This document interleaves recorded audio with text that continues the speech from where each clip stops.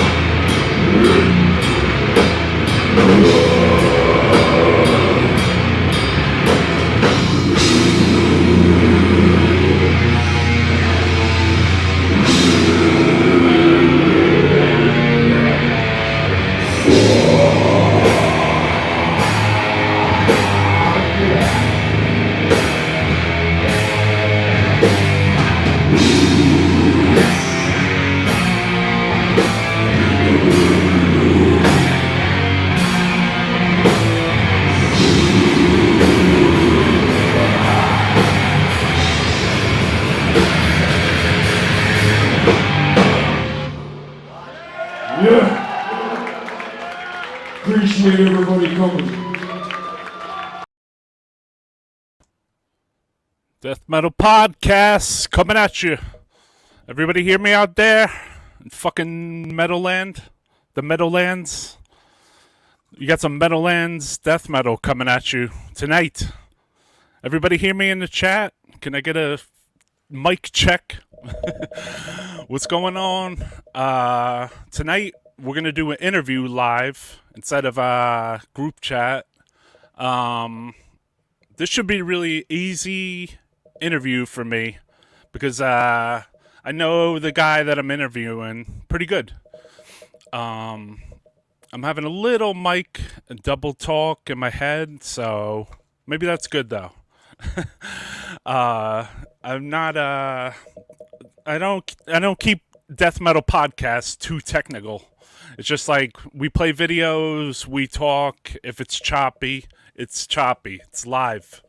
So, I want to keep it raw, like death metal, like a shitty fucking pedal, like a shitty amp, like a shitty guitar, like a shitty bass player, or your shitty drummer. So, tonight's guest is Bill Venner from Disma. Disma has been around since I think 2008, 2009 maybe. But I'm going to bring Bill on to say what's up. And here we go. What's up, everybody, too, in the chat? Thanks for supporting. Let people know maybe about the YouTube link. I put it on my personal Facebook, and it's public if you want to share it or whatever. I appreciate everybody that always tunes into this shit, you fucking maniacs. Death Metal Podcasts live. So, the guest tonight is Bill from Disma. What's going on, Bill? What's going on, brother? I'm chilling. I'm glad we got to do this for real. I know, right? Yeah. How you living? Yeah, good, brother. That's cool. Me and Bill talked already. We had like a few little discussions. It's good that I did those because I learned a lot about Disma, I think, in the long run. Because there was things that I knew about Bill, because Bill and me have been friends for a long time. Yeah, we've known each other since the 80s, so it's like... I was writing it today. Upstate, we lost touch, and you're not around all of it when we play the shows. And our first show with Gutter, we had our first show with you. Yeah. And you played your first show with me. Yeah, I wasn't even living. I was living up here then, but I still did the show. You still commuted, yeah. Yep. It's just it was easier to do the shows in New Jersey because that's where my friends were. Yeah, and that's where I thought that's where I thought my scene was. So yeah, totally. Yeah. So basically, I'm gonna just go through some questions. We'll play some live shit. We'll talk. Probably no guests. I could bring a surprise guest. Maniac, you never know. Yeah, we'll see. We'll see if it's somebody. Maybe if it's somebody in Disma, that would be dope. Yeah, I know. Nobody wants to come on. It's only me. Yeah. Maybe we can get Nobody's your chat. drummer to come on. Yeah, maybe Your Chris is the only your one. drummer got on with me one time. Yeah, We did an interview. I know. So hell yeah, what's up to everybody? Thanks for checking in. Oscar from Ceremonium. What's up, everybody? Hey, Francisco, jamming out all Oscar, badass. what's up? Greetings from Poland. What's up? Cheers. Cheers to Poland.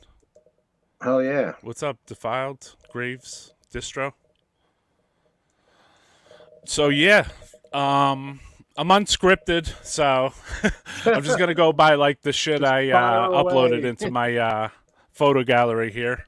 Yeah, I know we talked about a lot of stuff already, and yeah, it's like retouch it so it's focused on this page, this podcast, I guess. Yeah, I figured it would be time for me to do like a real interview podcast instead of a fucking free-for-all death metal. It's still going to be uncensored. We don't give a fuck. Like, basically, we say what we want. We do what we want. I do this podcast because I want people to know about things that you might not hear on the internet or that you might not. What's that? We're not allowed to hear. Yeah, you're not allowed to. People might have too much fun, It's like we might have too much fun. I was thinking when I was doing the setup for this too, Bill. There was a lot of stuff that I had uploaded that I'm going to show you, and it has to do with your artwork. Because a lot of people, I don't know if they might know Bill from being Disma as a band guitarist. But they might not be as familiar the other contributions that you made to the death metal scene as far as artwork. So I'm going to try to bring some of that to light and some unreleased artwork. And maybe we showed it before, but probably not. Yeah, I found a completely unreleased artwork, Venner, that you gave me. It's for Necroharmonic too. Oh yeah, it should be cool. I remember, yeah. So Bill, going back, so saying what up to everybody. Let's say what up to everybody. Hail to Brazil. What's up? What's up, Rich from Dr. Shrink? Rich, what's up, brother? Yeah, hell yeah. Get those cats on here. Yeah. I hope the cats are watching. Me, Bill, and Rich are gonna do a podcast, and his cats. Yeah, definitely. So we'll set up a extra special camera for the cats, Yeah, the cat cam. Yeah, cat cam. I mean, I'm down with that. I got cats. Hell yeah. Maybe I could get some of my cats on too. Hell yeah! Everybody's gonna bring their cats on when they get. If anybody has a cat, bring it on with you. I'll bring on one of the ferrets from upstairs. Oh hell yeah! I don't know if I could bring them both on at the same time. They're a little hard to control. And Kodo. And the Beastmaster. Those were the ones from that movie, right? Yeah.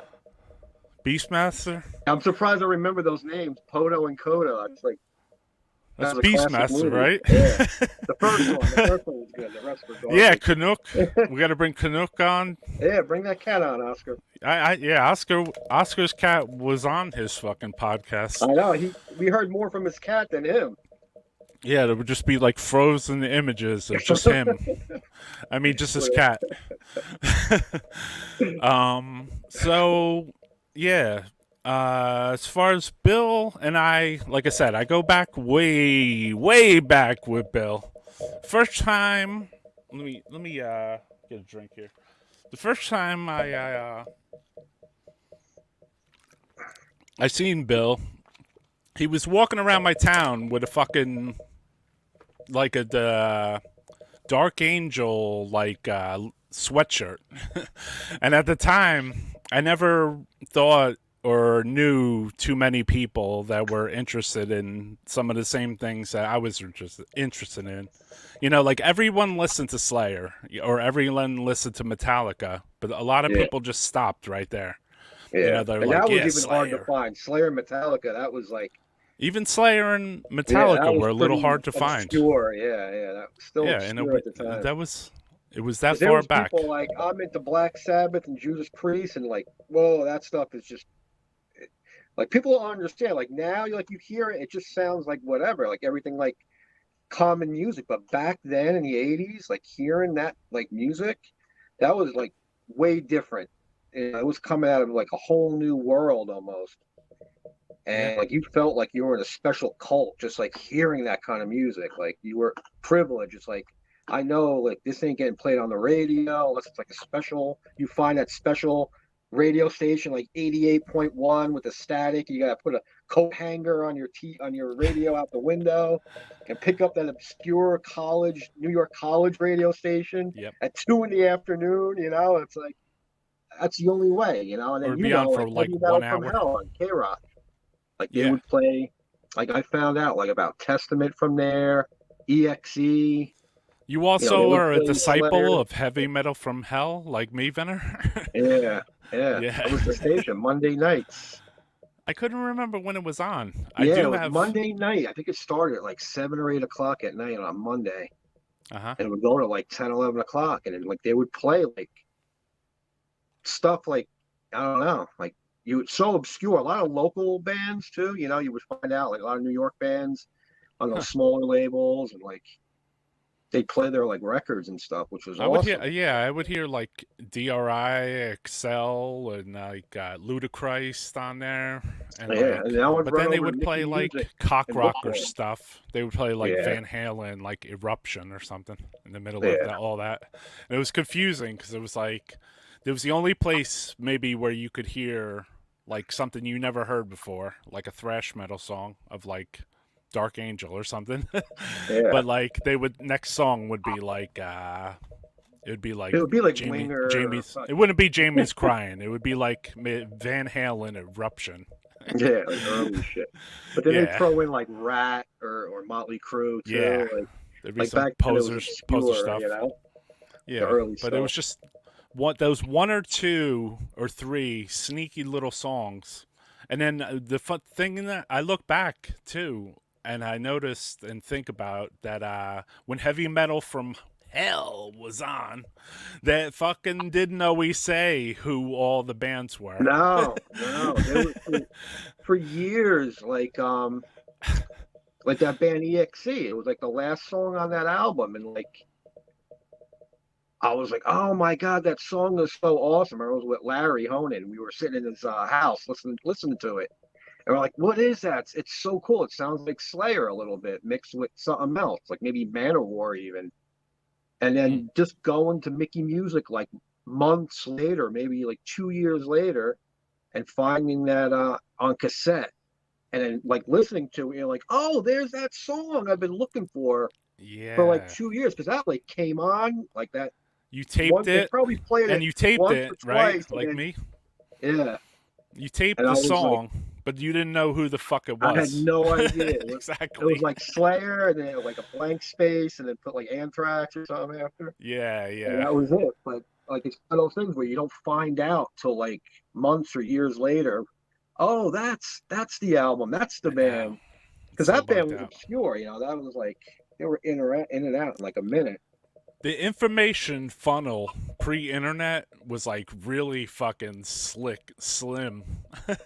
Like Yeah, it was we like had so like fucking slim that like you would go, like we would go to our local bookstore, what Daniel's Den, right? yeah, And like read the magazines and read them in the store and find just the one little line about like Metallica and just yeah. read it there and then just put it back.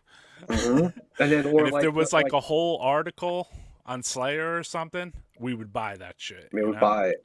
But even Yeah, too, because like it you would was have to go to nothing. like our store locally was Mickey Music, so if there was flyers about a zine, someone would, oh, I write a little fanzine, about like those early zines where people just like covering the albums, black and white, photocopied, and then shows. And then we had what was it, the East Coast Rocker, Yep. and then the Aquarian and the Village Voice. Like you would have to Yeah. find out about shows through there, or unless you were at a show and then someone stuck a flyer on the wall. Or You grab it on and you your hold on to well, it. we didn't Look have how a lot of cars, flyers I so they got. didn't stick them on our cars. So, Yeah, but sometimes we would get a ride. We would get like weirdos like McNick, yeah. and Someone we'd with a be car. like, "Hey Someone with a McNick, car. hey McNick, can you come and drive us to this fucking weird show?" And they'd Yeah, be like, he "Yeah." took us to go see Nuclear Soul at Streets. And he went to the hideout, and he's like, I'm not gonna fit in with you guys, man. I gotta buy a leather. And he went to the hideout and bought a $250 leather jacket and wore it. His first metal show, Is stage only diving like a maniac. And he's like, I don't know if I could do that, man. Here, have my leather. And he gave me the leather after that. I was like, fuck yeah, it fits perfect. Thanks, bro. $250, perfect. yeah. I remember McNick. We would go to his house and try to get him to get us beers, you know. Yeah, because he was older. And then we left so. the douche on his porch, and then he never wanted to talk to us again. Remember? Yeah, he was a character, that guy, man.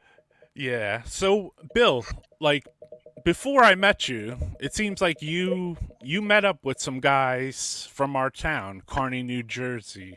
So, Yeah, can you talk about, your first experiences with like the thrash and the death the metal and everything. Yeah, yeah. Just growing up normally, like in the '80s, like rock and metal was like on the radio. Like that was the rock station. So I was always into like hearing like Judas Priest and Black Sabbath on the radio, and like a lot of Led Zeppelin, AC/DC.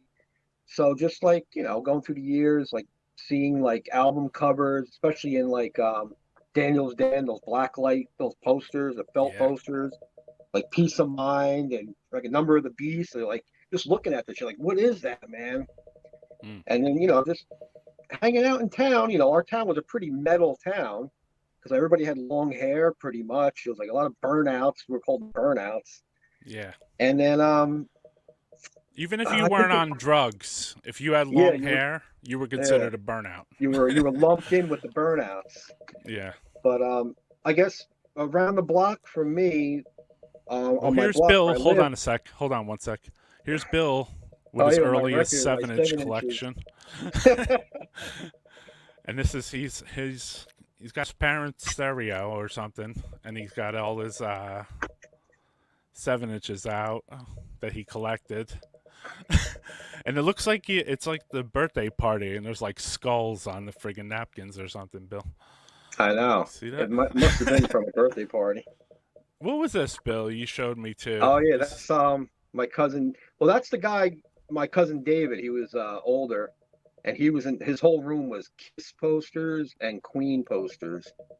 So that was like my first introduction, like the visual aspect of like bands, like merch. Right. Because his room was like dark, and he look at that Kiss fucking shirt. That thing must be worth 10 grand Look right at that now. fucking shirt, dude. Yeah, dude, it's that like is like that looks like almost a hand-drawn made. shirt Yeah, or a really rare one. Is that yeah, you in the photo, Bill? yeah. I'm on the right side. Okay, and that's your little sister? My sister on the left. Yeah, that's David, Gotcha. his girlfriend at the time. Cool. So yeah, Was that's that how I would taking find that? out about metal, like Kiss and his posters and records he would have, and then Cool. we'd play them, and it was weird. Like Kiss, like to me, it wasn't the metallic band. Like the image didn't fit the music. It was kind of, to me, what I was hearing in the beginning was kind of soft. It was, I know. wasn't as heavy as AC/DC or Black Sabbath or, even Queen. I think they were more edgy. Like, they were raw and everything, but, it didn't fit the imagery. Like, something didn't Yeah. connect with me, Like, I would hear a song and like, oh, that was Kiss. I was like, really? On the radio? I was like, that doesn't. No, It was like the songs that connected with me the most were like the bass heavy Gene Simmons-y shits. Yeah. And then everything else was kind of like, oh, what the fuck? Yeah. And I was funny. I posted a video. I think Boris, All the Bands of Gourd singer, he was playing a cover live on one of his Instagram, and it's a song called "The Oath" from Kiss, from a later Kiss album when they had the makeup off and they were looking really crappy looking. But it's actually a metal song. It sounds like a New York heavy metal song. It has like a galloping riff and the chorus. I'm like, that's what they should have sounded like back when they had the makeup on. That's what I pictured them sounding like. I already knew like it should sound like this. Maybe the bands that they bought their songs off back Yeah, then weren't like that yeah, brutal. they would buy they buy music that band. Yeah, They should have bought songs from fucking Pentagram, you know? exactly. So if they did, maybe they would have been a different thing. They probably So wouldn't have yeah, been big. yeah, Yeah, exactly. so yeah, but yeah, about getting into metal and everything. Like around the block from me was the band Slaughterhouse. This guy Danny Greco from the band Slaughterhouse. Um, Hell yeah. they would Carney. practice in their basement. So my friend Larry lived across the street from them, so we would hear them jamming, and then we they'd be like, "Hey, you little fucking punks, come over here, come here," and we go down there and watch them play and stuff, and they're like, "Oh, we're playing at Studio One. We're gonna take you over there." And we were like young, like 17, 18. We're like, "Oh, can we get in there?" And so you had to be 21 to get in there. Like, no, you come with us. And so they brought us over there one night for when they played. And it was like, wow, that's what the scene is, a scene, you know. I didn't know it was like so close to us, you know. Right. Yeah. And so I they hear you. like, opened the door to that. And then just kids in high school, like my friends Ralph, Julio, and Bubba. They're Julio's older brother Emilio was in a band called Rated X, and they were a Carney heavy metal band. So he knew about bands like Exodus and Possessed, Slayer, Metallica, Blessed Death. So they were like, I would hang out with them, and they would tell me about all these bands, and we'd hang out and listen to like, oh, the new Metallica's coming out next month, and that's how I kind of like got into it. And then I was like, oh man, I want more. I need more. And then my friend Ralph was like, oh, you got to meet Phil Ferrero. This is Kid Town. He's into like a lot of underground stuff and metal and stuff. So I was like, really? I was like, what's his number? So I out of the blue, I just call him. Oh, I hear you're a guy that's into metal. And he's like, yeah, man, what's up? Come on over. I live on Kearney Avenue. Bring some blank cassettes with you. So I went over to the Avenue, bought that pack of TDK tapes, the 5-pack, and that plastic hanger thing, and went over Hell his yeah. house, met him. He had an older sister, Dawn, and real cool, man. I was like, we were And you friends didn't like even know instantly. him. It was like No, just you like just fucking call you him have and this connected music. some. I need more, and it was like a drug. Like you have more. I don't give a fuck who you are. I'm gonna be friends with you. You know. So he Yeah. brings me into his room, and he's got a dresser drawer, with drawers in it, and he just pulls his drawers out, and it's all demo tapes, live tapes, handwritten, live bootlegs, loads of everything. So that's where I got into like Battery, Death. This is like '87. So like he's showing me Battery, Death, NME, just like all obscure stuff, like demos. And he's the one who's like, oh, you want, Bleecker Bob's is cool, but if you want real stuff, come with me this weekend. We're going to go to the city. And I was like, well, I used to go there for fireworks. That's the only time I went to the city was to buy dynamite, basically. You could buy friggin' half a block of Yeah. fucking M80s. TNT. So, yeah, he showed me like Bleecker Bob's and all those places. So, like, after that, it was all over. It was just like I was buying everything, listening to everything. Anything that had a fucked up looking cover or band name, or I gave it a chance. Yeah. Because we had to go by what the cover was, right? Like there was no fucking. Yeah, If it if it was in had the a metal sword section or a and it had a blood metal or a cover, skull, like yeah, like fucking death scene of it some had to have sort. like a castle or a dragon on it. It's like it was bought. Yeah, yeah. And And there then was some of the no way people at to the hear it music in store, they advance. would know it. They would explain to you like, oh, you don't really want that. The cover looks cool, but it's more like melodic. You want this stuff over here. It's more barbaric. Like the Some Mm. City people would be like knowledgeable about what they're selling. Like Mickey Music, they didn't really know. They were like, all right, that's the metal section. You know, Sodom, huh? Like yeah, there's some Sodom over there. So Yeah. they didn't care. Like whenever it's sold, yeah, you'll like this. He'd sell you anything.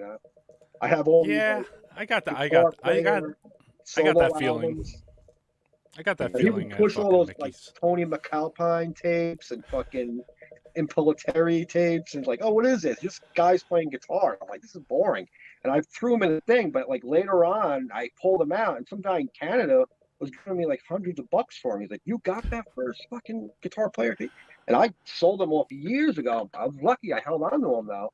I made like $600 on those old like You could solo have brought guitar it player back like tapes. the Sodom tape. I know. He's like Sodom, huh?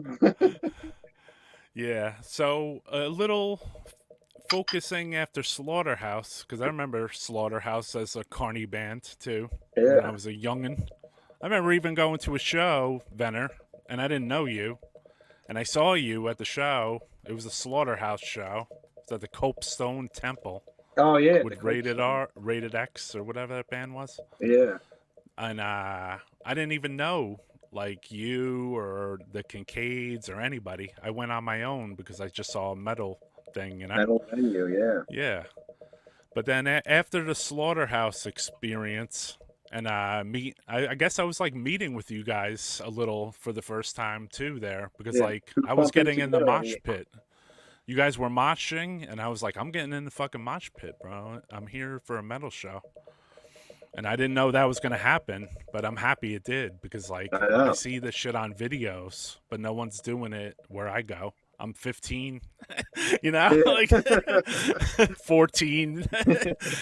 So a little beyond after you started going into the Studio One like phase, you started to get into like other bands. I got an old photo I could show. There was something a band I used to play around a lot. Oh yeah, Revenant. So yeah, Revenant Yeah. would play at Studio One quite often. You got a Yeah. pretty rare Revenant shirt there, Venner. I know. Veg was like, I don't even he's like, you got a blue one? He's like, I don't even remember making that. I was like, somebody did because I didn't buy it online. You handed it to Obviously. me at Studio One when you played. I handed you $7 for it, like I think they had red and like black, white. They made like whatever I guess the guy who was making the t-shirts, like I could throw this design at all these and it'll show up. Yeah. And back then everybody experimented, trying to find something better than just a black shirt. Yeah, and then it was like the stuff that Revenant was doing and some of the other bands. Like maybe like there was like they were slowly just like crossing over from like thrash to death metal, right? Yeah, it was weird. It's like thrash I always like associated with like the California bands and like the New York bands, and then like hearing like those other riffs. I guess it was like the way the drums were played, the vocals. I was like, this is something different. It sounds Yeah. like kind of like punk, but it's like it's got that metallic edge to it, and they're screaming more without being like just total noise. It's focused, it's technical. It's like to a point where it's not like over technical. It's just a little more than just it wasn't simple. And I ate that shit up, man. I was like, anything new, like it just had that sound. Yeah. Yeah, I So mean, we got a Revenant was. checking in. Yo, Immolation. Alex, what's up, brother? Um, Daryl made it. I don't know what that means. Did Bill ever buy an album alone and it was a letdown? A lot of times. Oh yeah, I'm trying to We all think did. of.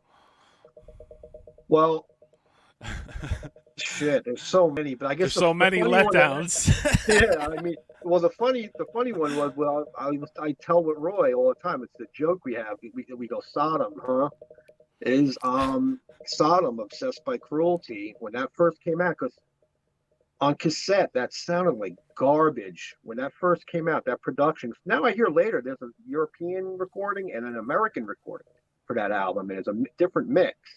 So we got the American one. For some reason, those drums were so loud on it, and listening to it on a boombox, it just sounded like everything was choppy and shaky. And I was like, oh, what the fuck is it? It's not even listenable. So I was like, I want to return this. I want another tape. There was another tape. I think it was like Impulse Manslaughter or something like obscure. I was like, there was the two choices, but Sodom had the sicker cover. And Mickey Music was always like, if something's wrong with the tape, they're going to replace it with the same tape. They're not going to let you choose a different one. So I was like, let me return it when they're out of stock. So I called up that same day. I was like, do you have Sodom Obsessed by Cruelty in? He's like, no, we could probably have it in a couple weeks. All right, thank you. Ran right down there on my bike.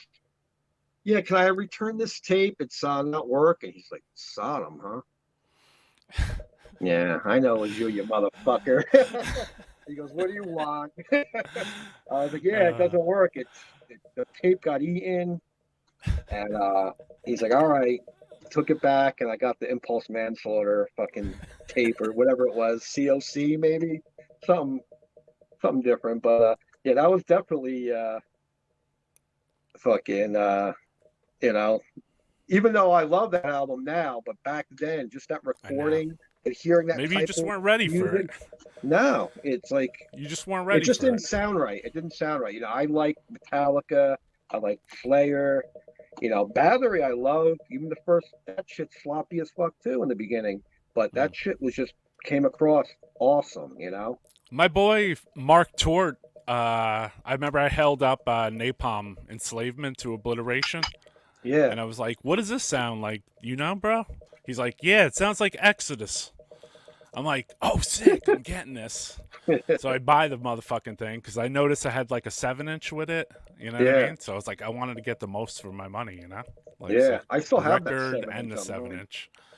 And then I buy the thing, I bring it home, and like I put it on, and I'm like, "What the fuck is this, dude?" Yeah, And I was like trying to adjust the sound to figure me out too. I had like, it on the wrong. I thought I had it on the wrong sound. I was like, yeah, the what wrong is this speed. fucking chipmunk shit?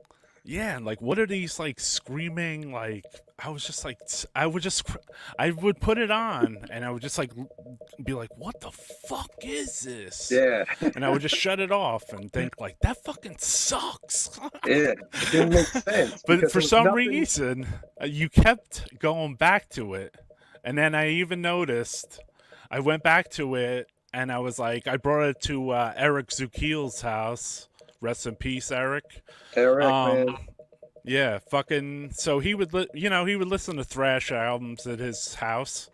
And fucking, I was like, yo, check this one out. And we put on the fucking Napalm. And he was like fucking blown away too, man. He was like, Yeah, "Whoa, dude! Holy shit! you What the know, fuck it's is like, that? What is it? What is that? What guitar is that?" I'm like, "No, that's the fucking vocals, bro." He's like, "Get the yeah, fuck out of no, here!" He's like, "So that's the guitar underneath that yeah. fucking People thought that was low fucking?" vocals and I'm like, shit. "Yeah, that's the fucking guitar under there." And I swear, dude, like we were cracking up. But like I left the record at his house, and then like it was either later that day or the next day or something. And he's like, "Yo, that fucking record's sick." And I'm like, "Yo, it shit sucks." I'll And trade he's you like, for "Put it on again," because like we just kept going back to it. it. Yeah, And then I looked at Eric, and he had like this red guitar, and he was in the corner, and he was like working out the arrangements to like one of the songs. It was like Pseudo Youth or whatever. And I was like, "Yo, can you teach me how to play that, bro?" yeah, dude. It was fucking yeah. It's like one of those albums like you put it on and you're like because there's nothing else like that and you know that we could get, you know. And Yeah. then but at first it doesn't sound good, but then you hear other bands that are not as brutal, but they kind of like get you into that style a little more. So you hear like a Yeah. little more faster, more noisy, and then that all of a sudden that becomes like, oh, that's what that is. Now your ears like Yeah. recognize that You know style. when there was like a crossover for me when I had that record, and then I started to and Mickey Music first got like a copy of like Metal Forces or Kerrang or whatever. Yeah. And then I got those, and there was no articles about the Napalm Death in there, but there was shit in the tape trader section, pen bangers. I would see that name over and over again, and it would say Napalm Death, ENT. Like there might say Anal Cunt or like there was other like death metal bands, thrash. There was like certain articles or other tape traders that were like all thrash oriented. Then you had your gory guy with the fear of God, and like you got this other Yeah. guy with like all like Weird. hardcore electro hippies. And just Yeah. looking through just that, I was like, oh, that's just kind of like differentiating like the scenes, just like a little Yeah. bit. You know what I mean? But So it was even like, too, like that stuff when it came out, like you were listening to that stuff on like 15-watt house speakers. Like there's no bass response and like those old speakers. You had to buy like a really nice house system to get the true sound that anybody hears. Like your cell phone, you can go on YouTube and hear the song in all its glory right now with headphones on. But back in the day, I challenge anybody to go buy an old radio from the 70s and get an original copy in a regular record player and put those old needles on that. And you tell me if that's the same band you're hearing now, because if it's not, I can guarantee that. Like that shit sounded way different. Those speakers were not handling that kind of music. It wasn't until like the 90s where music and like equipment started adapting to like those kind of sounds. Even going to see those bands live, you know, Roy, all those shows we used to see, they sounded like shit. It was just pure aggression, pure energy. You knew the band, so you knew the songs, and they would say the song, and you would know it. But you're like, I don't know, is that really the song? I don't know. I can't hear what they're fucking playing because those PAs were all dialed in for fucking cock rock. You know, like slow. Rock. Soon as somebody was fucking pounding away, those levels were just shaking in the whole fucking venue. Like I remember, like classic one was the Morbid Angel when they came over with Unleashed and Entombed. Like I couldn't, that whole big festival, dude, I couldn't decipher one note out of all those bands. The sound in there was a shitty horrible, wall of noise. Horrible. Which was tough for us because basically we wanted to hear those bands. Yeah, you want to hear like Entombed, you're like all excited, like holy shit. And it just sounds like a wall of noise. Like so years ago, like me and Bill, we used to hang out and like there was other metalheads, you know, like a few other metalheads that were like, you know, semi diehard. You know, they might not have the demos, or they might even bring something to the party that we didn't have. And then we would go hang out at this fucking place. And here's a photo. Black Bridge. It was called the Black Bridge. And it was like our party spot. It was like our death metal fucking party spot. Hell yeah. And Bill really started bringing his fucking radio there. So we would chip in, or Bill would beforehand buy fucking shit tons of batteries. And then we would go to fucking and you remember you used to bring your radio there everywhere. Every what did you used to bring? What were the main things you were bringing at the time? The demo, leather jacket with the fucking denim vest over it because of the side pocket. So I would fit like 4 cassettes on each side. So I was bringing like the Formicide demo, the freaking Violence demo, Forbidden, when they were Forbidden Evil demo. So many, the mixtapes. Or just you might just bring Slayer just to bring it because you knew everybody would be fucking rocking it, you know? Yeah, I bring in like Back in Black just to settle everybody down. Okay, the girls can listen to that, you know. Carnivore, I remember Venner. Hell yeah, like Whiplash. And we were super fucking into it. Yeah, like you would start playing some Whiplash, and then like all of us would be fucking like headbanging and like moshing in the fucking dirt. We have a fire or like we'd be sliding down the fucking like this like gravel hill thing into the fucking dirt and like just like fucking wipe it out, fucking be all cut up and shit, and like into fucking broken beer bottles and shit. Everything, and like. Yeah, and there was other activities going on. People were fucking hopping over like railroad track things that were like 6 feet apart. So it was pretty fucking brutal, dude. Pretty crazy scene, and that's dude. The bridge where the band we were talking about earlier, Rated X, Matter of Taste, on the bottom, that's the album cover where they spray painted that with the girl. Right. So that was like the metal bridge to us. We're like, this is ours. Fuck you. Like people would try to invade it. Like they'd show up in the afternoon and it'd be like, oh, we're going to put this Creedence on. Get the fuck out of here. Go down. We'd crank our shit and people would move and they would head up north to the other bridge, the front bridge. So at some point, me and Bill realized like for each other, like we're like, we would meet up and like trade tapes or whatever. You know what I mean? Because like we had very similar tastes. So Bill would be like, "Yo, this out. This is a fucking." He's like, "You like that Autopsy record? Here's the demos, dude." I'm like, Yeah. "Whoa, what the fuck is this?" He's like, "There's an unreleased song on there, and Eric Cutler sings it." I'm like, "Oh my god, dude!" Yeah. Or you would be That was like, the shit. "Here's the some death song that wasn't on the album," you know. And then you would tape that like alongside some like some spastic blur, not spastic blur, like Wormock Burma. or like Yeah. Battalion. I was looking at one of the tapes you taped me. You taped me like something from Yeah. like the Battalion demo, and you Yeah. taped That Anger one demo. Vot Yeah. demo or Anger Vibe. something. Yeah. Yeah, That was that one, that Choosing Death fucking comp that was on early Metal Blade. And it had all them obscure crossover bands. Like they're hardcore, they're punk, they're metal, they're grind. Just yeah. like Well, a lot of those Anchorwatt, comps were Dirge. fucking awesome. I like the Yeah, ones with dude, the they're Drew Elliott godly. covers, and they Oh had yeah, like totally. Pap Smear on one and Oh Necrophagia on yeah, another one and shit. totally. And like, All those comps, like they all need proper like releases on CD. Like a yeah. lot of them, like those Speed Kills, the And then oh Venner, god, you brought to the party the earache Grind Crusher oh for that the one. first time, and I remember listening to it at Kincaid's house, the Kincaid twins, Yeah, and I was fucking blown away, that dude. was You're the like, yo, fucking check this fucking shit out. This band is Carcass. You couldn't even understand what the fuck they were playing in that song. It was so awesome. That's shit done right, where you're not sure if the drums are even playing or if that's a guitar, but it's just so like, oh my, it's like, people were into like Slayer, like you're a sicko listening to that shit. Like now you've gone too far. Like that was like the weirdest shit. Like you Yeah, got and the the three Terrorizer, vocals. It was like, yeah, and the fucking Terrorizer, Terrorizer.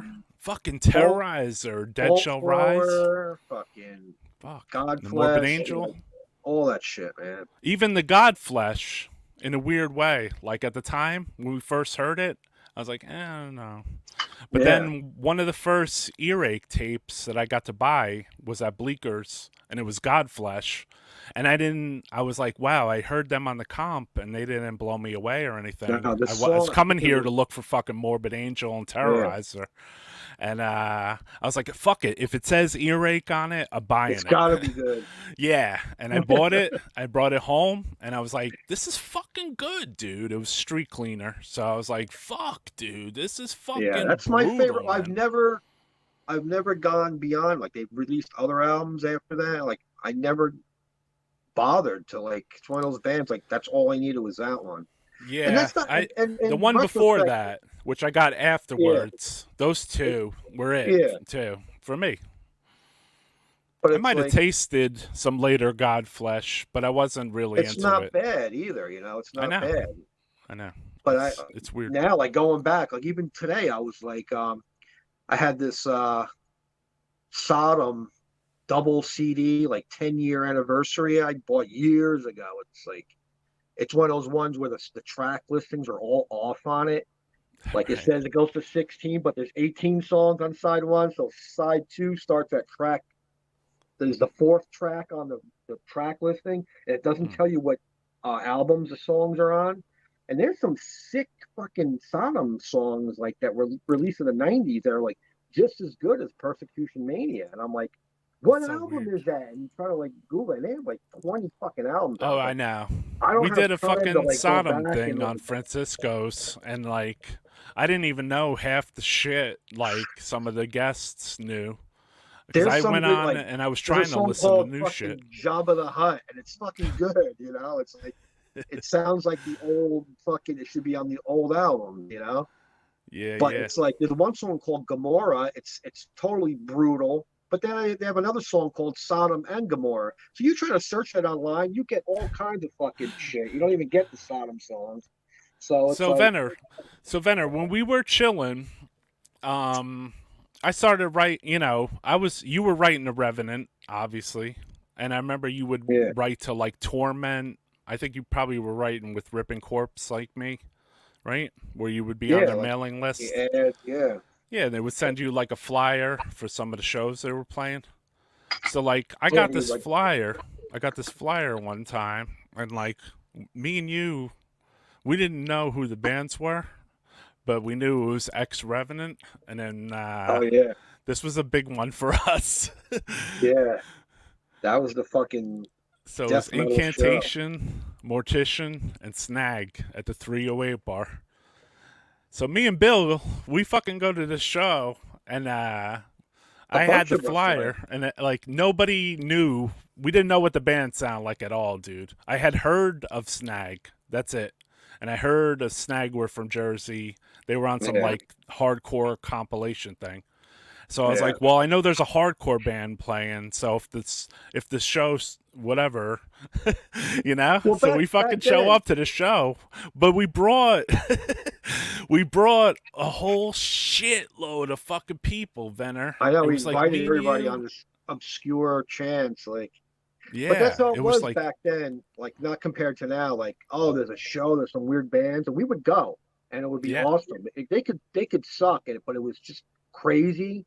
Because back then, just being crazy like that, playing drums fast, growling and screaming, that's all it took. Like the guy screams, all right, we're in, we're going. yeah, So that's how we went. We went with that idea, like, oh, this is going to be crazy. We gotta go. It's in the city, yep. It's like that's where all the sickos play. Yeah, and before that, you used to meet up with some of Phil Ferreira's friends, right? And go to like thrash shows too. Yeah, he had a couple like older friends, Art, and there was a couple of people like through was it Ramel, Yeah. Espinal. There's a couple other kids. I don't remember their names. They were older, but Scott they kind of Knott. like Scott Scott I Snot. hung out with that guy a little, and Brian Ignamarella, and these guys Yeah, would they would show. You know, I was like Padawan learner for their thrash. You know. yeah, they were into nuclear assault. Everybody liked nuclear assault. Yeah, Scott Knott told me that he was picking me up for the Megadeth "Wake Up Dead" fucking video shoot, and then they didn't pick me up, bro. I was so fucking pissed, dude. I was like, "Fuck, I want to be in the fucking Megadeth video," you know. I don't know. That would have been sick back then. So after the 308 bar, I wrote back to the bands that were playing because it was like fucking. It was yeah, it was like who was in Incantation the show? It was That like was Will, John, Will, right? Sal, Ronnie Dio, and Peter Barnovic on drums. The demo recording from the Live. first demo, those people. And it was Mortician was McEntee, Will, Will and and Matt Matt Sitcher. Sitcher. And then also what another part that I always remember about this, because our death metal fucking community, New York, New Jersey, is what this is probably the first time you and I like started commingling with like Spring Valley Death Crew and Yeah, shit, like we and started like meeting up other meeting up with fucking new because we would go to our from Jersey. We would go and then we just come back and we wouldn't really talk to anybody. But when it turned into like the death metal scene, there was more camaraderie among the death metal fans. I guess we connected with them. Like so many thrash shows, and like you really didn't care about hanging out with some, going to hang out with them in their town after. It wasn't until like the death metal, I would say, definitely yeah. brought It us all brought us together. together more. Yeah, Yeah, it would be like you'd hang out with other fucking people, and yeah. like You we would get travel up New York, you'd be in Long Island, you'd be down the yeah. shore, We you'd would be in drive in fucking Pennsylvania. cars that would do fucking like 180s on the fucking highway trying to go to streets and shit. Big You know? giant boat cars that fucking gas guzzlers. Yeah. Fit like fucking 8 people in the car. Yep, yep. And we would all Yeah, get our $2 or whatever. And I would chew even it have up. to I remember I had to borrow Mark Steimer's fucking birth certificate because like he had his green card or whatever, Yeah, and I didn't have a birth ID certificate to prove that I was like 16 or whatever to get to into the get in. show. You know, I was 16. I didn't, I don't know. I guess I didn't have my birth certificate or something, or maybe I was 15. So like, Fucking I couldn't get Nickelodeon. in. You know, I thought I couldn't get in, and I went and I brought a fucking my friend's birth certificate with me just to fucking make sure that I got in. You know, It's Yeah. crazy. It's fucking so I long know, it was ago. weird back then. Yeah, it wasn't It's all like, ages. It was 16 and over, and I had to prove it. And I was yeah. 15. Like, fuck, I gotta go to this. Or maybe I was 16. It was one or the other, you know? So it's so fucking weird. I see Danny Molino in this fucking chat. Ronnie's birthday. Yo, Danny, what's up, What's bro? up, Danny? Fucking Danny's Danny. an old school motherfucker. What's I up, know, Danny? Danny's up in here. Carney Harrison connection. Yeah. What's up? So, leading Yeah, we after went. that show, Venner, I had called up McEntee, and I was like, when is the next fucking show, dude? Yeah, Because like that show Mortician were was sick. fucking brutal. Yeah, And I was like, Mortician I was didn't that was like realize. Incantation was like next level shit, and then Mortician was like Like, fuck. next fucking Yeah, level it was shit. like another level lower, like Yeah. nothing live sounded like that ever. Like Never. not in New Jersey, that's for New York. Not maybe somewhere Not ever, obscure, to me. like who I knows? think. Like, but in my world, our world was small. Yeah. Like, there was nothing sounding like that for sure. Fuck, dude. I mean, that Yeah. Mortician show was fucking brutal. So I'll show the flyer one more time for you freaks. Looks like someone pissed on this one, but I think this is from archive of somebody from Spring Valley. Cool dude. His name is escaping me, but he's one of Jeff's friends. So yeah, after that show, I call up this guy, John, and he's like, Yeah. the whole band left, and like I'm looking for a new guitar player, and then like I introduced you and John together, and I'm like, hey, my friend Bill plays guitar, and then like you joined Incantation. I think I drew the logo first, wasn't it? Oh, that? you drew the logo first? I think All they right. needed a logo, and then You drew the logo. I think through first. that, John was like, "Oh, you play guitar?" And I was like, "Yeah," but like I really didn't. I did play guitar, but like not like I never like jammed in a band, like not like that, Yeah. You were new to the guitar at the time. Yeah, and then I think he asked again, and then you told him like, "Yeah, Bill, we'll try out." And I think that's when I came to your house and we jammed out. Yeah, you came to my grandmother's basement. fucking basement, and then Yeah, we John, jammed I out. remember you sat there like teaching you like profanation and shit. Yeah. So when you were drawing the old logos, so Bill is the architect of the Incantation logo you see nowadays, but the original one was this one, which Yeah. as you can see is like a little bit different. And so Bill drew this logo, I guess either before he was in Incantation, or like right around. Like right around. It was all within like a month's time. Yeah, and this Like one the end of the got summer, used on the 1990. classic Seraphic Decay 7-inch and everything. Which Bill also drew this thing too, if I'm not mistaken, Bill. You can correct me if not. That bottom part right there? Yeah, entrapment. You drew that too, right? Yeah. See his logo's on there, but Luxy from Finland did the artwork. But the Bill artwork. did the Entrapment of Evil. We all thought it was fucking entrapment back then.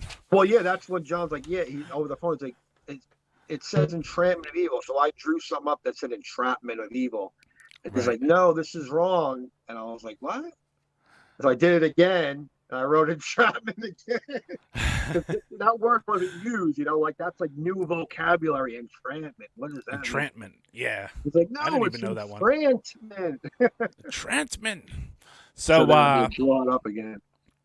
So we had a little circle. Like I was more into mail, I guess, maybe at the time, or talking to John via mail more time. So you would just like photocopy me, or maybe even give me the originals. You were the liaison. I was the liaison. I was the logo liaison. Yeah, I was like the fucking logo lawyer. So basically, Bill would pass logos through me, and then I would pass them on to John. So I got this. This is like the most early form, one of them, of the Incantation's logos. Yeah, You're it's only upside seeing down this one. here, motherfuckers. Death Metal Podcast. They wanted upside down tees at the time.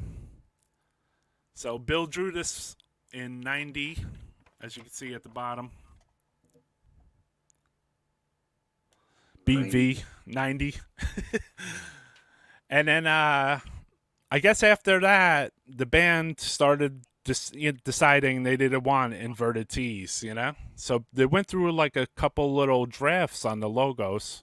And I wanted to show everybody on Death Metal Podcast these logos, bro, because this shit is pretty fucking... Yeah, you never knew that, Chris? There you go. Fire. Sticks. The Styx logo.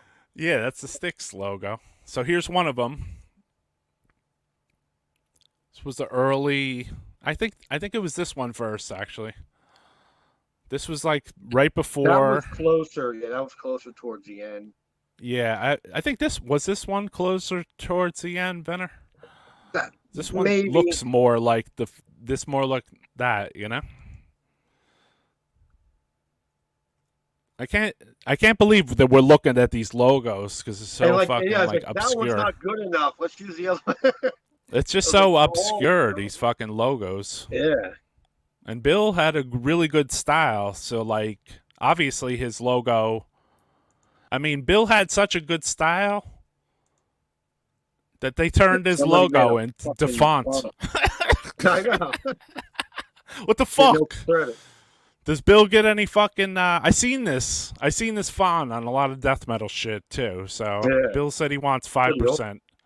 I'm fucking 5%. 5% of that shit. And then, so yeah, they finished off with this, but then they filled it in.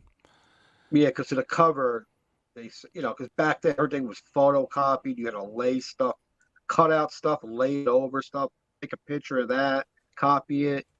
So, what's up, brother? It was easier for them to like color it in so it would show up because it was just looking weird, Yeah, web tops and bottoms. What's up, Leon? Yo. Yep, I got a lot of memorabilia. Roy has it. I have shit. I have it. Roy has everything. This is real history in the making. Bill... It was the architect of the Incantation logo, and I just happen to have like a whole bunch of fucking drafts of it, which is so bugged out. That's because all those ideas came from the Tree limbs, the Blackthorn zines, because they would, show everybody's weird logo and color above their little paragraph about the band, and like you would see all those old like European band drawings, and like the logos were sick, like the American bands, there was really no sick logos. It was all the European bands and like the Canadian bands and like South American bands, like Japanese bands. Even they had like the weird logos. You were making some fucking crazy logos, though, Venner. I have to say, because like that logo was so next level, and even all the other ones I just showed. Even the first one with the inverted T's. Too, I really liked the You could have been the Lord of the Logos.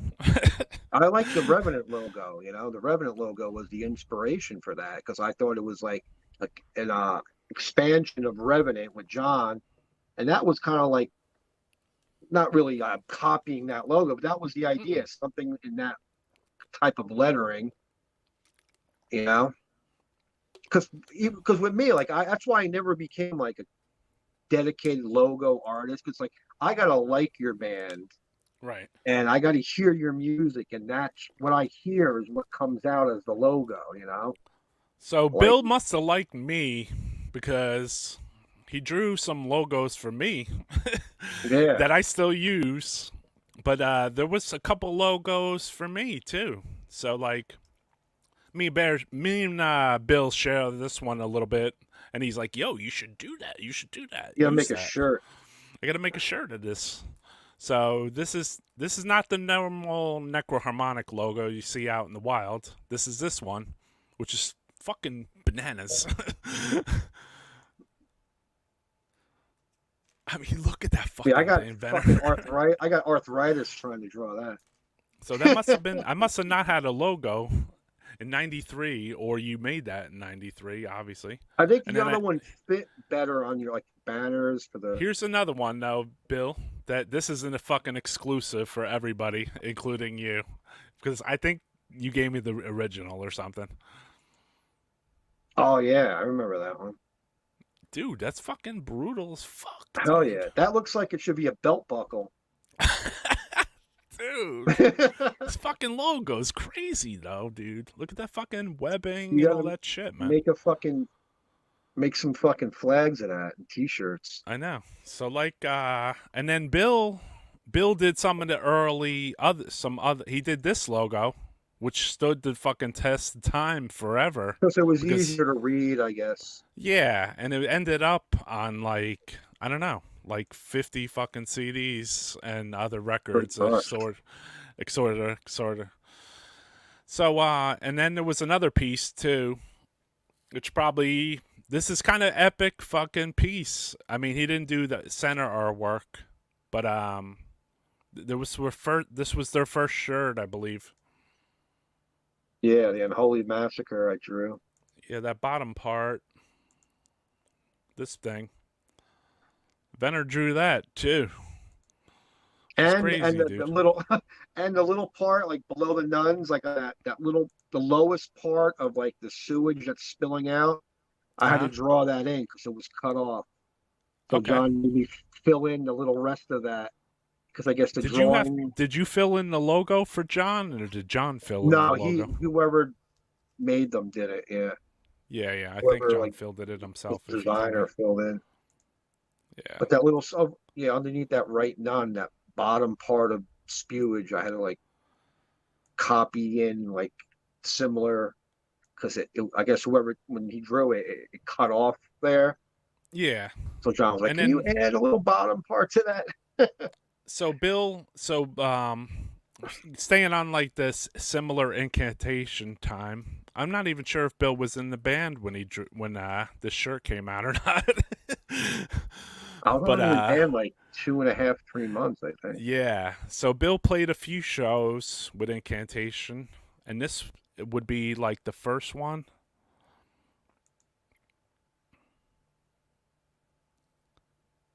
It says plus Incantation. It's at the Church House Oh Inn. yeah, Now that one. Yeah, this is a similar flyer, maybe a more familiar one. So you got yeah, Immolation, Vital Remains, Scorephobia, Mortician, and Disharmonic, and Incantation there. yeah. September of 1990. 1990. Yeah, Yeah, I don't know if I might have a picture somewhere of that, and I'm but I have an trying to old remember, but I photo. don't think Disharmonic Orchestra played. I don't think they did either. No, I think it's Phlegm played in their yeah. place, didn't they? Somebody else, yeah, they couldn't make it over. Or something happened. Yeah, They but they didn't play. played. They played the G Willikers You show. will. We were there at that show. Well, that was this, and this was your last show with Incantation. Incantation. Yeah, that one. G Willikers with Disharmonic Orchestra. Yeah. And this was Will didn't show up. Will didn't show up. Yeah, Will left the band, and then he had a case to finish or something, so he didn't come to the show. So basically, it was like a medley, and then he had like Alex from at the time Goraphobia singing. You had Frank from Decay. You had Ross singing. Ross from Immolation was singing a Hellhammer cover. And then even I chimed in from the side of the stage, and I sung some Unholy Massacre because I knew the song, Yeah, you know. But yeah, and this was the it was all old fun. this was the old lineup at one point. That's when we tried out Jim. Right. Pretty much, we were You jamming. really fucking tried him out, dude. Look at Dude, him. he's that's those studios. They had no fucking air conditioning. You're like trapped in a room with no windows, no fan, and you're just jamming away. And we just went out in the parking lot where it was nice and cold. Uh-huh. And we were like, fuck, let's go out there and fucking cool off and take a photo. That's a brutal fucking Thanatos sweater you got on there, Yeah. bro. That was another piece that I saw you rocking when I was young, man. Yeah, that's the two. Take it easy, brother. Take it easy, Danny. Good seeing you. Yo, Danny, later, brother. Yeah, that was a sick lineup. That's the classic lineup. Disharmonic stayed at his house. Cool, bro. Yeah, fucking A, bro. This is was a sick getting to classic. see them. There was a rehearsal I went to with this lineup. It was probably the same day this photo was taken. And I watched rehearsal with Venner, and I remember Ronnie was there. Ronnie's girl, Carrie Ann, was there. There And was a whoever video. Will's girlfriend Somebody was sent at the it time. was on YouTube of us rehearsing that day in the studio. Well, but we it's used gone. It I disappeared. held at some points Ronnie's video camera. Yeah, And I taped the entire fucking rehearsal, dude. You know. So it was basically, on Ronnie was YouTube, but playing. it disappeared. Like it's not there. Yeah, I had somebody it either uploaded someone it and I then got a took it copy down. of it off somebody, maybe Ronnie, obviously. Yeah, And yeah, then I haven't seen it in a while. It's probably out in like a low quality version out there somewhere. But that was yeah, 2 fucking hours long. yeah. And at some points Will's just like sitting up against the wall singing, you know? I remember that. It was a good day. It was a Yeah, cool that was just time to trying see to, secure the lineup for the shows that were coming up. That was the first show we were going to Rhode Island. yeah. So that So was like a couple weeks before, a few weeks before, getting Jim in, right. getting me up to speed. It was more fortunate, like, I jammed with John and Ronnie, at our houses, Ronnie's house or John, mostly I think at Ronnie's house or your house, Right. jammed a little bit, learned the songs before we even found Jim. Right. And Jim was like, he didn't know about this music. He was And for into, that, at that metal time, band. that was closer for you. You know what I mean? To get to Ronnie's or my house. Yeah. Like, Yeah, you we didn't were have all a in the car. neighborhood. I didn't have a car. None of us No. had cars. We were just younger John kids. was the only one with the car in the band. Pretty much. Yeah. Yeah, at that point. At that stage, yeah. So So, it was like, Jim was down in like Plainfield or I think, yeah, Plainfield at the time. Yep. So we had to like drive down the Parkway, get down to, not southern Jersey, but like, a half hour, 45 minutes away. right. And, jam.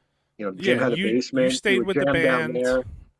You stayed with the band till the last show was the Disharmonic one. After that, you left the band, right?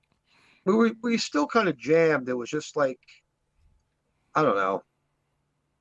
It's just confusion in the band. I remember there was some like at some point too, like in the middle of that, we went to the studio. I think it was Tracks East because I was with you, and they were like remixing the 7-inch. The 7-inch, yeah. Right, which And they then, took some of the original. They took some of the original tracks from the demo, and then they remixed some they stuff. remixed it, and then even I had like the vocals were changed. I think it's on Unholy Massacre. It's like a reverse gate, like a cymbal hit. I like requested, can we put that in? Where it's like, so Right. I added that in, and then apparently there was like chorus on Ronnie's bass in the recording, and the engineer was like, "What the fuck is that doing on the bass?" So that was like taken out. I remember It was just Will. like a lot of weird shit they found in the recording. I remember they took the vocals off it, and Will redid the vocals, and it was like Will and his friend Roland showed up. He was like a Chingaling. Remember Roland? Yeah, and like it was like he was like a gang member almost. And like Will was pretty fucking scary to hang around with, right, Venner? Yeah. So like People when he thought came he was an around, it axe was like, murderer, damn, dude, this fucking dude's brutal as fuck, dude. Yeah, people thought You he know? was an axe murderer. Like he'll fuck you up. You look at him the wrong way. Oh, somebody has that video, Leon. Leon, we need to see that video, bro. Yeah, you got been to a long post time. it somewhere. So But yeah, it was brutal. Like, yeah, we remixed that, and that was the dude from American Angel that wound up doing their album at that studio. Yeah. And that's the same studio Disma went and did in 2017. We recorded an EP there. in Yeah, Graveless that's Dames. We went there and it's so recorded. bugged out that like all those years later, you Yeah, fucking did a fucking went recording back to there that too. same building. Yeah. And they're defunct now, though, right? Yeah, they went on like after we were recording, like they were like, "Oh, when can you come back in to do another recording?" I was like, "We just finished this one. What do you mean?" And he was like, "Oh man, well, times are tough. I don't know if I'm gonna be able to keep this place open Mm. because everybody was getting killed by like home studio recordings. There was no need for those big studios. Yeah, Everybody's with like computers in their basement, fucking recording digitally. So like there was no reason to like go in a big room and like set up a drum set and all that. right. So, you know, that whole old world way was like fading out. And So we're talking paying about rent, Tracks East. That's the yeah, same place that Incantation recorded the Onward to Golgotha. forgot that, yeah. So yeah, I think they went under, but then I think somebody came in and joined forces with them and bought it out. It might be back in action, Okay. but I don't Yeah, I know. don't know what's going on with them. It's We'll see what closed, happens. Chris. Yeah. Chris, this is the drummer who also drums on the new Disma, but we'll talk about him later. Um, yeah, should we? Let me see here. What else we got, Bill? So after that, for a long time, we were chilling, but like you left the band, and then like we would just go to shows. You know what I mean? Like we weren't really. I mean, I wasn't in a band, but No. like me and you would just like go to all these fucking shows instead Yeah, we of would go with John to the city. We go see fucking Repulsion, which was the fucking post carnivore band. right. I remember seeing We Typo went as to the Repulsion first, with yeah, we went John. to the first fucking Typo show basically, Yeah. It was which was so fucking Repulsion. bugged out. Seeing there was a couple of shows that were It's fucking like sick. Biohazard would play. I Biohazard was a remember going big, to see them. yeah, those early shows were big because Ronnie Dio was on the back cover of the Yeah. first album in the crowd. Yeah, Yeah, so he's those right up early, front. His that face was is like, in the yeah, that fucking was crowd. the New York scene. It was like Biohazard was very popular. This was at Lemoore, obviously, Yeah, So like the whole type of negative thing, you went to Lemoore Saturday night, Me and yeah, Venner saw that for the first time, basically live. They weren't even typo yeah. negative at the time, No, it which was is so bugged out. Repulsion, And they were and then they singing had about Lemoore, and we're in Lemoore. yeah. It You was went pretty to interesting. the Saturday night. Yeah, it was fucking pretty wild. I remember Yeah, it's I pretty bought sick. a Repulsion demo and a shirt, Yeah, and there's just a big circle on it. I know. They were I fucking had yeah, amazing. same thing. Those I remember I had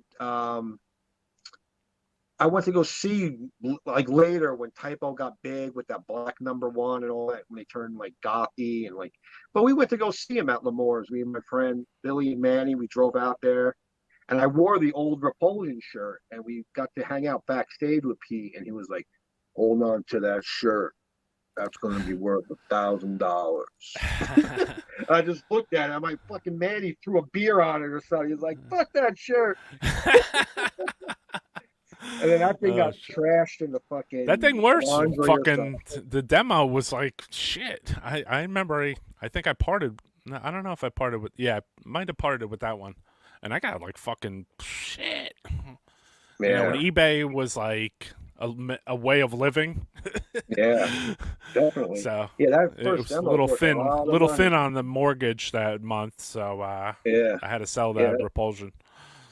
I think it goes for like $600 yeah. now. So Oh, like yeah. he probably wasn't wrong about the shirt. No, no, because Yeah, that was there fucking was rare. probably 50 of those shirts because right away the next show we went, They they were were called typo. Sub Zero because they had Yeah, to they were change it. Sub-Zero then. Yeah, and I seen them at Sub Zero for one I seen shirt them then too. Yeah, show. We went. I think it was me, you, and somebody else, maybe Steimer. It yeah. was a couple of us. We went. It had to be in this because it was right in the city. And there was Sub Zero, and that's even rarer. I heard because I think Paris Mayhew. It was on my old Facebook account before it got crashed. But I was posting like the New York bands I liked, and I Hmm. posted the Repulsion demo, and he was like, yeah, I've been to every Repulsion show and every Typo show. I was like, have you been to the Sub-Zero show? He's like, what? They were called Sub-Zero? I was like, yeah, for Yeah. maybe it's Just for one show. I For one think show. so. Yeah, I was remember. like, we saw their one fucking Sub-Zero show, I remember. and then it turned out, into dude. Type O negative. After the next time we seen it was Type O negative. Yeah, they just Which kept made like sense, morphing the that's a name just a symbol. little down the Yeah. line. It's so fucking weird. Yeah, They were it's so like fucking obscure. because we were carnivore fucking fans. We were Yeah. like wanting that next fucking carnivore. Carnivore. They I weren't was really totally- giving it 100%. You know what I mean? No offense Yeah. to Typo Negative. The first album's fucking phenomenal. Don't get me Yeah. wrong.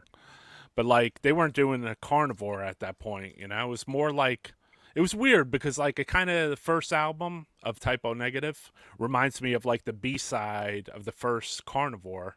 Yeah. Where, you know, like you have like God is Dead and like male supremacy and shit. Mm-hmm. Yeah, it's You very know, similar. it's kind of like he kind of took that vibe instead of That like vibe. the And retaliation even vibe. what's even weirder is like if you like I didn't know about that Fallout band they had before Carnivore, and that sounds like later Typo. It's like total Isn't with that the weird? keyboard, like the groovy keyboards. I'm like, that sounds like fifth album Typo. So he really went when he saw him going old school. He really went back to the original Yeah. route, which is like it's all right. One song's all right, but it's not like the Carnivore albums, which are fucking godly. You know, that's like that was us. Like those album covers were they're in the meadows with that fucking fur armor on. Like we were in the same meadows, like looking at New York City from the other side, and they were on the other side in Brooklyn looking at the city and the skyline from the. And it was like we're fucking nuclear warriors in the fucking toxic dump of fucking Jersey. Yeah, And pretty we much. totally We related had a with that fucking band. dump between us and New York, New right? York. No, They no had one a talks dump. about that, right? That there's a No. fucking huge dump between There's a like dump. yeah, because like where the fuck does all you think New York City's garbage goes? Yeah, It it's goes a to fucking New Jersey. landfill. That's why there's like the whole Sopranos and all that bullshit, you know? There's thousands of bodies buried under that. Yeah, they just And fucking now rolled bodies in there. They covered it and they put fake dinosaurs on top of it. Yeah, exactly. Put some fake dinosaurs on there, you know? It's so crazy. And yeah, so like But me that and was our Bill fucking live thing. next to the toxic fucking waste dump, like Carnivore. Yeah, totally. Fucking so we are probably nuclear irradiated from hanging around down at the Black Bridge. Oh Anyway, yeah, you know? radon. Yeah, That's why I fucking Mercury we're in it fucking forever, pool. you know? Yeah, the Fallout is a fucking trip. I only heard the Fallout pretty recently too. I saw that was pressed. The Fallout was a release from like '84 or something on New Renaissance, which I was like, Yeah. wow, I didn't know that, you know, because I was like Pretty looking over New obscure, yeah. Renaissance's shit, and I was like, Fallout was on New Renaissance. That's bugged out. I could be wrong here, but I'm almost positive if you check Discogs. Yeah. You know, so it was like I saw Fallout in the mix there. I got some Fallout on some like Portuguese fucking bootleg. The guy was bootlegging like Carnivore Live and Typo Negative shit. You know. Yeah. Oh, that label. So- Yeah, I got he did Yeah. the Carnivore. I have with the second out the Retaliation, the second demo they did, Right. where it's a little more. It's like I don't know what's different about it. Like it never was released. It's like Is it the extra tracks that they no, ended up it sticking on has everything? there's 3 songs. I think it's Race War, and something else. But it's what he says in the beginning is why I think they probably like scrapped it Right. because the shit he says before, like if you don't like it, I forgot Yeah. what he said. I gotta play it again. But a I've little I've more- heard it. I know what you're talking Yeah, about. so, like, It's they like a kinda, different like- alternate version of the early Yeah, fucking so shit. that's been buried for years. So like that, I think I have it right here. Actually. Fallout 7-inch sells for like $500. I believe it. Oh yeah, totally. The Carnivore drummer ended up in AF, Agnostic Front for a Oh yeah, Cause he for was on the Alarm. Cause for Alarm album. Louis. Death Metal Podcast going down to fucking Typo Negative. Yeah, this one. Yeah, I got that. Oh, it's on there. All right, I gotta Yeah, double check that too. it has Jesus Hitler, Race War in USA for USA, and a Macho Man cover. Hmm. So that was the second demo from Retaliation that was never released. Crazy. That's 5 pretty billion sick. dead demo. Oh, Freaking you know sick. what? Yeah, I gotta look at that. I got that on double CD. I gotta look at that a little harder. Yeah. I listened to it, but I was more into the Typo Negative one.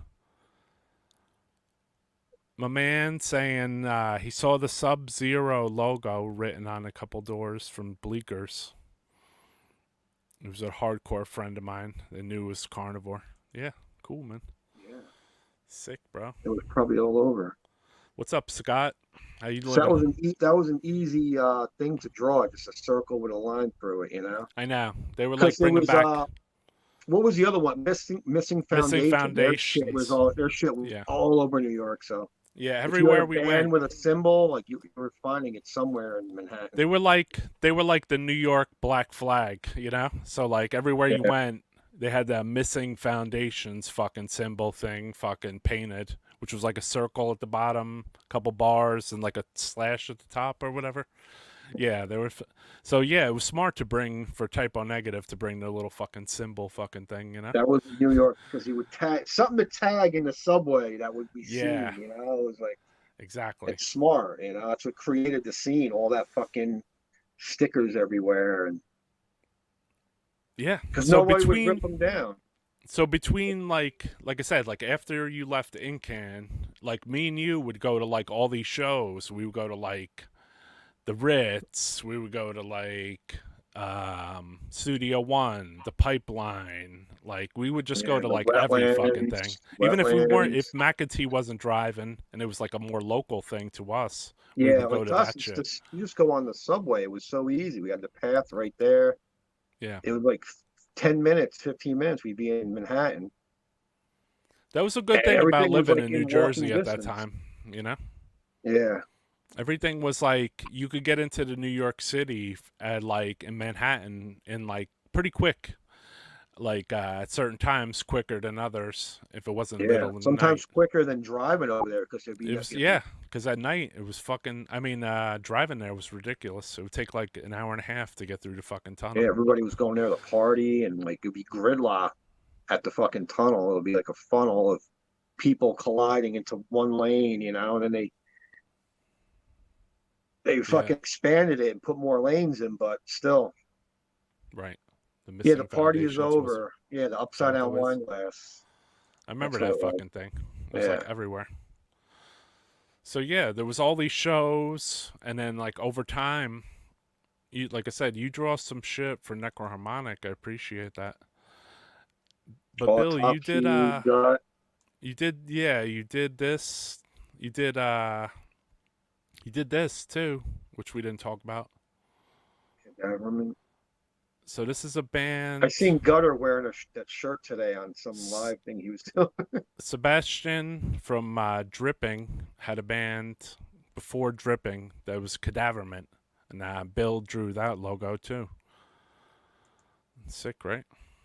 And then you did art for me for Autopsy 7-inch. I don't have it on hand or scanned or whatever. And then you did logo art for Gut, and they Gut. used it on one of their 7-inches.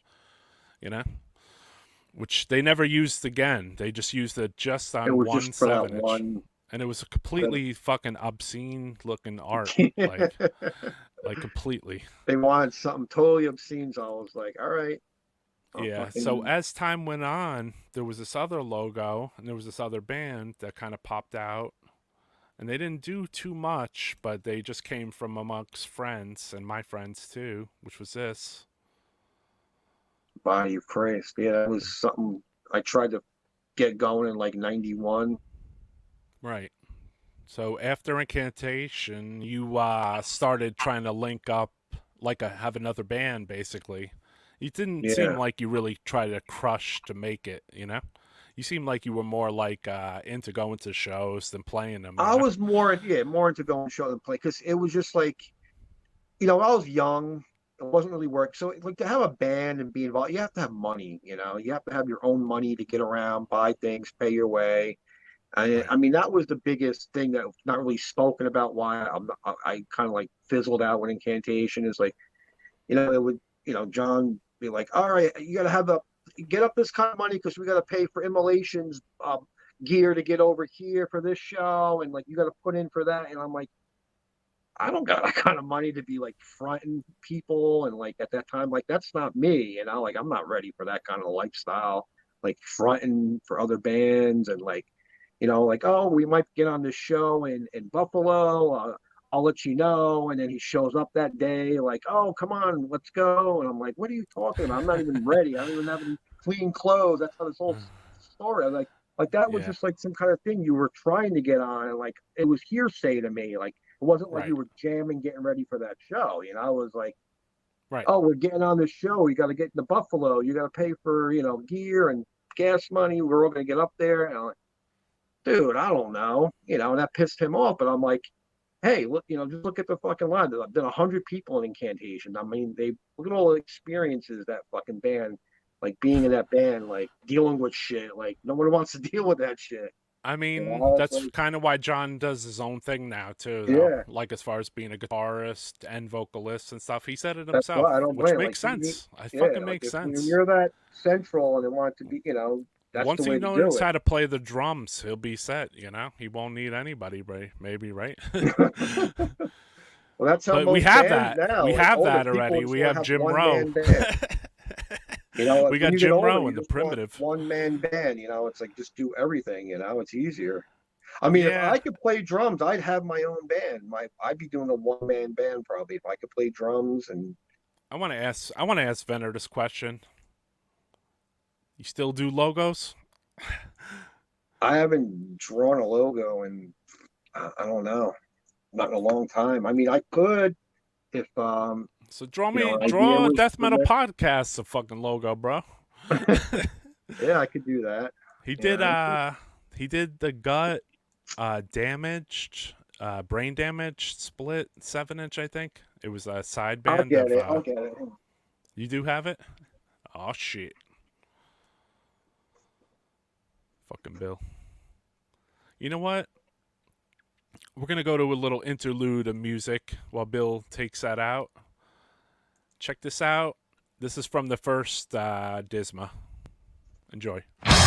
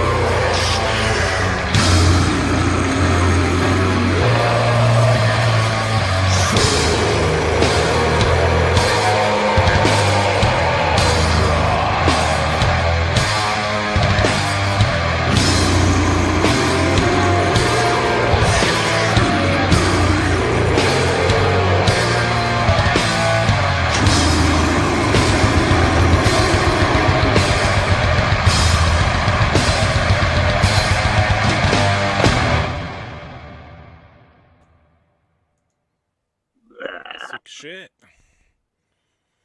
Let's take this off. Here we go. Yeah, so that was your I'm moving a little ahead of what I wanted to talk about, but could you talk about like the forming of Disma and like Yeah, so I guess I don't know, it's like around 2004, 2005. I was working with Paul Zavaleta, who was a deteriorate, Oscar from Ceremonium, and we worked this job together. We were working in an office, and just us being together, like around that time, like the scene was so shitty, and like music sucked. We were like, oh man, we're talking, we should form a band and like do old school stuff and everything, like the old days. And we were talking about it, and like Oscar was like, oh, you should buy a new guitar. What happened with your old guitar and everything? And I was like, I don't know. So I just went online. I just ordered. sold it to Roy? Rich. Yeah, that one. Yeah, the old one. I traded you tires for it. Traded some tires from the gas station I worked at for a fucking Mockingbird. Yeah. But yeah, so I bought a guitar, and then I had all those riffs. Remember, we used to jam out in your vault. So a bunch of those the vault. riffs. The old fucking vault. So the old 4-track. Yeah, we would jam out there, just like fuck around with shit for years. I had the drum machine. I had the fucking drum machine. I didn't know I was an early member of Disma. Yeah.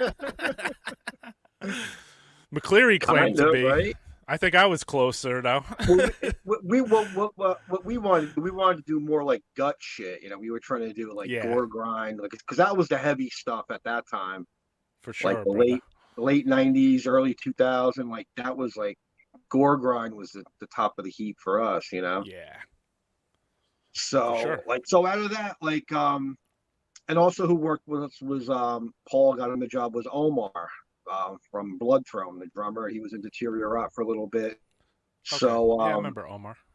Sometimes he lived not far from there, so I would go over his house with my guitar I bought, and he had a little drum pad, and we would like fuck around, get some ideas together. So it was kind of like riffs I had for the which became the Vault of Membros, that song. So it was kind of those riffs, like old Body of Christ riffs mixed with like changed around totally differently, and we were jamming with that. So I went over there a couple times jamming, and then I was trying to get Oscar involved and Paul, but they got Paul had to leave the job or something, so that kind of like fizzled out. And then Omar moved back to Ecuador, I think, like a month after that. So I was like, oh shit. So I just kind of like sat home and just messed around with it. And then around that time, that's when we would go see like Funebrarum play. We would go see their shows and everything. Right. I remember going to Rob's house, and then he was like, here's my new roommates. And it was like Dave, who plays with Evoken now. Yeah. And it was like Daryl, who plays with Funebrarum now. Yeah. And I was like, oh, what's up, guys? Other death metal dudes? Cool. What's up, Daryl? You live in Rob's old room? Cool. I remember coming here to lay out the gut 7-inch like years ago. So like, yeah, it was like kind of like, oh shit, like where'd your parents go or whatever? And he's like, yeah, we're taking over the house, and they ran Elegy Records in the basement. The basement, yeah. Yeah, and then so you hooked up with those guys over there. You hooked up with like at work, I was still working with Paul and Oscar and Omar. Like that's where I drew the Disma logo on a napkin on a desk. Would that be was like the first this logo, Venner? This one? Yeah, the one. Yeah, pretty much. Got you. Yeah. What's the full meaning of like Disma? Like dismal? Just Disma. It's Disma, Zeisma. Zeisma. Disma is like he's like the penitent thief or whatever that was killed along with Jesus, Saint Dismas. But like that word, but it was like a dark creature in like a book or something I seen. You love Zeisma, so it wouldn't be surprised me that you named your band like, fucking Disma. Disma, I want something different. I knew I wanted like a one-word name that would just stick, that would be different. not Right. like exhumed corpse, you know, like something so like cheesy, like, you know. So yeah, I just drew that up and it just stuck. And then, like I said, after everybody scattered from that job, um, I sat on it for like a year and just was just forming ideas. And remember that shit, Oscar? Paul would have a fucking tarot reading, and we work on a Saturday, and the girl next to him, he'd have a curtain between the two cubicles, and we walked in. He was giving some girl a tarot reading. We walked in on. Was this where you guys were like working at like a collection agency or something? It could have been. It was student loan consolidation. It was like Okay. banking shit. Yeah, we like totally fell into shit. Like this awesome job, these people were just throwing money at us, and it was just like a fucking total circus of people, and Yeah, it just sounds like its so own many like boiler stories. room, like a boiler room. Almost, but then we had like we were sharing a building with LG, like the technology people, LG TVs. Okay. We had this huge compound up in up above Fort Lee and Englewood Cliffs, Right. so like upstate Jersey, and it was just crazy, like pie eating contest, who can go home earlier. It was just totally like crazy, like culty, like sales tactics. Like you had to be the monster machine salesman, and they would throw money at you, dude. I mean, if you work 30 days straight, this one kid, they gave him a Mustang. Like Oh, if you come shit. in every day, 30 days straight, work 8 hours, we'll give you a Mustang. And the kid, Wow. I was They're like, like, if you holy come in shit. 30 days and work 24 hours a day, you Yeah, can get a fucking Mustang. totally crazy job. And then it went away because George Bush signed into like law that only the government can do the consolidation and only a select few, because something with the way the government can just fuck over anybody they want. So that kind of shut down the business. So you guys were all out of there. So we're all out of there. So started jamming at home, and then we would go see Funerarium. I lost touch with those guys. We used to hang out all the time. And then I think I asked you, I lost Daryl's number. I was like, oh, Daryl might be a good partner for this. And Oh, yeah. then, we met up again. I haven't seen him in like a year or whatever. So we got back in touch. And then, yeah, just me and him in Rob's house, in the living room. We just jammed, had, all kinds of guitars and amps there and mixers. I think your mixer was there.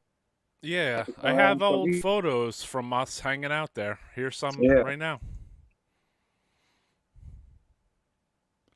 You were chilling, and you had your fucking super pedal board there. I don't have Yeah. photos of the recorder thing. Here's me and Daryl chilling out.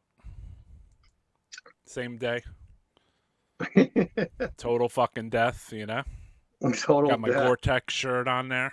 Total You got death. his Death zombies. DYS hardcore shit. But yeah, Venner, you were rocking this shit.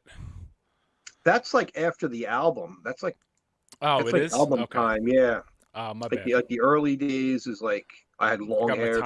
I got my time messed up.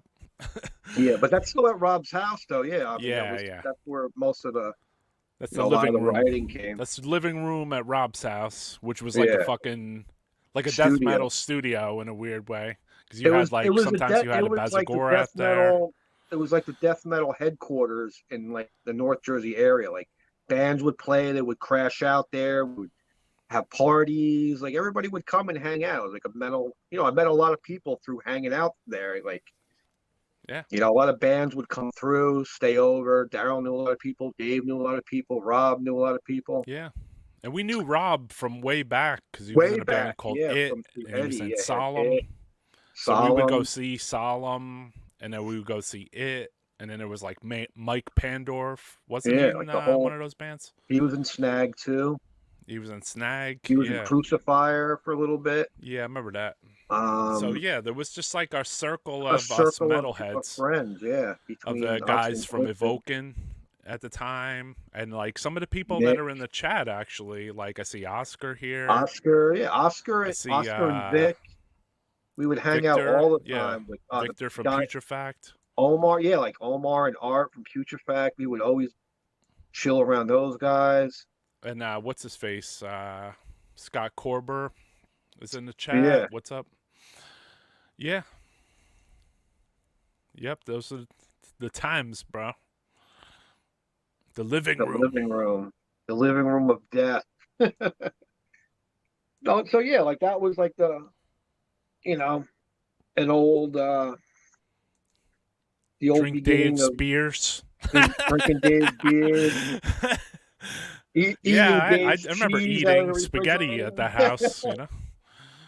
Sometimes Dave you would have his turkey slices in the refrigerator, and so he would come home, they'd be gone. Me and Daryl would be eating it in the living room. Yeah, there was Hey, earlier everybody, times too. Like provolone. Oscar said, there is an earlier time. Remember this time up in The the attic, attic? yeah. Is that the burnt house? The condemned burnt house, Hazel's Fucking house. condemned. Yeah, that's where I met Victor, and he was like, "Crematory, you like? Hell I yeah. like." You like that shit? You're like, "Abhorrence, you like?" I'm like, "I like." I don't know, Terrible you don't 13. speak English, but abhorrence, so I'm like, all right, you're my friend, definitely, cool dude. Yeah, Oscar's the definitely a attic. hustler. I lived with Oscar, so Yeah. what's up, Oscar? So yeah, so eventually Daryl So cycled. yeah, me and You Daryl were guys, jamming. We were throwing ideas back and forth. Um, and then a and then he was drummer. like, "We should try to find a drummer." So he asked Sean because Funeral Brown was like on a halt at that time. They weren't doing anything. They kind of like split up, not split up, but like weren't doing anything. I Right, guess so some this of the guy members joined you, were right? off. Yeah. Well, Sean, we asked Sean at first, and Sean was like, "I'm not ready to jam with anybody right now." So he wasn't ready. He was still waiting for Funeral Brown to start up. So we tried a couple of kids. Daryl knew this kid. He came over. We went to his studio and he tried. I forget his name, but Justin. he tried out. John Brody tried out. I have a Hmm. video of him. We went to his studio. He tried out, but it John was like Brody from Deteriorate. yeah, but it was like death metal at that time. If like whoever was listening to shit at the time, it was all like crap. So when we were like playing these riffs, they didn't understand it. They were like, "Oh man, that's old school." Like, but to me, it just sounded like the death metal I always knew. Right. So then we finally got Sean in. Sean agreed. So then we would go down to his basement and jam. So we go down to South Jersey to jam in his, because that's where his drums were. We had some amps there. I would bring my amp, and the three of us would jam. We basically had the kind of like the demo songs, kind of not really laid out, but kind of like the skeleton structures of them. And then Daryl's like, we should get a bass player. We should, start finding bass player and a singer, start moving this a little more forward. So we were like, I'm trying to figure out maybe we can get Dave to play, but he was Right. busy with Evoking, and it was like I it think he was was hard to only busy find. with the Bazagorath back then. Yeah, he was still doing that a little bit too. Yeah. So um, Daryl was like, yeah, I know this dude Randy who lives down by this way because he used to jam with Craig. Right. Um, and he came down, tried out, and he was like, yeah, I like this shit. It's slow, it's heavy, it's dirty. I like, dirty sounding bass. He's like old punk guy. He's more into like punk and thrash and stuff. And this is the man right here, Randy. Randy the Randy's man. still in the band too. Yeah, yeah, he's an old member. So Our in the first bass player. end, Because at and then first you Daryl was guys playing had bass. When we were jamming, the three of us, Daryl was playing bass. okay. Um, I would play guitar, he would play the bass, and Sean would play drums, and that's how we would kind of figure out the second bass parts and breaks, and so that worked out. We incorporated Randy in there, and then Randy was like, we should get Craig to sing. Craig will be perfect for this. And Right. at the time, Craig was like, death metal band. He didn't have any faith in it. Oh, really, a death metal band? And then he heard one of our recordings from Randy. He was like, Right. oh, holy shit, fuck yeah, man. So he came down and it fit in perfectly, and it all just kind of gelled from there. Mm. And And then you guys ended up as this right here, which is the 5 of you. that's around the album time. Okay. But this was the full band in the That's end. the full band of Yeah. that would did the album and the demo and the 7-inch after that. Whose house is this? There are a lot of hubcaps over there. No, that's a junkyard, like a scrap yard down by where Randy lives. Brutal. And we went down there and we were just trying to find some like weird fucked up structures to take pictures by. Yeah, that's a good one, bro. And but then we thought it was too like rockabilly with the junkyard and shit. Like, people might think we're a rockabilly band or something. Yeah, no, you guys look kind of scary there, so I don't know about that, bro. We had some fucking sick pictures we took. We would go to like abandoned buildings, like for the album cover picture, that one. Right. So, like, sticking with the demo times, then, so you guys, I remember at the time, everybody was talking, and you guys were talking about jamming, and obviously I was hanging out with everybody too. Craig, you, Jim, I mean, Rob, right. Dave, Daryl. Yeah. And then, like, I would be at 55 Ward all the time, So, like, you guys were all talking about like trying to find a studio that would do like reel-to-reel recordings. So then you guys went and you picked out, what was the name of the studio? It was called Analog Destruction. This guy Chris Pierce. Daryl recorded like a hardcore recording with him through other people. They wound up doing some recording with Justin. Remember Justin? Yeah, Justin. Rest in peace. Yeah, man.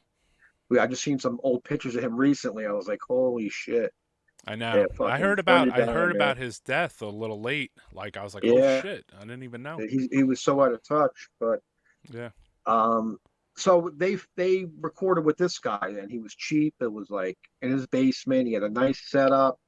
He was into like dirty, nasty recordings because it was just like raw. So Daryl recommended, let's go try this guy. So we went there, $300, recorded it all in one day. Damn. Yeah, because like we had our guitar sound, and we got that sound there when we did the scratch tracks, and we played for Sean to track his drums. I was like, he's like, all right, let's move on. Let's get the bit. I was like, guys will come back tomorrow and do the guitar. I was like, these sound fucking fine the way. Let's keep it. It's a demo. I want it. At that point, I was like, I want it to sound kind of fucked up if it could be, Right. And live sounding, right? Like, because you guys recorded that live, right? But it had, yeah. So I was like, let's keep the scratch tracks because it's played live with the drums. So it's like, when you go back in and try to play again to that, sometimes it just doesn't sync up to the exact millisecond. So like having that rawness, like that's like my favorite recording out of all the recordings we did because it was just raw, like right there, fucking got a nasty sound and just fucking mixed it that day, basically. Brutal. And then you did the drums, and then Craig came in and did the vocals. It was like 10, 12 hours we were there. It was like $300-400. We were done. Sick. And it's a classic. He maybe did a couple of mixes, like a little slight mix here and there, raised the snare up like a day later, but he sent it over. Yeah, and the demo is like a classic now, in my opinion, Yeah, like this is like probably my favorite. Like one of the varieties of it. Like I have a few, so yeah, this we one made had a colors and shit. Green cover. So me and Daryl would go to the Kinko's. Yeah. The Kinko's and just go in there and photocopy and. Ooh, shit! You gotta take them out of the box so they're all shiny. So I got one in green. The green one's rare. Yeah, and I got this one, actually. A blue one or orange? A black and white one too. Yeah, we mostly made black and white and the black and red.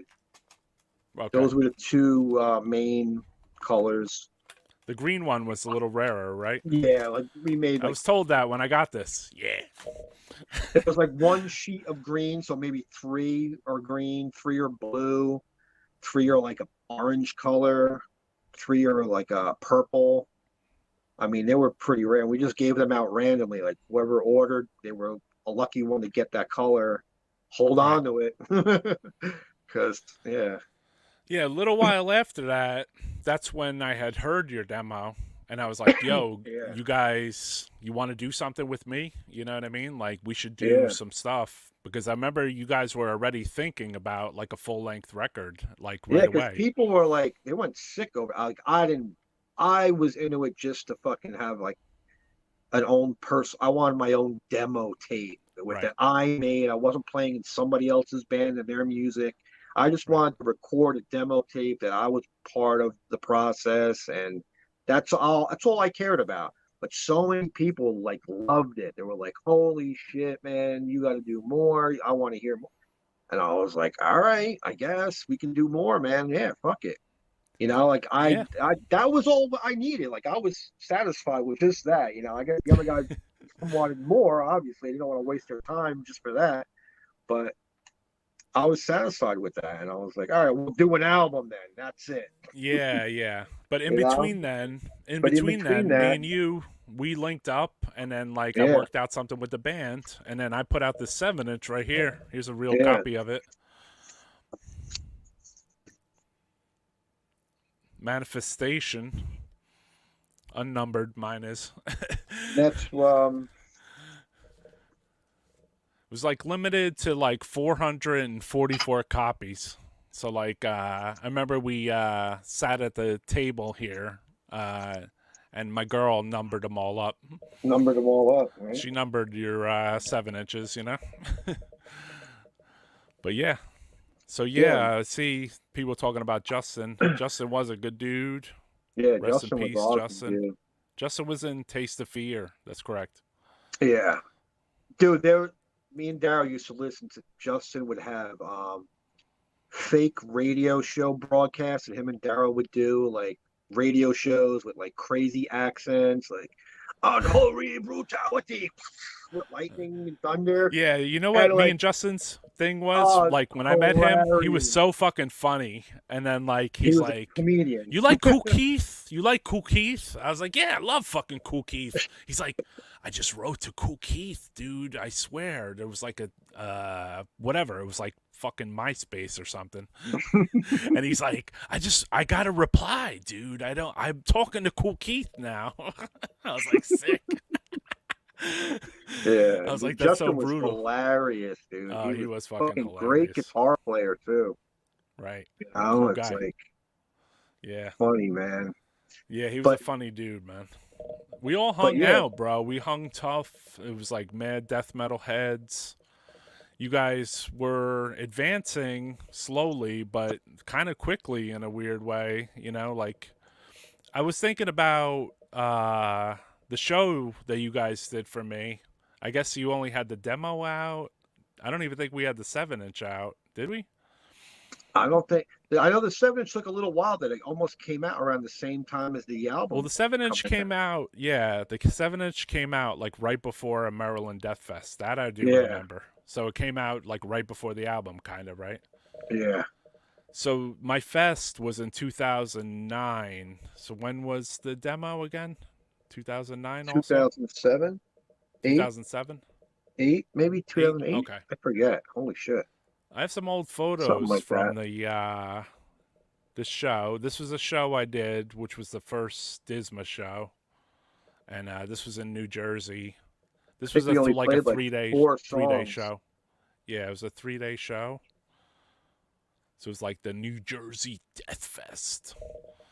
You know? Sick lineup. Look at all those bands. I know. Look at the fucking lineup. It's like ridiculous. Even Womb played, and I know, right? Phlegm was supposed to play, but they didn't play. Right. And Dripping was supposed to play. They didn't play, but Womb did play. And some other bands played, like Psycho, I remember, played this. And I don't know if they're on the flyer, but yeah. It was over like a couple days. Here's a few Yeah. shots from the show. Daryl with that old fucking Rochevore long sleeve shit. Obviously, he was at Dingbats. Here's you, Venner. You fucking That's hair the farmer. the only metal club in fucking Jersey. Yeah, so here's a picture of the 7-inch. Yep. So yeah, that was that was in 2009. And then yeah, I'm not sure if the 7-inch was out or not. This was October. So I don't think so. But it was just a demo at that time. Yeah, so maybe I put it out in 2010, right before, I don't know. Is that when your album came out? 2011, so it was like probably within that early part of that it was year. like we were getting the artwork, and then like Daryl showed me an art from Ola Larson. Ola. It was for a band called like Darkerfied or something. Yeah, And I was like, yo, that looks fucking crazy. You should talk to that guy. And then me and Ola started talking to each other, and then I bought the artwork for the manifestation thing, you know what I mean? Yeah. And then he went on to end up being your album cover artist.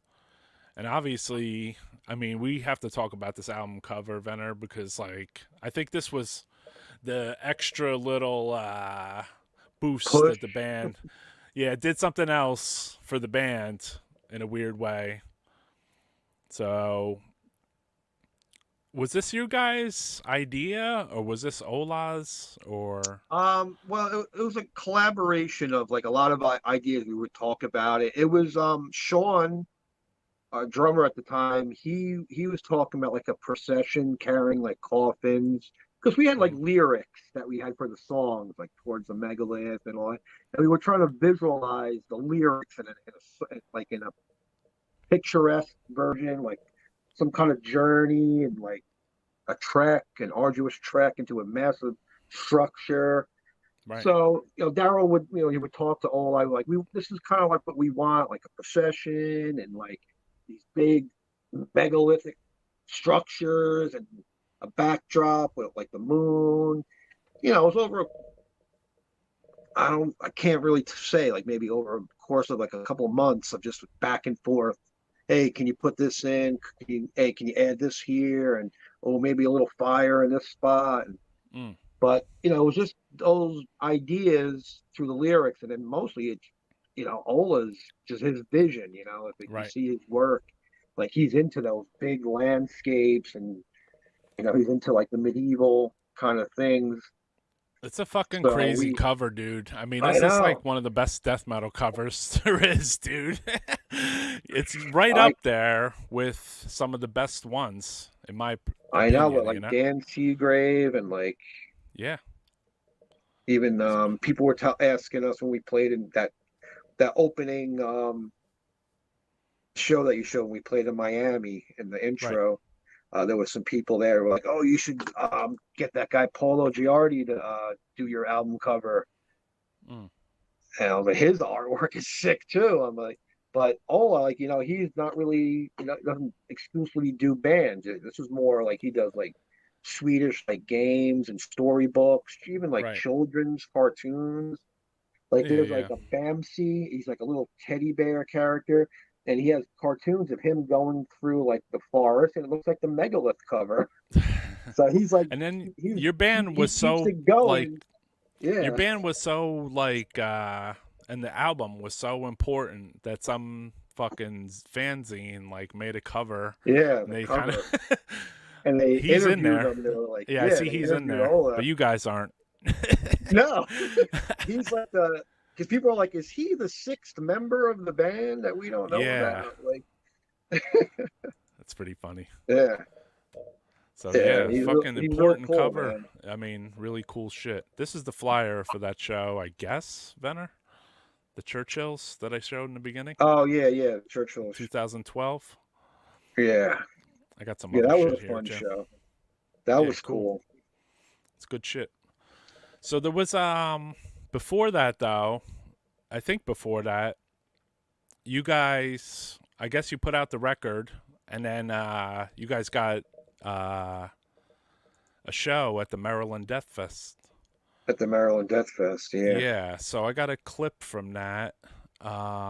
Everybody check this out, bro. Enjoy. I hope everybody's liking the podcast, Death Metal Podcast. If there's anybody out there, come check it out. Drink Friday beer. Night. It's more fun if you drink beer. He knows.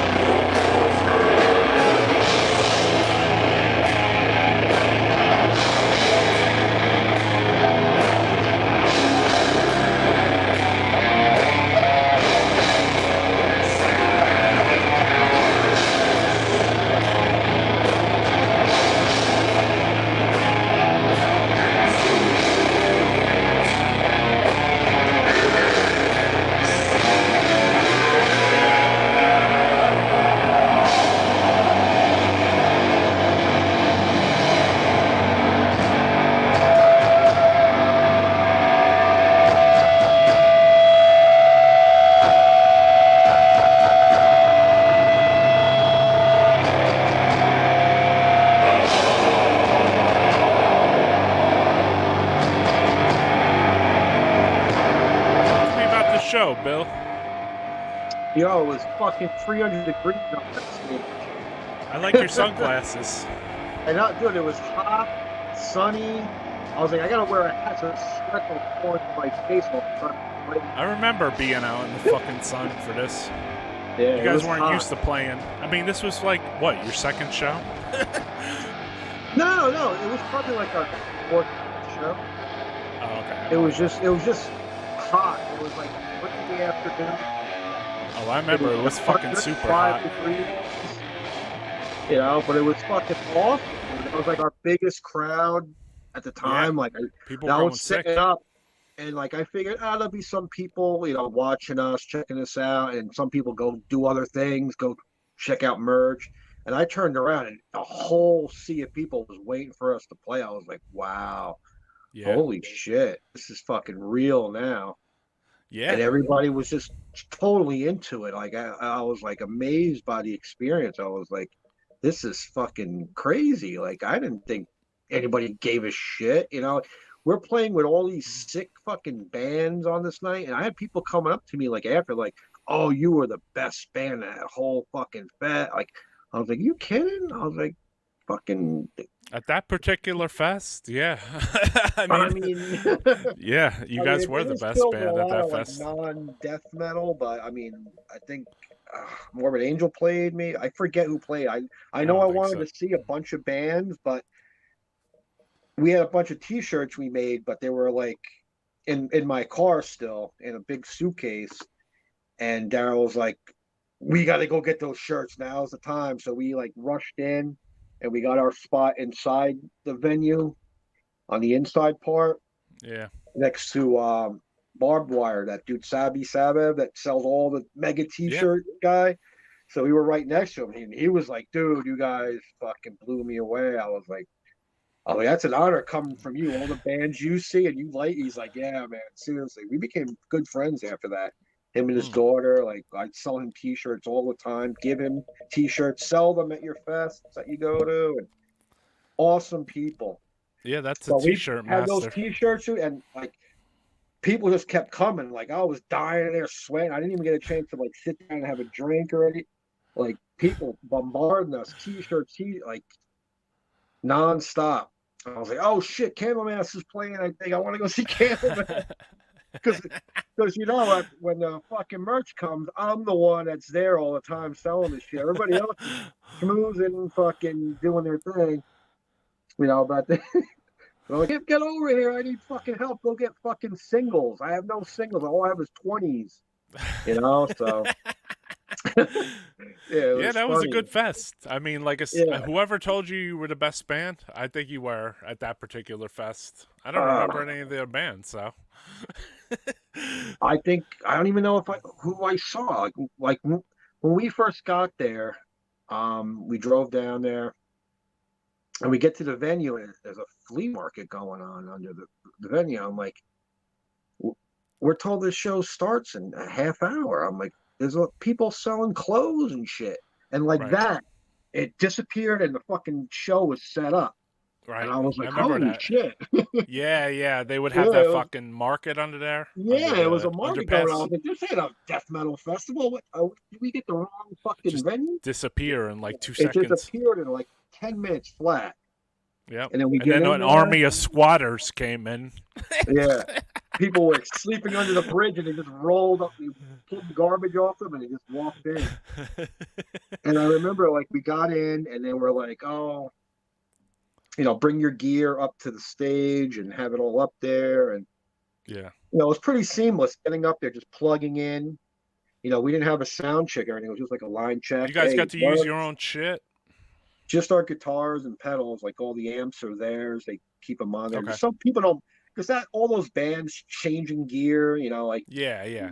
You know, I'm just wondering, because you guys got a like, pretty signature sound, even live on other amps, which is good. Well, I always say, like, if you're gonna have a backline, like a Marshall head, because I know Marshalls, you could plug any pedal into it. It's not gonna butt heads with that internal gain system. It's gonna let your pedal shine through. You're not gonna get all this fucking negative feedback. Like a PV 5150 and all those, they're sick. But if you put a fucking distortion in the front end of that, it's gonna squeal. I saw a It's gonna get 5150 on the yeah, back of the stage, though. Maybe this? yeah, yeah. Daryl was using it, but I'm like, you That's a gotta fucking tame 5150, that right? beast. Like a Yeah. Marshall is so much easier. You just plug in, play, you get your tone so easy. Like the tone I like, you know. Right. Like I'm not about all these new amp. Oh, you got to try this new sick amp. I like the old shit. It's tried and true. All the old albums that I like the sound from the 80s and early 90s. Like that's what they recorded on. That's what all I need. Like, I Right. don't need no fucking triple fucking rectifier or like, I don't need any of that. What about I the want like tuning? Let's talk about the tuning of Disma, because you guys are tuned like lower, and you could tell like a lot of death metal bands say they're death metal bands, but then Mhm. there's Disma that actually sounds like a death metal band, and partially I think it's because of the tuning. So like, what do you Yeah. guys tune to, or what are you doing to get such like a deep? Well, when we were messing around in the beginning, like my guitar was tuned to like B or A, which was like standard, like bolt thrower, early bolt thrower Right. tuning, like B. That was like B flat was the big thing among like our scene, like Ceremonium, like old who else? Future Factor. It was like B flat. And like to me, I was like, I want a little more than that. I want like because we were listening to the gore grind, so like that shit like gut. Right. It was heavier than that. It was beyond like death metal.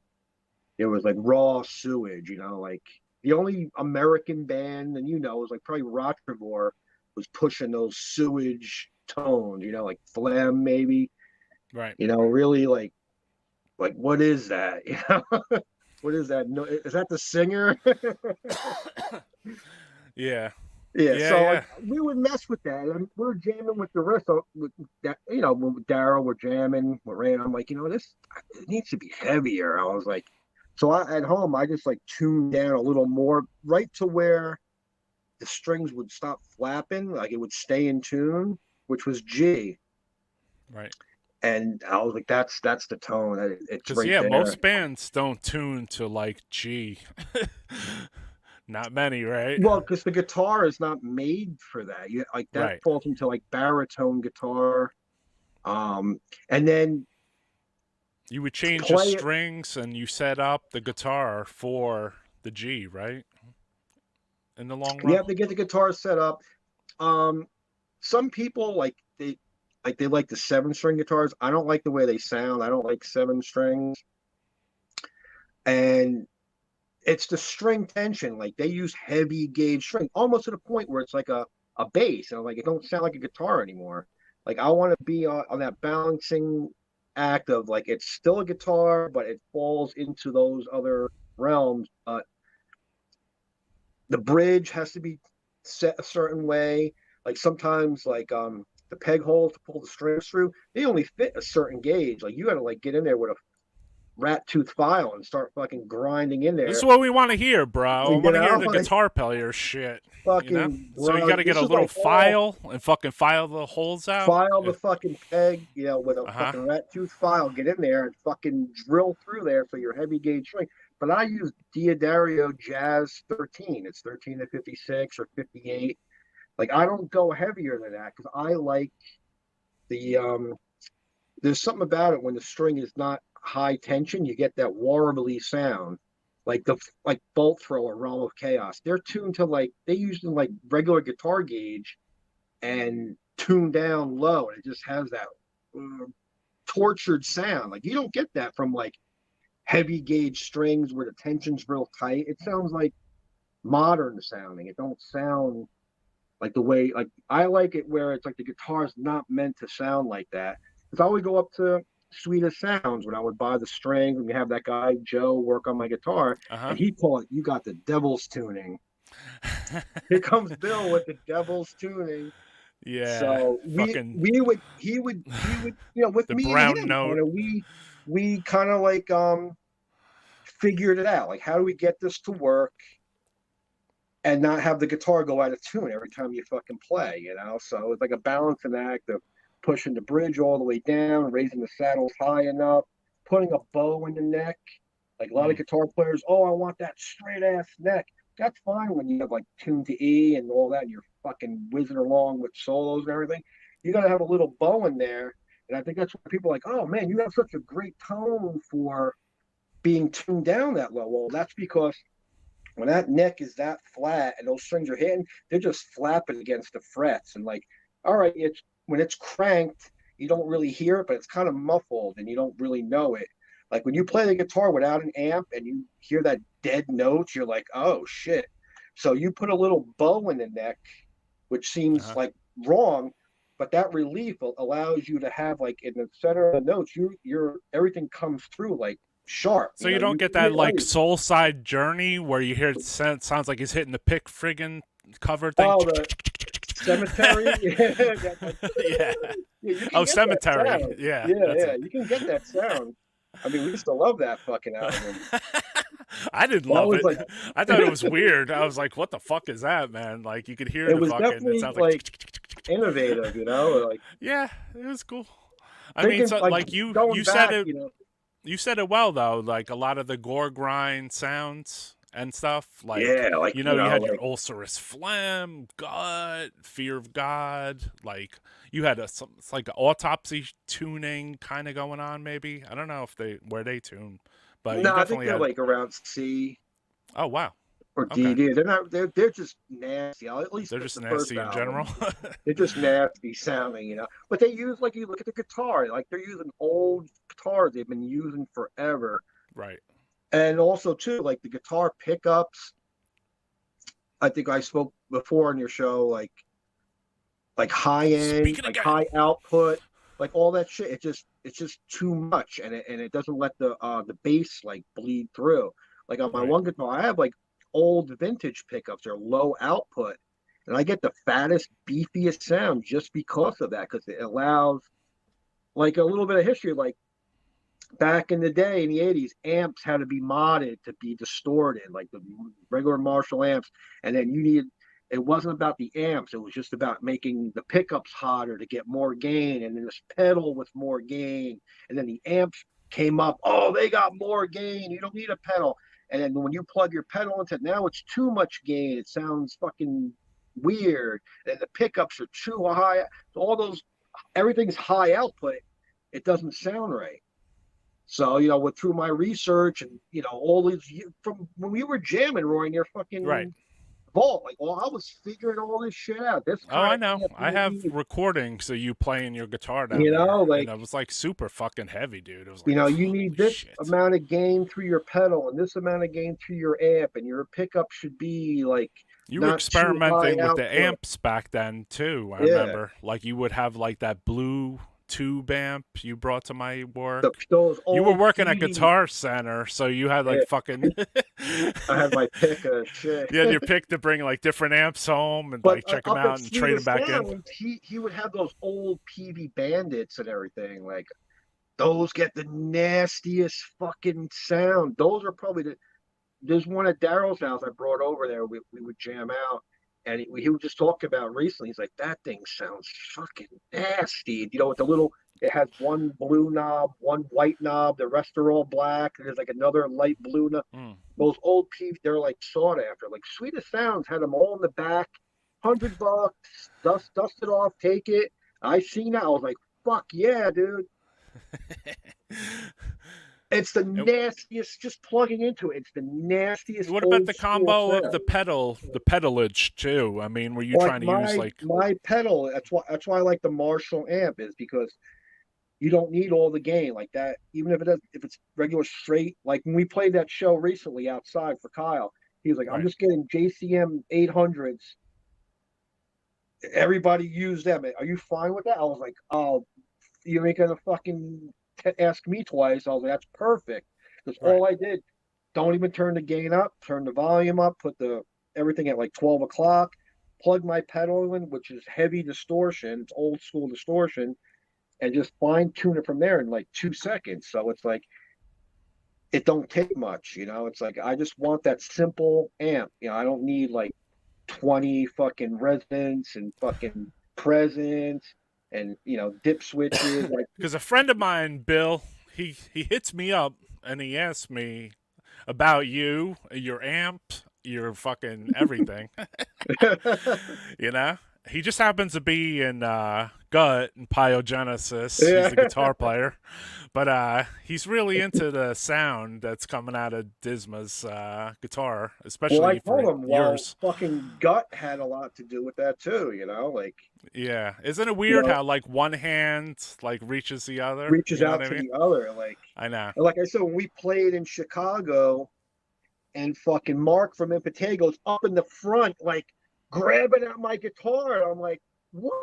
I was like, we were down in the fucking meadows cranking that fucking tape, Yeah. running around in a fucking circle pit, fucking gargling beer and fucking puking and fucking to your Hell fucking yeah. album, and you're here in the front now grabbing at my guitar, like your band is sick. I was like, what? It's weird. This is crazy. What the fuck's going on here? Big role reversals, Bill. Yeah, That's good. totally, dude.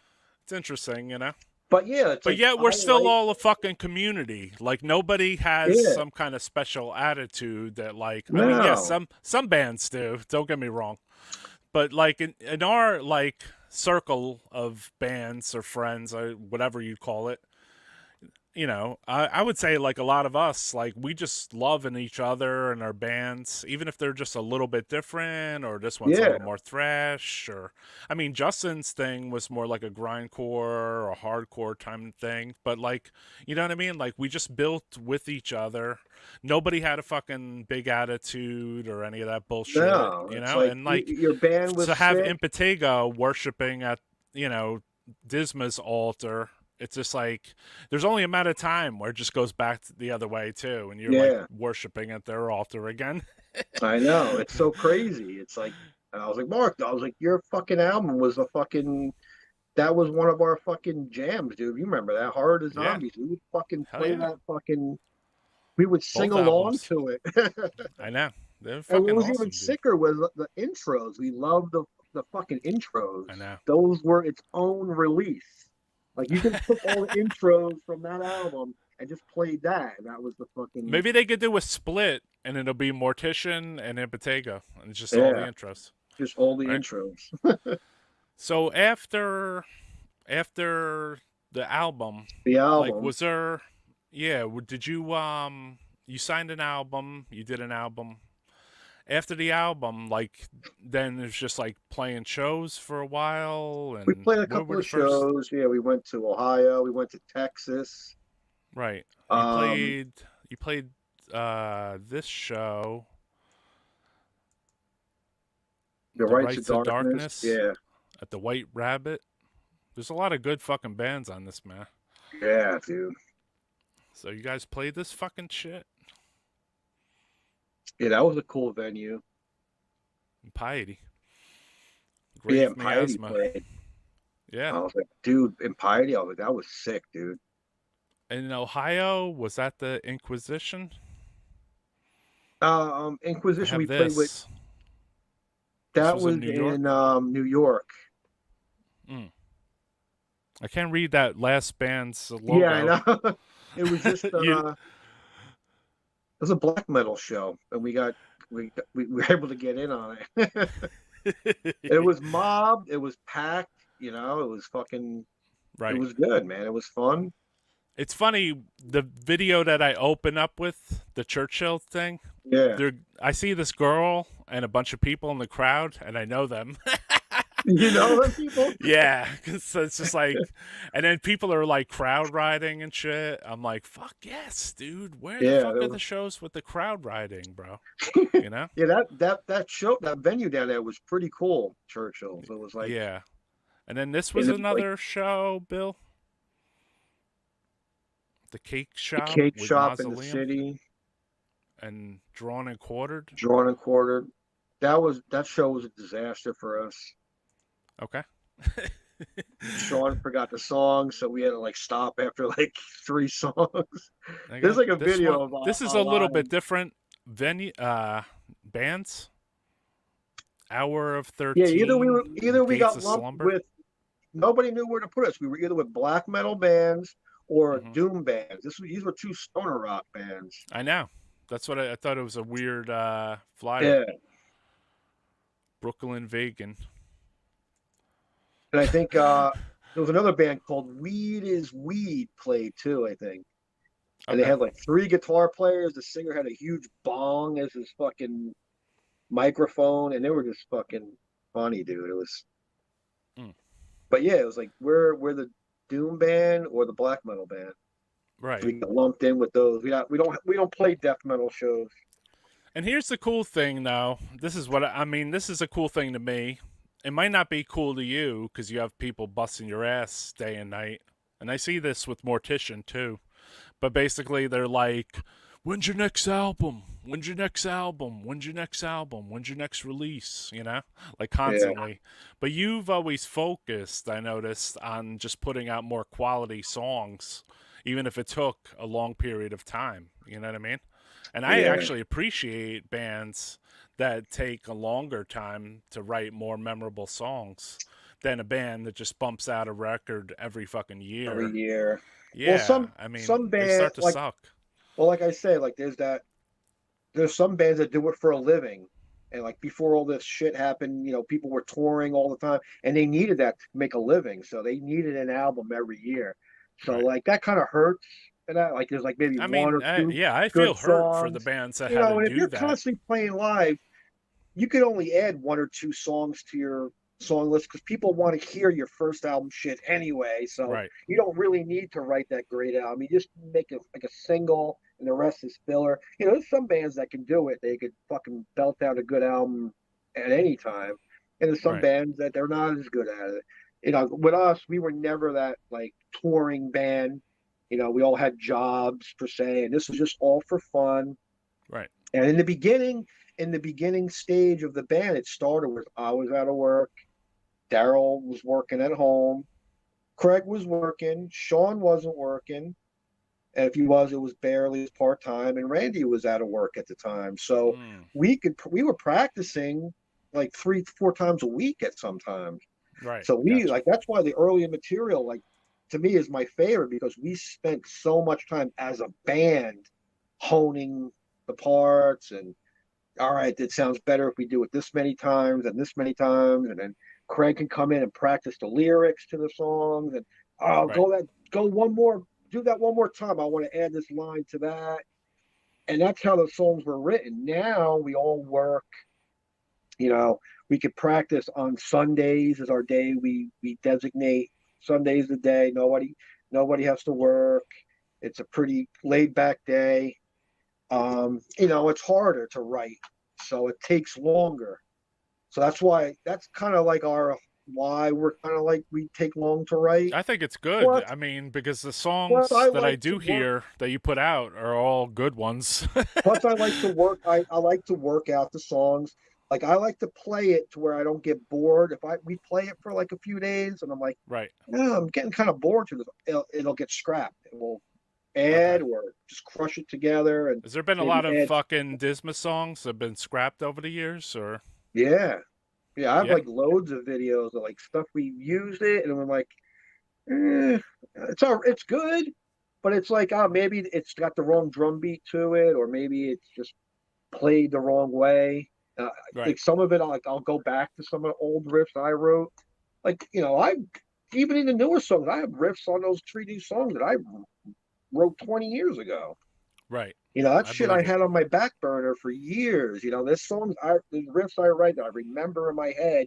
If I can remember them without recording them or writing down something about it, I know that's a good one. Because if I can remember Right. it, Yeah. it must be something hook. Yeah, It must yeah. be a I hook to believe it. that with metal in general. Yeah, Like metal is like riff oriented, and it especially if should. there's The like metal one to I two like. riffs, like Yeah, Judas Priest or like AC/DC or something, where you yeah. have I'm just like I'm fucking songs with just one I'm from fucking the Tony riff. Iommi school of riffs. Like each Black Sabbath song is a riff. Right. And that song from that riff. Like these death metal bands I see now, they're all like, so I'm like, Yeah. there's no riffs. It's a drummer who could play sick, and he just goes fast, and he's like, right to that. And I know that's how they write. They let the drummer lead the songwriting, and you can't really do that to me. It's Right. like that's like back in the day of when the singer led the song. This is my lyrics. I want this many. It's like I don't Right. like that either. Our death metal, I believe, is very guitar written. written, like with the guitars first. Like you said, I we used believe to it. listen to fucking death metal, bro. We were like, this when you said Dismember, Override of the Overture, like that, the music is telling a story. Like you Yeah. didn't even need lyrics in there, and you know what they're talking about. You know where they're coming from. You know you're on a journey. It's like it's going up and down like a roller coaster. It's heavy, it's fast, then it gets slow, and they punch back in. Like that's Right. all me. Like Slayer and fucking Metallica, Autopsy. Autopsy, Sepultura, early Sepultura, Yeah. fucking everything. There's so many bands I could talk about it for hours and It's hours. just, And yeah, that's like the fucking riff. Like if you don't remember the riffs, no, I want like like yeah, a I think that's theme. the biggest problem I have with newer death metal too. That some releases I get, they're not as memorable as the No, ones I got I 30 like I years ago, want to you know? like it, but there's no riff. It's like, or it's somebody else's riff. Like I hear like that's Immolation's riff. It's like if you're gonna steal the riff, at least like tweak it a little bit, or Play don't the play the end part same backwards a drum little. beat.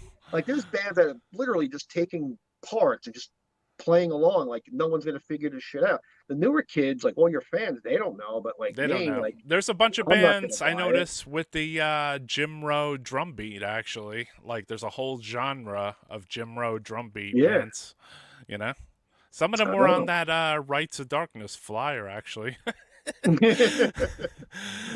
Yeah, It's just like I've seen them live, and I was just like, this is the fucking Disciples of Mockery fucking. So pretty it sounds like one much. of their Yeah. songs, basically. I was like, holy shit, dude, you know? So fucking You bugged know, out. I like something memorable. I mean, don't get me wrong, I like a blur of noise sometimes, but it's got to be fucking brutal, and it's got to have like a theme, like your theme. Right, Like it's got to be just nasty. Like Fear of God, like there's really no risk, but that shit was just brutal in its own right. Or like, right. there's Just a so many blast of examples. It's like, sound, basically. So yeah, would you you gotta have. two? So after a certain point, you guys did record some 7 inches. There was Well, then we did a two. split. We did a split with Winterwolf. Like Daryl So that's was like, this "Oh, we should one, try to get a split with fucking Demolish." Demolich, right? And he wrote to Auntie because they're big fans. He was a big fan with Funeral with Demolish and all the Finnish bands. Like we're all big fans of the Finnish and Swedish This death actually metal makes band. your logo look legible. Yeah, I know, right? The But he artwork's was like, phenomenal. He's like, I'm not doing anything with Demolish right now, but I'm in this other band, Winterwolf, and yeah, we'll do a split with you. Mm. And we were working on this one song after the album, and we're like, oh, we could. Oh no, actually, that song that was kind of done before the album too. We did that one song, and it was re-recorded on the album. And what year is that?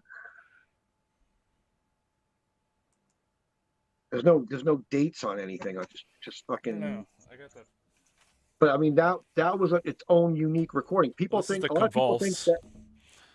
people think that I got the picture disc of this.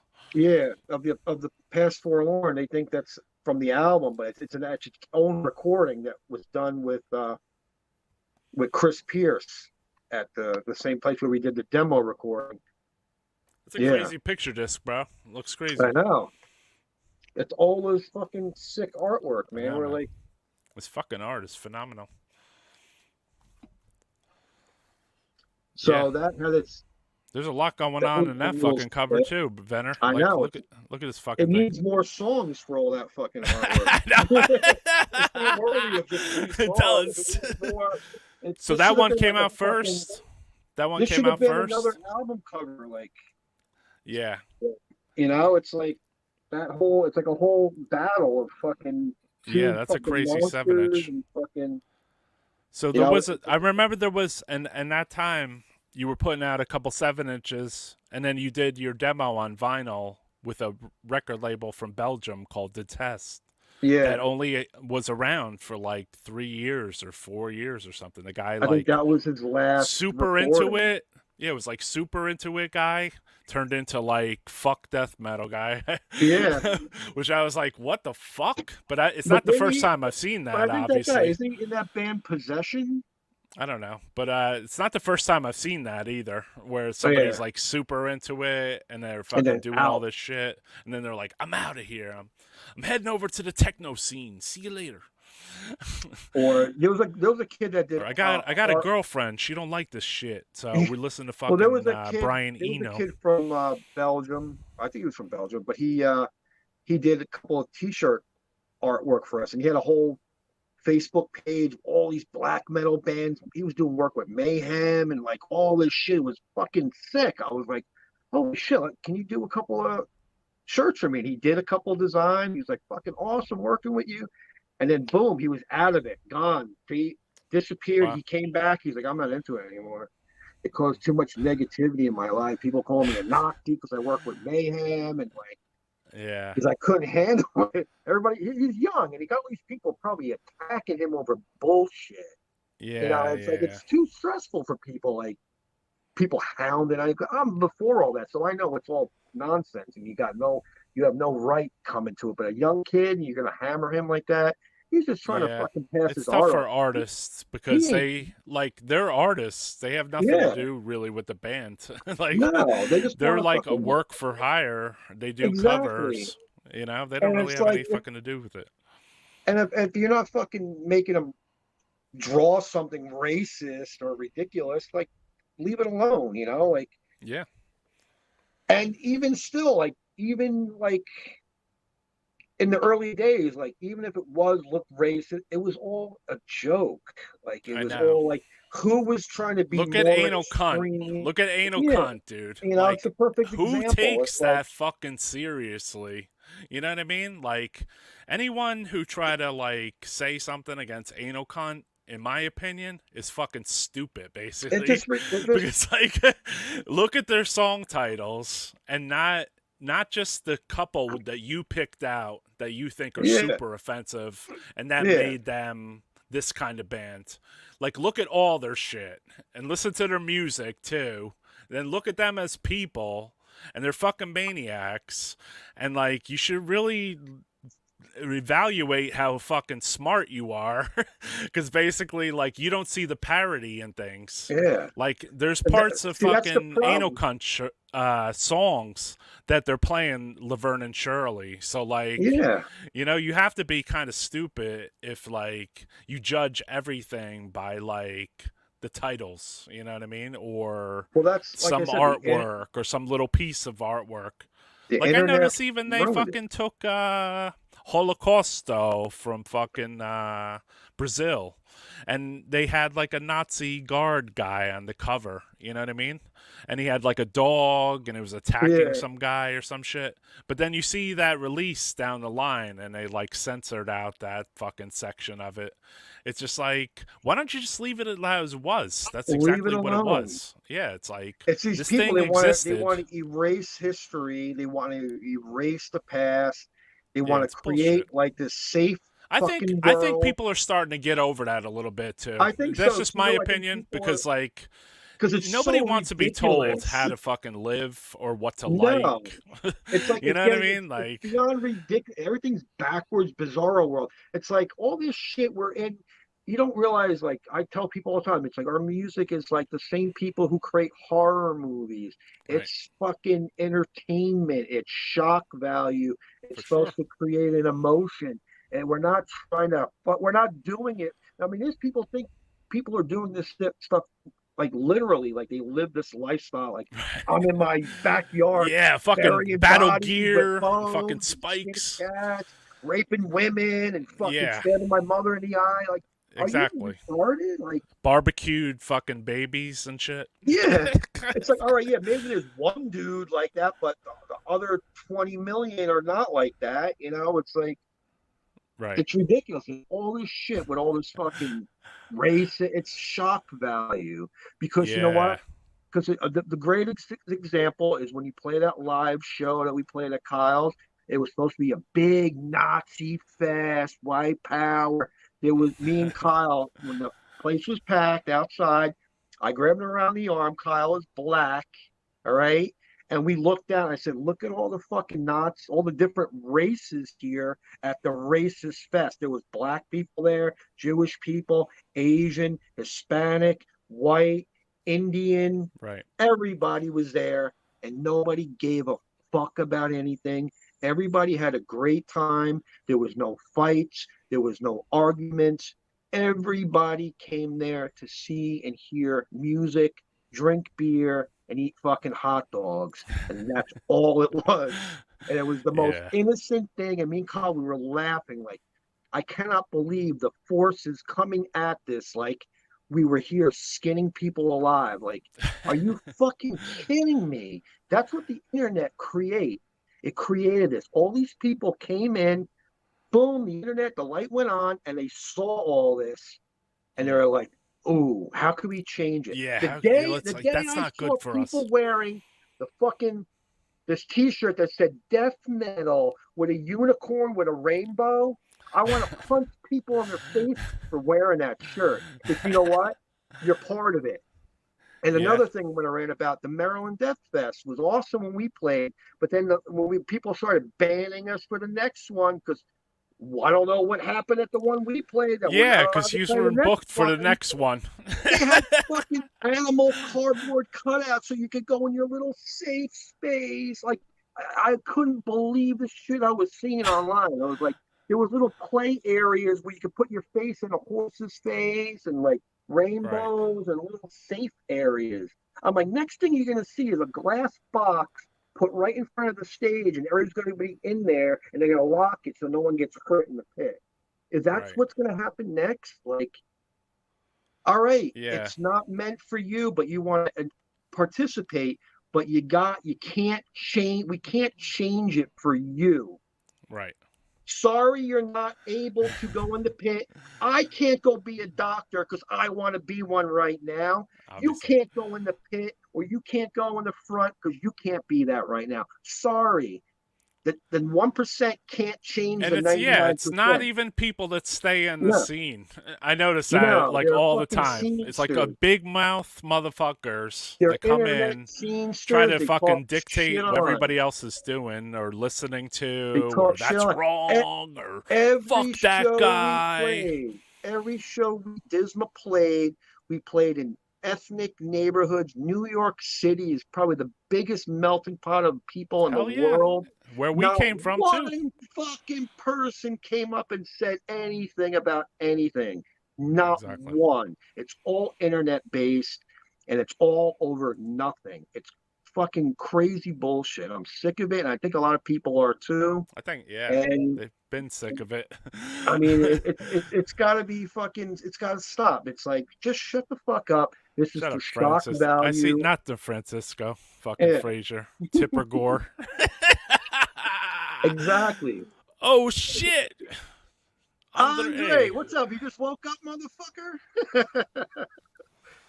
Yes. Andre's the metal warrior, man. There's no fucking clock that's gonna stop him, man. He did an 8-hour podcast with me. 7 hours. It was like went from night to day, and it was like you see the sun coming out. Well, that's why it's funny. Like when you put the date, you're like, oh, the 14th and the 15th. Through. It's never. Yeah. It's like I wonder if there's like an additional day onto that. It's like, mark your calendars, take the next day off.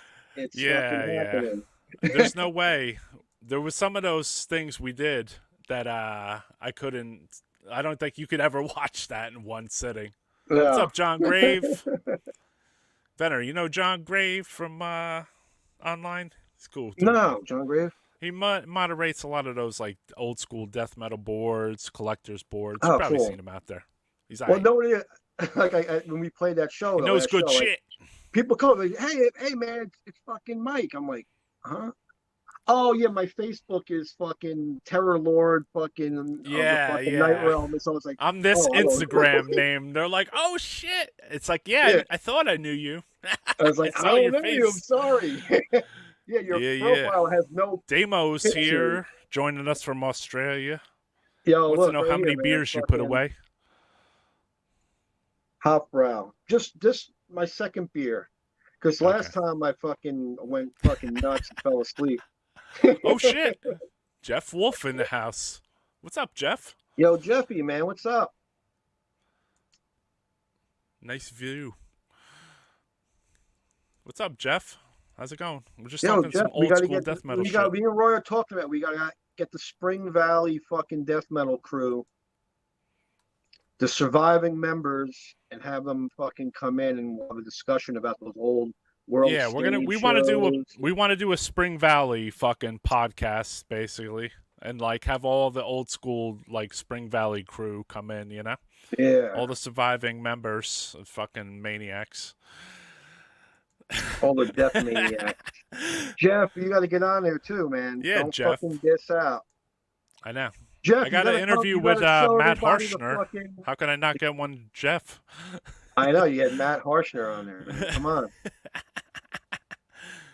Somebody We got to said they're get Will stoked for on the new here too, Disma. man. Yeah, Will's hard to. He's kind of I hard to know. get an interview with. Well, it's funny they're playing Brooklyn next month, but now Gutter set up a show on Midland Ave in Kearney on a I Wednesday. saw that. I'm gonna go to that one. I'm like, fuck Brooklyn. I can't. It's hard believe that. going to Brooklyn. It's a pain in the ass, you know. It's like Fucking because I Carney can't get show. no one to go, so I'm gonna probably go by myself. I just go. I know people, so it's like in Jersey, so. But that's gonna be sick. Fucking amongst those 7 inches I showed you, after you guys recorded those, you know, you had there was a second one I didn't show, which was the split with Convulse. Then you guys did a tour of Europe with Convulse, right? yeah. We did like 5 shows, Okay. and that was kind of like a DIY, you know, do it yourself. You know, we had a guy like was going to do a tour. He wanted to set it up, and he was setting everything up, and it fizzled out. Probably he got some.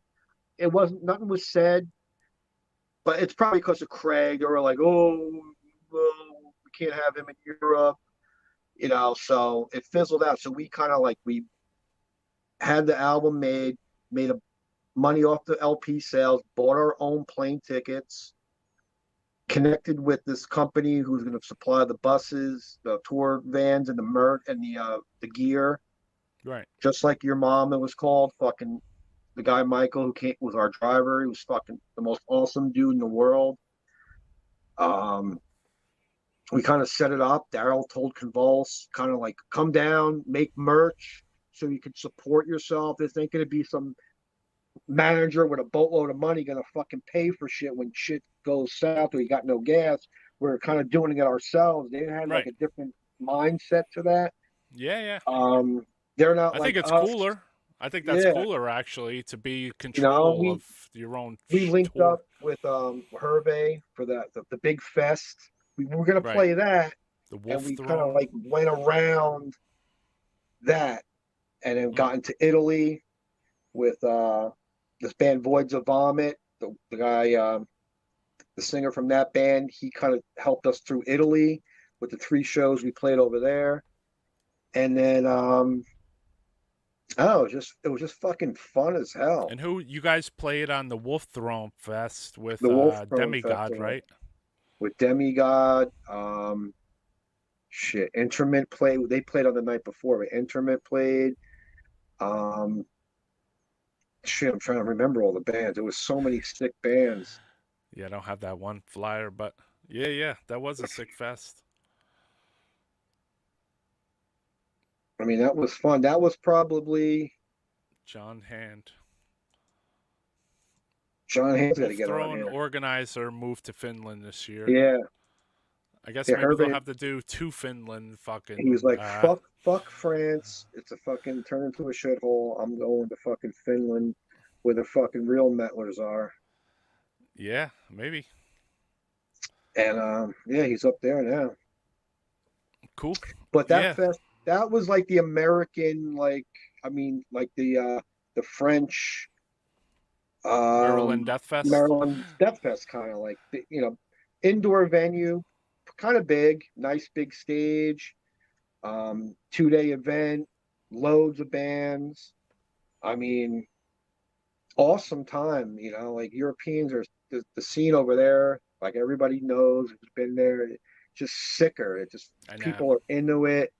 And then They're you had die an hard. experience too with a band that influenced you. You told me Demigod Demigod, yeah, it was just sick because, like, that you guys Roy, like met each other and like you like each other's bands and you're like, holy like, shit. well, the funny thing is, like, I told you before, like, we were listening to that band when that shit came out. It was a demo and an Yep. album, and like it went away, and that was like 1990, 92, 90, and Yeah. gone. It's like you came up, you're like, dude, I got these two CDs that came out. It was Pertinence and Demigod. Right.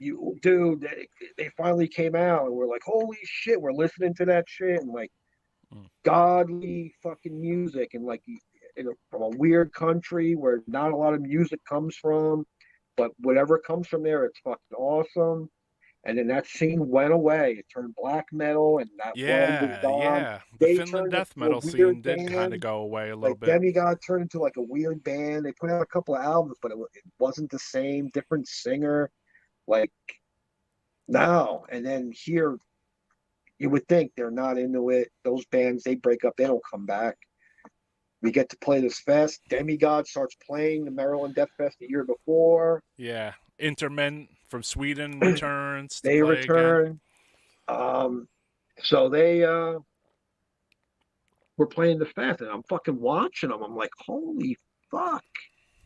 It's just like it sounds just like the guy brought the original He brought his guitar. old amp. I could tell You from know, the or whatever that guy, if he was using the back line at Maryland Death Fest, his yeah, guitar and his pedals or whatever yeah, was like exactly like the fucking Slumber of Soul and Eyes yeah, fucking totally. sound. Because Daryl, when Funeral Brown played the Emus Fest, the Death Metal Maniacs Festival in Finland, when they went to like there's a museum. It's weird. He showed me pictures. There's like a little museum, a Finnish death metal museum Oh, of I've like seen it. Yeah, yeah. demigod stuff, and it's like I've abhorrence seen and it. stuff, and all that shit is like Little display archived. cases inside like a Yeah, yeah, Carney library with like yeah, little pictures, little exactly. demos. Yeah, it's I the saw Carney that place. Library of Finnish death metal, dude. It's I so saw that. sick. It's pretty And but crazy. all that shit is like those. That's like big for Finland. Like that put them on Mm, the map as like music, because that right. music scene is like, Because before oh that, man, all they had was that sniper guy, right? yeah, that's it. And ABBA from Sweden, that was it. Oh, Like, well, I was thinking of yeah, Finland, but yeah, yeah, they had that sniper guy, you know? the famous sniper. Yeah, so fucking Finland's But brutal. I saw they're having but another fucking fest Demigod this year. fucking plays, and I'm like, I can't believe I'm playing with Demigod in Paris. Like it was like a total brain fuck, because I was like, I could have never imagined having it happen back when I was into this band. Like it didn't make sense. Like all Right. this time passed. Now I'm here, and we're all like, yeah, fuck yeah. Like I it know, was dude. so I weird. was blown So away cool. by them in Maryland too. I was like, Yeah, holy dude. fuck, dude.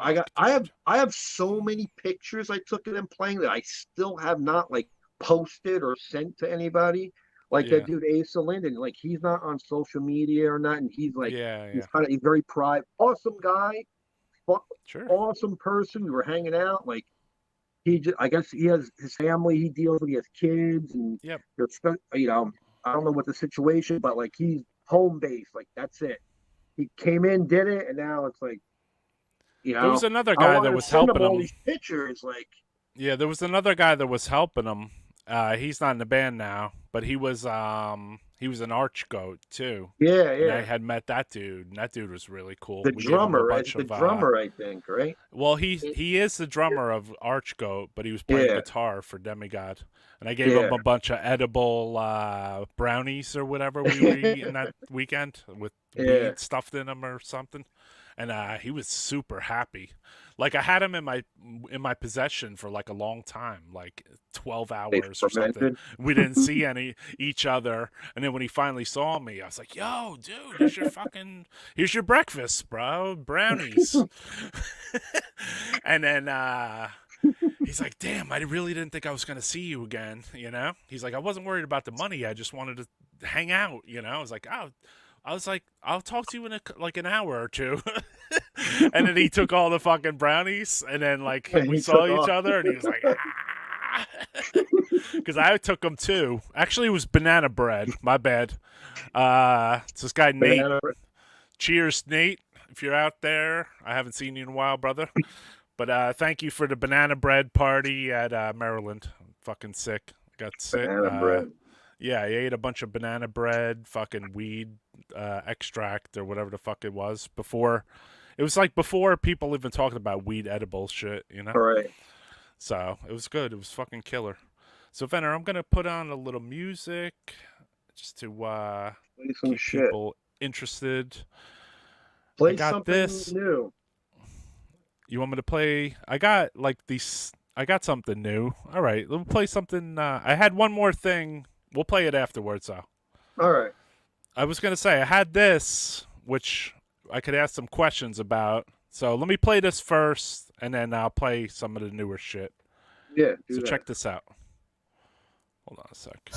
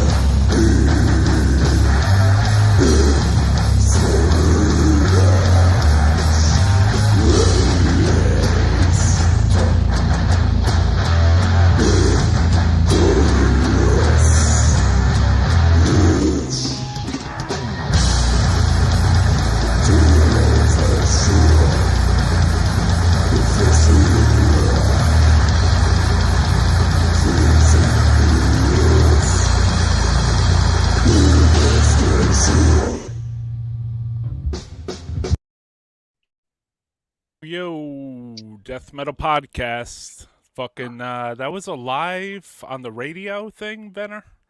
Yeah. What was that all about? Was that, that famed fucking New York radio station? It was this girl, I don't know how it started. It was like called Summit Degenerate. It was some kind of like college, NYU. Right, it's Um, like a NYU. Fucking, they always seem like they had something up there. Was it on 89.9? I think so. There was had a photo. This was Craig singing at that, actually. Yeah. It was this tight little room with all gear thrown in there, and It's just cool that you played on WNYU radio because I that's know like it was that's weird. a fucking institution for New York in a weird way. That's Yeah, that's what we weird. stuck our fucking tinfoil out the window to get, basically. Yeah. That's where like all the best shit was, like on those little underground stations. hmm The Yeah, it was very weird. It was um, like we were getting that mixed down for like the recording and everything. The guy's like, "Oh, how was the recording process?" It was like we plugged in. The guy was like, "Can you hear me? uh All right, go." I was like, "What? All right." And we kind of just winged it. It was, it's raw as fuck. It's like yeah. It it's still low has this fi, fucking but big time signature sound for you guys, but yeah, it's just like yeah, raw. It's raw as fuck, bro. it's totally raw. It's fucking. We So thought it was after fun to that like. show, too, I mean, after that radio show, and I think that wasn't Hellhole, was it? It was Soma Degenerate. Soma Degenerate, it was called. And then maybe around that time is, And I want to shout out to John Paradise from the Vulcan. He lent us his van. Well, he drove the van that we were able to bring our gear there to do it. cool. Yeah, Because I heard them he on needed a way to bring our shit over. WNYU, too, which is cool. But yeah, shout out to John Paradisio. Fucking awesome dude, bro. So And after was this around the last time that Daryl Kahan was still in the band? Because you guys eventually, I don't know if this was before or after the 7 inches. I think it was after the 7 inches. Right? after all the 7 inches, yeah. Yeah, and then you guys departed. Daryl Kahan departed the band, right? Yeah, he left.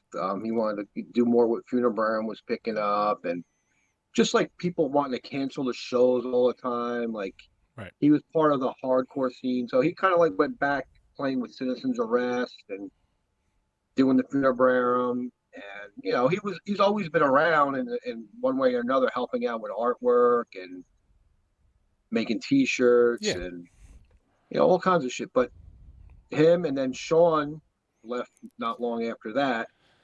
Yeah, I and then mean, you ended up with a new fucking lineup, which is like you and me used to go see his band at G. Willikers, yeah. which is so bugged out that he became your drummer. So then this is from 2017, this photo, Yeah. which is Craig what was weird is, Smilowski, who plays in Sean Gorephobia, the first Immolation still in the record. band. We were in the band. We were going to play some show in forget where it was. I think it was in Rhode Island at the Fleet Fest, the one that Right. And Sean's like, I don't know if I could make it. I don't know if I could do it, because he This wound show. up moving like more east towards Point Pleasant down the shore. So it was like a triangle of trying to like get him to practice, and where we were practicing, it was just too difficult, and it just wasn't working out. It's like when you can't make the practice, and when you do, we start from scratch again. It was just like we're getting nowhere. So Right. we were like, let's feel out other drummers in case he fizzles out, because we don't know what's going on. It's like he's not giving us an answer. And so Craig asked us, like, what about Smilowski? I don't think he's in any band, but maybe we should ask him. And he asked him, he's like, hey, what's going on? You want to maybe help us out with this show or whatever. Mm-hmm. And then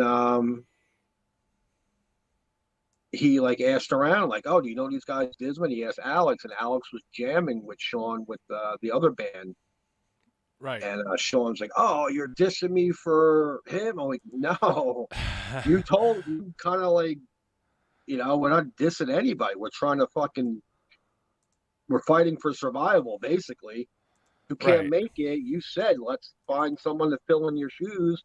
We're not replacing you. Right. You got time to jam with other bands. Like, it's like Yeah, kind maybe of the people dig geographics. their own holes. That's all I want to say through all this. And when you're in a band, when someone can't make it, you dig your own hole. And when you're all in it together. And if you can't commit, or you go do other things and you say you can't be here, and all of a sudden you don't have money for this, but you got it for this, you dig your own hole. And when people fucking say you're fucking out, you did it. Sorry. I give everybody a chance. I fucking stick my neck out for everybody. You dig your own hole. That goes for Smolowski, Sean, and anybody who's in the band. Right. You can't fucking put up. You dug your own hole. I don't kick nobody out. You Right. kick yourself out, basically, your own actions. I mean, it's I what mean, it it is, makes It's sense. like, That and makes it's going, sense. I'm not trying to beat up Sean. Sean knows it because Sean actually contacted me not too long ago. I'm sorry, I was in a bad time in my life and I fucked it up. And I said, you know what, Sean? I'm not mad at you. It Yeah. happened. I know, Sean. You don't have to explain anything to me. I hear you, brother. There was no ill will at all, and Yeah. there's no ill will with anybody. We're all It sounds like you it's had like hard more it's hard geographic to be in a issues band, than especially when anything. you're older. You have commitments as an adult. Right. It's hard to be in a band if you can't, you know, give 3 hours on a Sunday and just show up. All you do is show up. Yeah, That's yeah. all I ask. Show up, and you need money for gas, no problem. We all help each other out. Craig had a problem. Samowski had a problem. Craig Pillard, you need money for gas. You're having problems with rent. Here's some money. And then these people disappear. It's like you stick your neck out to help people to keep the band going, and they just turn their backs on you. That sounds It's like like, there's a simple little, there was a Disciples of Mockery situation like that with one of the members that got like a car and like some shit happened. Cheers, Andre. Cool, brother. Thanks yo, for brother, checking in. You're a good dude. go to sleep, Yeah, Andre. You need some sleep, man. putridarium rehearsal. Hit me up when you're there, bro. We'll go on live with it. If we could. So Smilowski, Craig Smilowski joined the band, He and then joined you the guys band, recorded. Then you guys and recorded and we did this recorded this. release.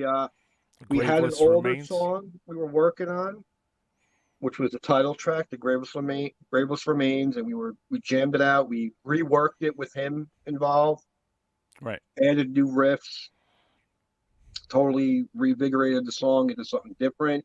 I wanted to like with Disma, like things were getting like technical a little bit too much, like too many second guitar parts, and like it was getting a little too much, like how bands kind of progress. And I Right. felt that was kind of You were happening a little bit. I stripping was it like, back so I Mortician slipped up style? with You're this one. I was stripping like, it back Mortician style, yeah, I bro? want caveman riffs. I was like, let's Just talk I about noticed you seem to strip down your style like Demigod or something, or yeah, Rochavor, where like you're not going 1,000 miles an hour, and then like you strip back like some of like the more break parts to yeah, be like more memorable. You know what I little mean? Which is compensate cool. because Sean, when he was a drummer, he's an amazing drummer. That kid, Right. and he could grind like a fucking motherfucker, like a fucking wizard, like fucking, Mm. you know. Not everybody can play like that. It's not like Yeah, yeah. anybody's fault. That's not your style.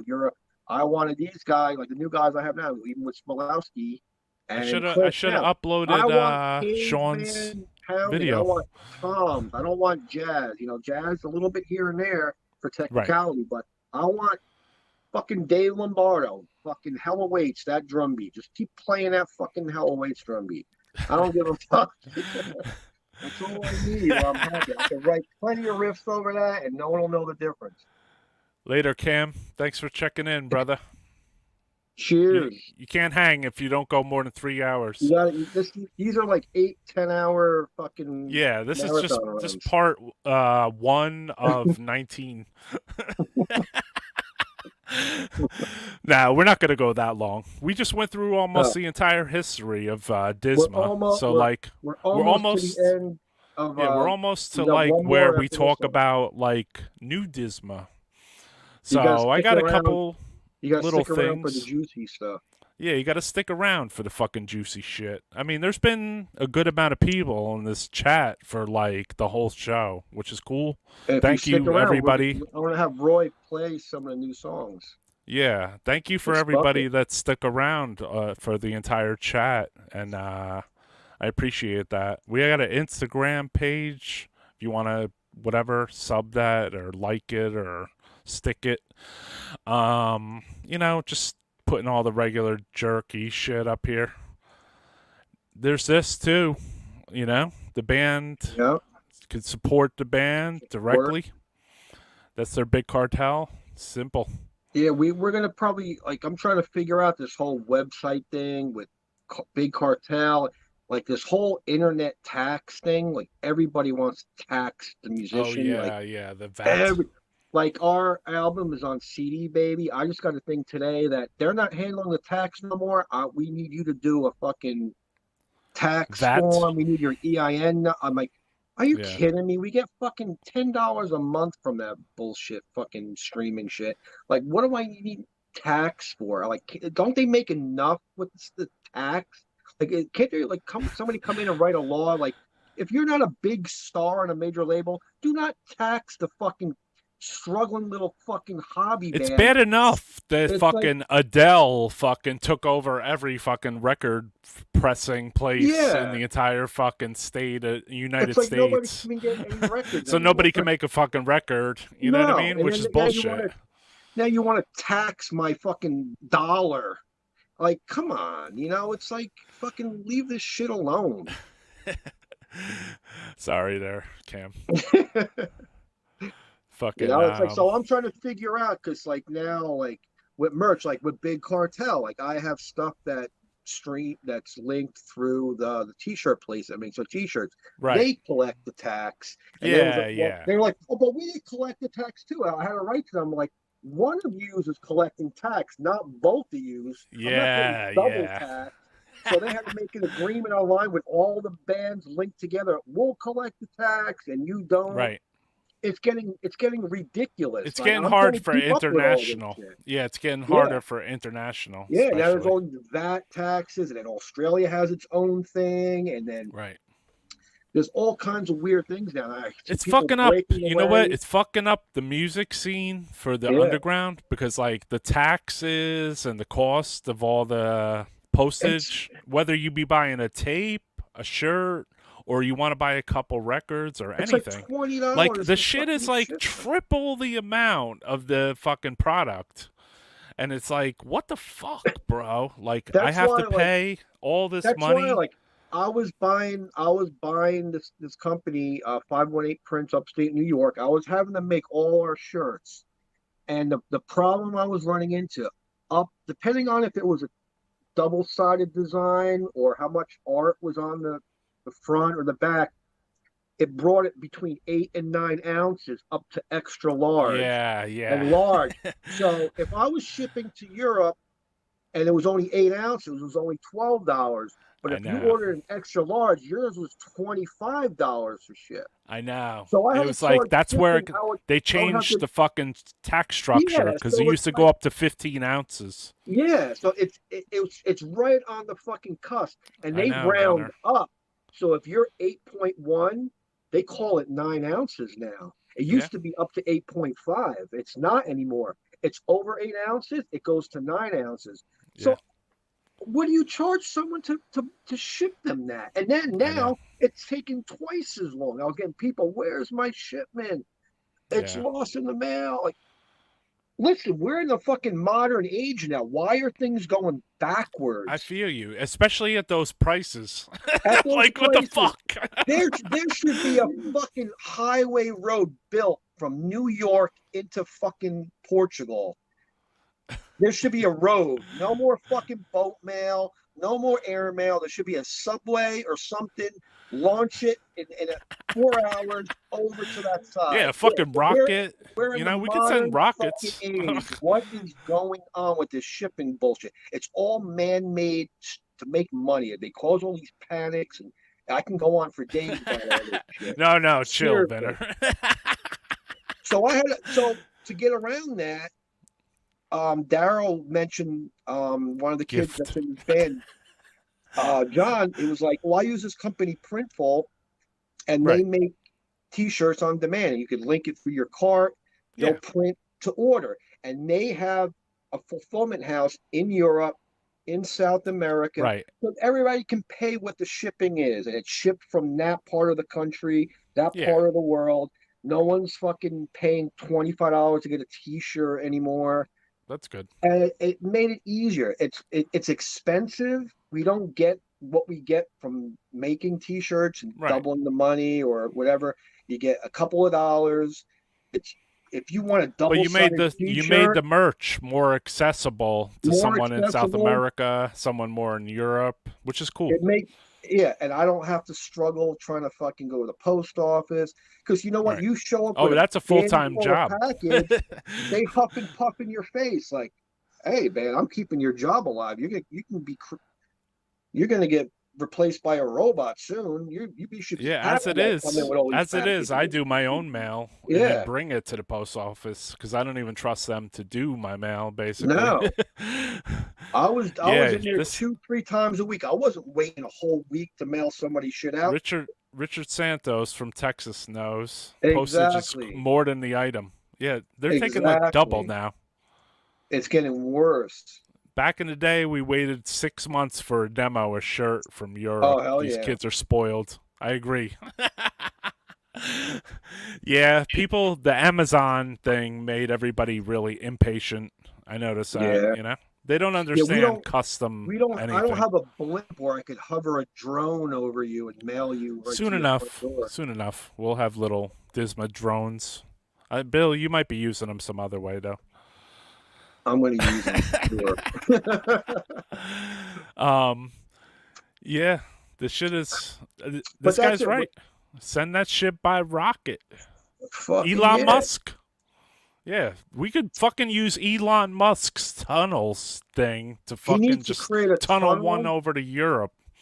or warp that shit over there, man. They've Yeah, been creating exactly. this fucking Star Trek, Fucking Star warp Wars that shit. shit. They're trying to reverse that technology and make it into reality. I like Amazon. I like Amazon's all right. I mean, It's they're not helpful. the cheapest. I don't buy my music from there though. I never bought music from there except if it was a present for like my kid. There was a weird thing in there, and everybody was like, "What the fuck's going on?" But they had the Towards the Megalith album on there for fucking $9,000. I was like, "What the fuck is that shit?" And then it's a fucking megalith, and you go bro. back in, It's and supposed for a lot of money. $3,800. I'm like, what is that? Why is it going? Why do they have a price tag of $9,000, and the next day it's $3,800, and then it's like, oh, out of stock, and then it shows up again, and it's like $7,000. I'm like, because Kim fuck, man? What am I doing Kardashian is wrong? copping your shirt and your fucking record, and she's I paying wish she would. $9,000. That's why you see those, like heavy hitter like Kanye West fucking crew wearing like battery old Iron shirt. Maiden shirts because they go to eBay and they look for the most expensive fucking metal shirt there is. They're like, Oh, oh yeah. shit, $1,200 fucking Iron Maiden 3/4 sleeve from 1978. I'll buy That's it fucking. now. It makes me legit. I was Ship in to Kim I go Kardashian. right every Sunday when I go to practice. There's a quick check right by Randy's house. I stop in there and I had an ulcerous phlegm shirt on, and there was these two young black kids like riding skateboards, and they came over like, "That is the sickest fucking logo. What is that? We need that for our fucking band. What is that? Can you draw that for me, yo? What the fuck is that?" I was like, He didn't even know you were logo artist, Venner. dude, they were like, "What is that fucking ulcerous phlegm logo?" They were like, "What is that?" They They thought were it was a amazed clothing by it. design. He's like, "Can you Because draw that for me?" nowadays you have like Lil Nas X, and you have like Cardi B's husband or whatever the fuck it is, Yeah. and he does like something that's like satanic or some shit. So Yeah, like they, that's suddenly people are into that. You into should that. have built them up a logo, Venner. I mean, you did this I'm gonna, one. I'm gonna draw it up for him next time I see him. Next, yeah, if you see those guys, be like 200. Because next thing you know, that kid's gonna fucking be on TikTok and make a fucking $1 billion fucking single and be the Yeah. next fucking piece And of have a shit fucking making ulcerous billions. phlegm fucking shirt on. And while I'm here starving, at least fucking kick back a little fucking something on Maybe that. you need to go on TikTok and do some little dances, I get a report from that CD Baby and TikTok. We're on there, but we get 0 cents for it. I don't know. Do they charge for that? I don't even know. I don't know anything about that. Polish bootleg. Send that shit by rocket to me. Your 3X is like a XL. Thanks. Some Polish bootleg company were making manifestation shirts, white with the black art and red logos down the arms, but bootleg as fuck. Yo, I seen some crazy. I was like, can I get one of those? He's like, yeah, oh, I see some I'm crazy sorry, fucking I'll take it Chinese down. bootlegs of some of the stuff I put out. I'm like, wow, look at that fucking It's thing. like they man. take the smallest little undecipherable picture and use that as the template Yeah. to print out. I'm like, go to Google, motherfucker. You can get a way better picture. I know. It's just like they just use a machine and it just suctions Yeah. every fucking image off the web or whatever, and then they make a piece of merch out of it. Like not one piece of merch, like every thousands. piece of merch. Like coffee Lighters, cups, fucking socks, lighters, fucking dildos. You know what I mean?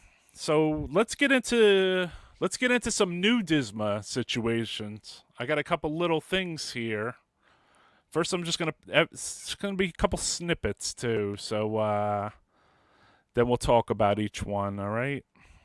So I'll leave you on this thing. I'll leave you on, Bill, but we'll talk about it after because they're pretty short.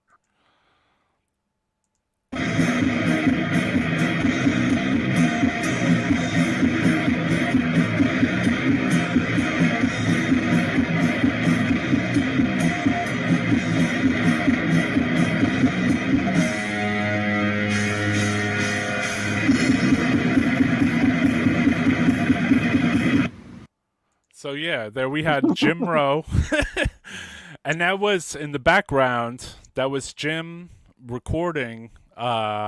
He recorded your new album stuff, the your new release, EP, yeah, your new the EP. 3-song. Yeah, your new 3-song EP was recorded at Neanderthal Studios, which is Jim Rowe, the old Incantation drummer. So you have Craig Pillard and Jim Rowe in the room, which is in nice. the room. And Jim And was like, Jim was like, I should be playing Chris, drums on this of course. recording. Make it a total fucking Incantation reunion. Oh shit! I didn't even think about that.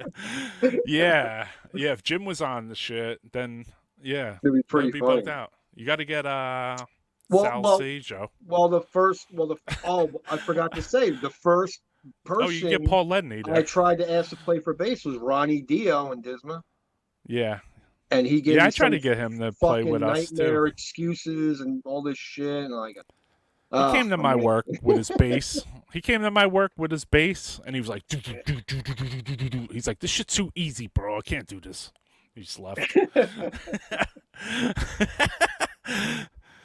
So yeah. So fucking talk to us about the recording situation.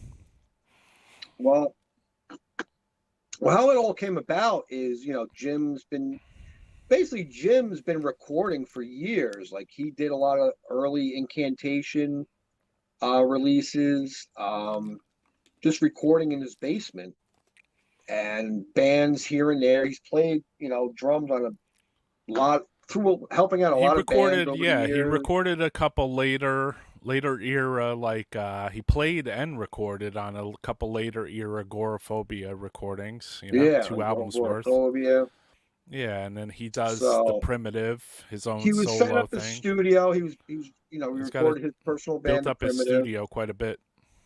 And he talks with Craig a lot. They live close to each other now. Craig lives not far from him, and Craig used to live with Jim for many years. Yeah. So they're always remain very tight. And he was like, "Oh, you guys want to come in, and I just want to see if I can capture your sound, like what you guys get. Like, let me see if my gear can do that." And we're like, "Yeah, fuck it." He's like, "Just come down and we'll jam out like the old days. Just jam in the basement and fucking I'll record you, and we'll get it to sound as sick as we can get it. Just fucking let's see how it goes." And I was like, "If it sounds good, we'll release it." And we went down there. It was fucking simple. Got our sound. Fucking messed around. Recorded the drums. Did a separate guitar track after the first one, but we did like the demo. We kept the original. Me and Craig, we did the guitars because Craig Pillard's playing guitar Right. Craig's on guitar and now vocals. in Disma, where he was just a singer for all these years, but now Yeah. he's back as a guitar player. Because when we Which is fucking played awesome. as just one guitar player, we play shows and people will come up like, "Oh man, we want a second guitar player." There's some parts that are missing from the old songs. There's a little extra heaviness. Because I would just have Randy turn up even more on the bass. I would say to that person, "Well, get up there and fucking play it, then, motherfucker." We would compensate. It's like we would try to Yeah. compensate, but it's like there's certain things when you have two guitar players, there's always going to be something missing. So Yeah. Craig's like, instead of finding another person, because it's so hard to find people now. It's like, especially when you want to commute on your schedule. We don't want a stunt guy who lives out in another state or country. Yeah. And we had people from Finland were like, "We want to sing on the album. I'll play drum." Like, I don't have the technology to even do any of that. I was like, you just gotta show up at this fucking basement and play. I got the best I can offer. I don't know about this file sharing and all that. I was like, I can't play like that. I can't play. That's not the way you. Yeah. In some ways, I think that's cheapened. Do it I like have this every single second and stay in fucking exact time, or you are bad. Like, I'm not playing like that. I'm gonna play how I like it. It may be a little fast when it starts and slows down. Yeah, That's how it goes. I think the studio in the house thing and the file trading fucking bands, like multiple country fucking supergroup bullshit, is fucking bullshit for the most part. There is rarely ever a situation where I hear a band that's recorded in like that. in fucking 5 different places that's like fucking amazing. The closest was where you did have like Chris Reifert show up at the Murder Squad and record with the fucking band. You know what I mean? That's where it sounds sick. But like, I don't know. I think there's like a little bit of cheapening in the whole file sharing thing.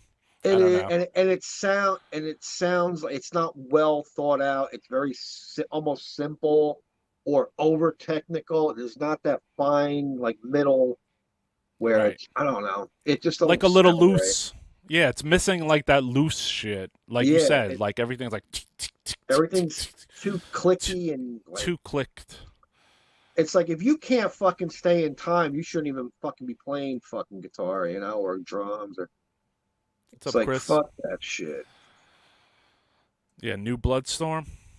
Fucking the new recorded the new Bloodstorm. Jim played on the new Bloodstorm. We got to hear it, and it's fucking awesome.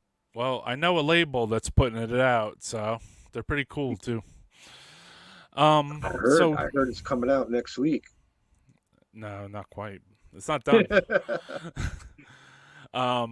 But yeah, Murder Squad. Fucking Chris Reifert was there. You know what I mean? So like that's why it's good. And then Or Noir, even Danny Corrales, he was there. You know what I mean? It's there. So, like, you go there, you fucking do it. You fucking put your stain on it. You fucking piss on your fucking floor there. You gotta fucking be around the other musicians. We're gonna fucking make these groups that are just fucking fake. I don't even know. Like cross country. I mean, I understand. It's like I understand I rehearsing. understand I it to a certain understand extent, but rehearsing that way.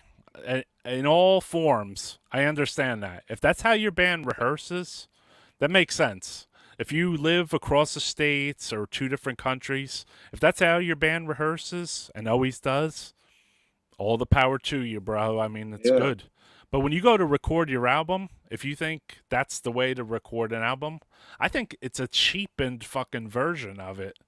And a lot of times it loses feeling because it there's loses no real feeling. jams. It sounds like sterile and like Yeah, it loses a I don't lot of know. feeling. I mean, it's bad enough that you have all these people, say, like studio engineers, who record badly, right? And these Yeah, guys don't know think the they're studio. music and they record badly sometimes, right? But now you take and give the same gear to a band guy who never recorded anything.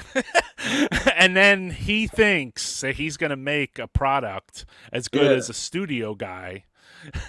And he there's thinks a he's lot just of going to get waves from some other guy in another state. yeah. And then the band is going to be super amazing. But usually that shit's just fucking shot in the dark.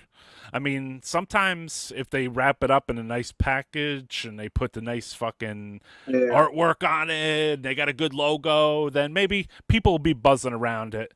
But if you look in the long term, there's probably band's it's probably no not going to be good. around because, like, somebody's computer might break or something, and or like, the guy doesn't want to record anymore. Like the studio engineer guys, they're there for a reason, even if sometimes they sucked.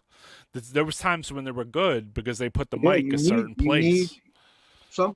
Those people. A lot of those people go to school for that shit, and you got to Yeah, know like what every wire does, acoustics of what the every room. knob Yeah, does. the Like acoustics of the there's room. more. There's more There than was just something putting you into were a talking about, computer Bill. and just like We sh- pushing a lever up. It's like yeah, we should talk about this, there's more. Bill, because you were talking about the recording of the Graveless Remains, and you were saying with the drums. Remember?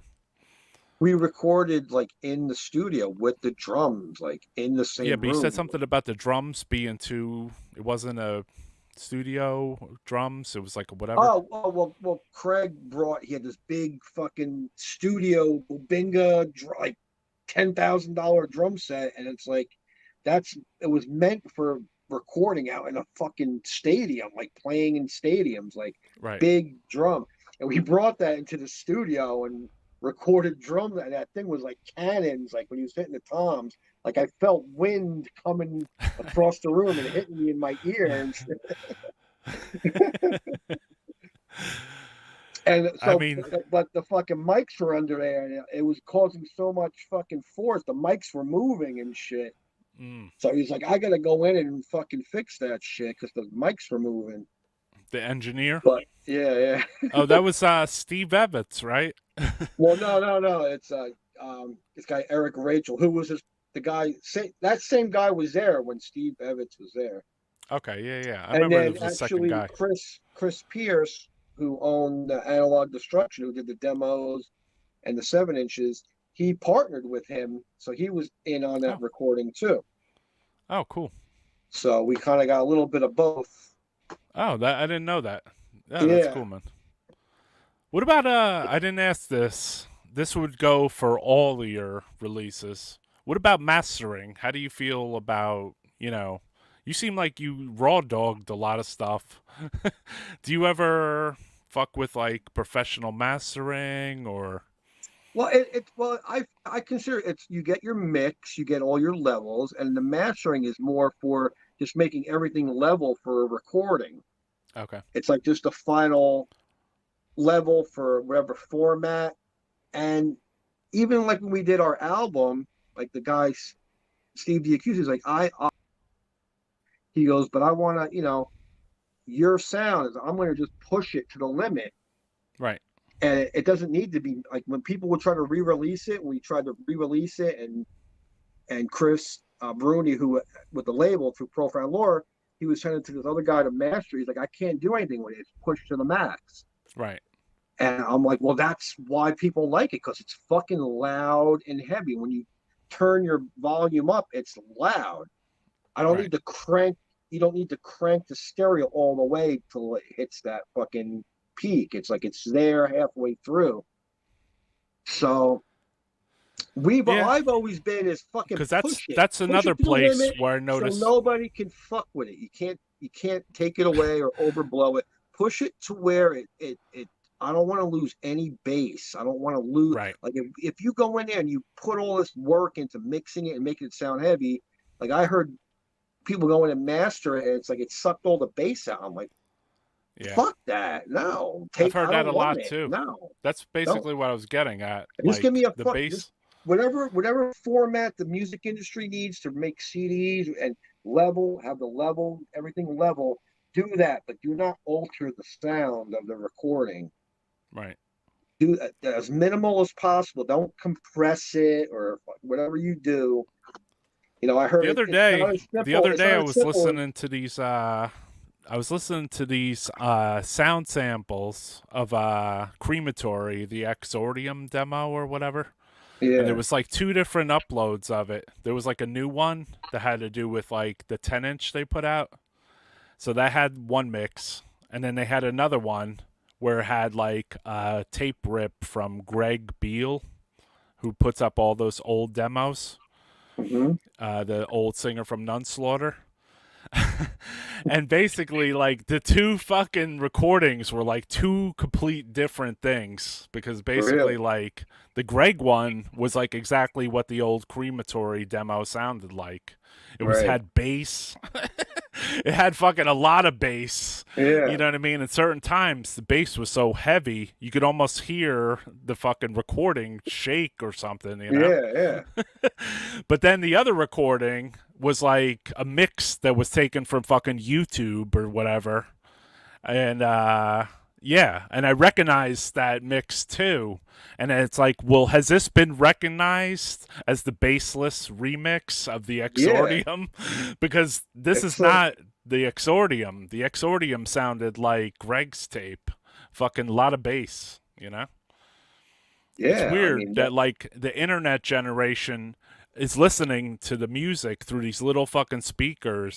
And thinking that determines the overall fucking tone, you know? It's like, even like in Jim's basement recording, like he's pushing the bass. I'm like, it needs more. He's like, I don't have subwoofers because that fucks with recording. So you're not hearing those lows.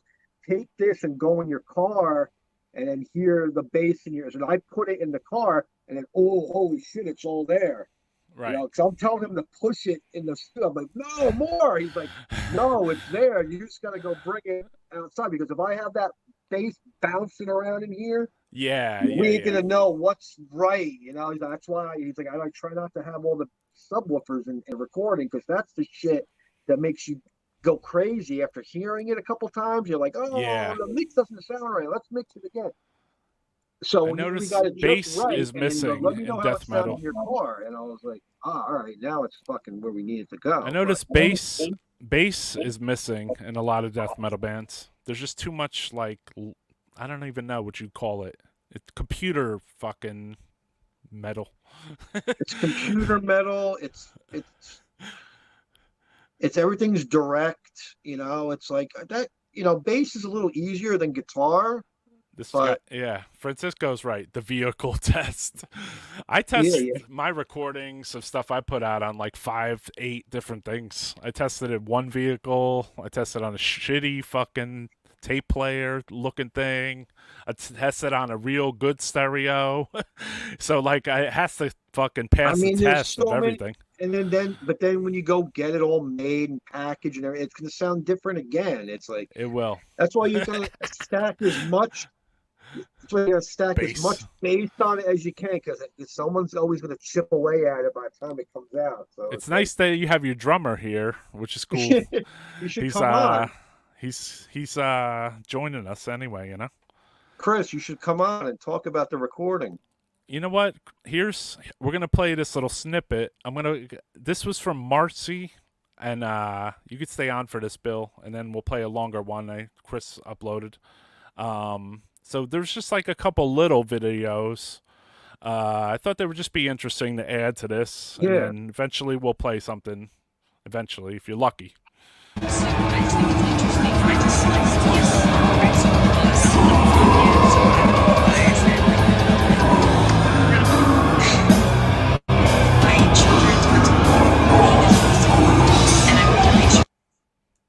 So that was the Vengeance Fest.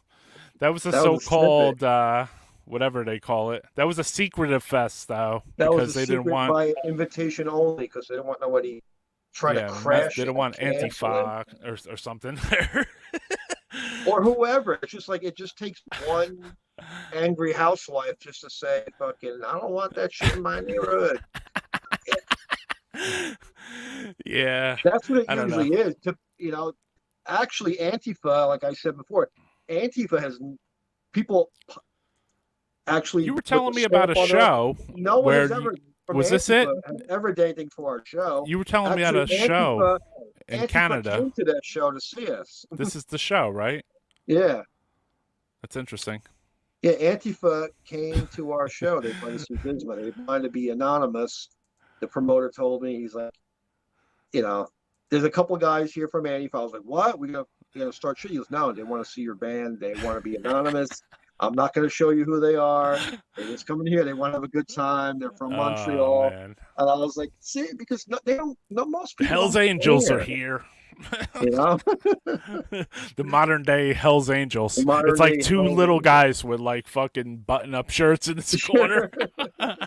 Little swoop haircuts, They're here to check us over. Yeah. The Antifa was going to go to a show in the middle of nowhere. Nowhere. Was that this show right here? Yeah, probably. Yeah. This is in Petersboro, New Hampshire. New Hampshire. It's weird how people just get mad over the fucking internet. It's all internet shit. Like, it's not even real life. No, because all those people could just go there and there'd be nothing for them to get mad at. If I was in a band, and like say I traveled very far, and then say it was my job, which I'm sure if I'm in a band, it's part of my job. Yeah. So like if there's some guy or woman or whoever, and they're trying to stop me from feeding my family, or stop me from playing a show, or stop me from doing what I'm doing, they're getting knocked the fuck out, basically. Because like nobody fucking tells me what to do. I don't care what organization you're with. You better bring a lot of fucking people, because basically everybody at this club is gonna want to fucking fight you. And if one person fights you and beats your ass, the rest of everybody's gonna beat your ass here. like Boris from Chicago. We went out and played Chicago, had a great time. He tried to bring us back. He got our flights and everything. And some asshole went and threatened the fucking venue. Right. And the venue owner was like, what's coming to my venue that you're not telling me? He's like, they're bands. Look them up. They're just bands. Look at here. They play at these other venues. He goes, this person's calling the venue. They're going to firebomb it. I don't want any of this shit. Right. Cancel it. And I'm like, but I got flights. I got thousands of dollars into flights from different. The person just fucking caused a chaos. They see all that money that was hard earned. The guy works for a living, puts it out of his pocket, hoping to make a return on people showing Boris, up. You mean? Build. Yeah. I know. That's fucking bullshit. Some asshole just calls up and just threatens the venue. Like, you fucking bitch ass. If you got a problem, come to the venue. Come ask for me and ask me, what is your problem? And I'll accommodate you. And then we'll see what happens after. If you don't like it, you can go on your merry way. Because if it's not for you, the club owners shouldn't be scared anyway. Nobody's but I don't know why they get scared. Fucking hurting anybody, degrading anybody. No one's fucking trying to exactly brainwash somebody into something that you don't agree with. Everybody's let's show. I'm going to show some more of that fest, because basically like the crowd is right there. So like there's no one. There's nothing. Hold on a sec. Just got to find it here. If I put it in the folder. Sorry. Let me see here. Sorry, peoples. Where the fuck did I put this sheet? There's other snippets, but I had a full piece. Crematory stench. Hold on a second. Nice, thank Let's you. see. I just like those words. Crematory stench. Here's the show. Whoops. That's it.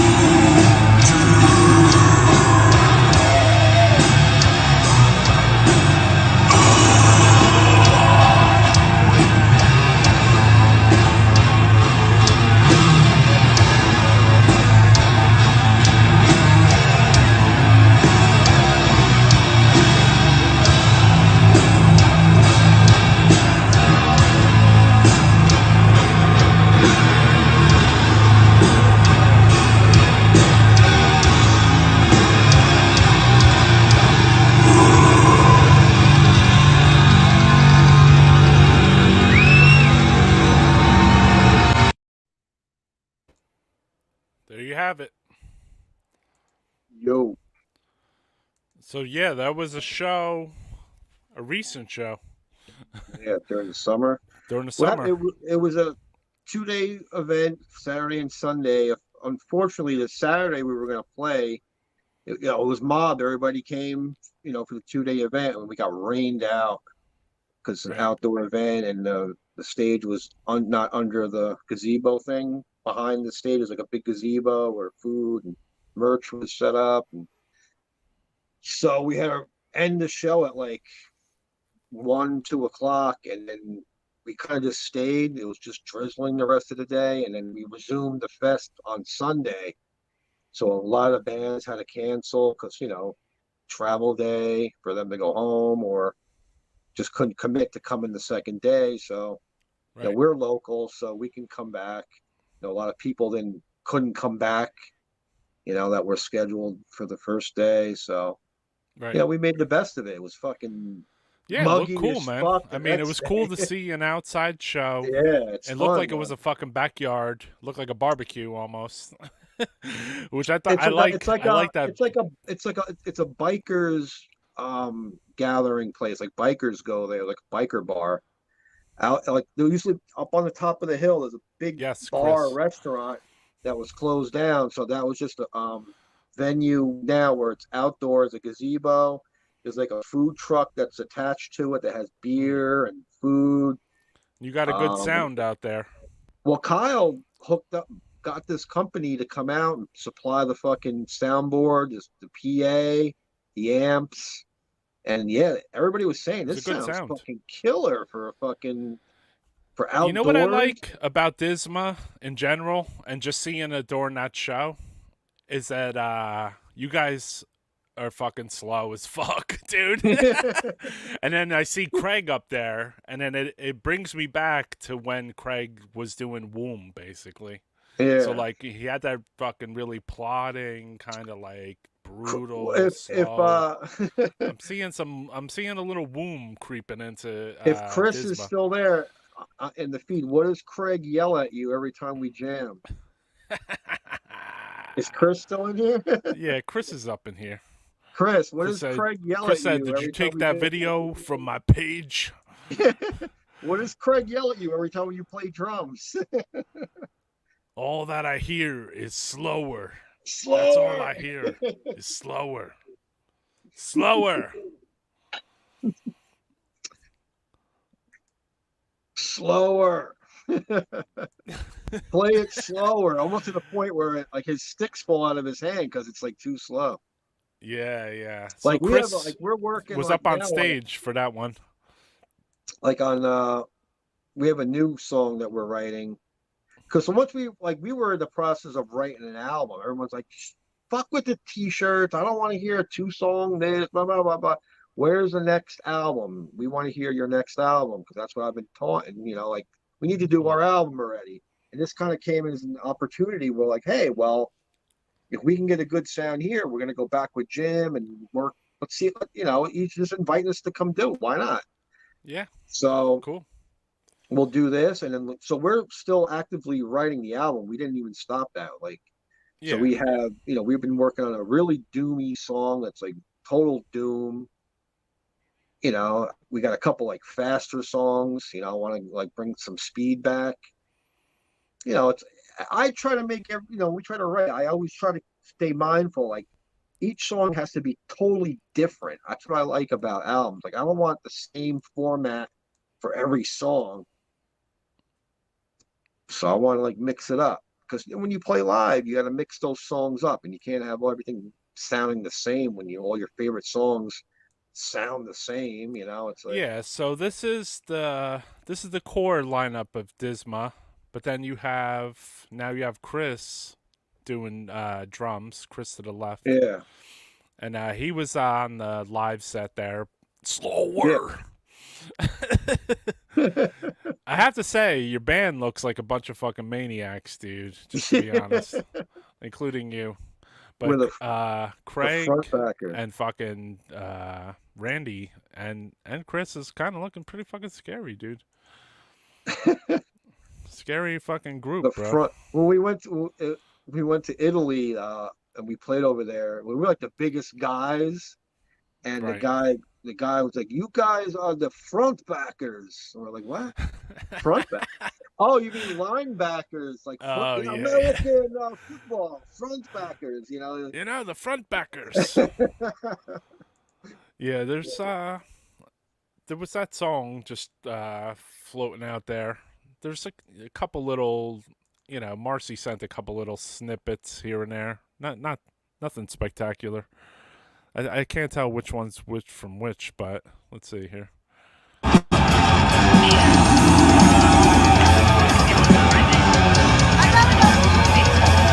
At least you got to play in the what do you call it? Sunlight again. Yeah, it was. The sun But yeah, wasn't there you beating see in our Chris, faces. and you see fucking Right. Craig back on fucking guitar, motherfuckers. So, Venner, it's the moment of truth. Should we let anyone hear the new Disma? Yeah. Let's hear it in the chat. Are you guys interested to hear a piece of the new Disma, maybe? I don't see anybody saying anything. No, they don't want to hear it. I know we're just talking. Yeah, they don't want to fucking hear it, dude. But yeah, it's cool that Kyle set up that show. I like the fact that it was like kind of like, underground-ish Yeah, to like the for point. us, by us, like like it's invite only. If you're gonna be a fucking asshole, like he was like messaging me. He's like, "Do you know this dude? Is he an asshole? Should I let him in?" I was like, "Let me see his name." Oh yeah, he's good. Yeah, yeah. We had to like Yeah, we crowd got- control the fucking.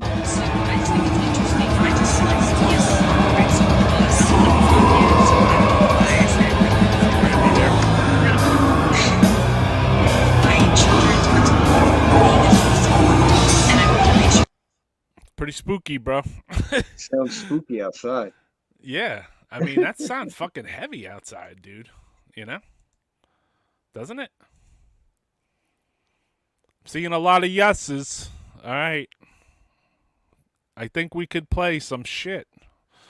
So, with Bill's permission, we're going to play some new Yeah, ask Disma. Chris. Yeah, I got to ask. I don't know if I can ask Chris. Let's see here. I got it queued up. This song is called Beyond the Dimensions Lists. Beyond the Dimensions List? Dimension List? Sorry, I'm like tongue-tied. Beyond the dimensionless.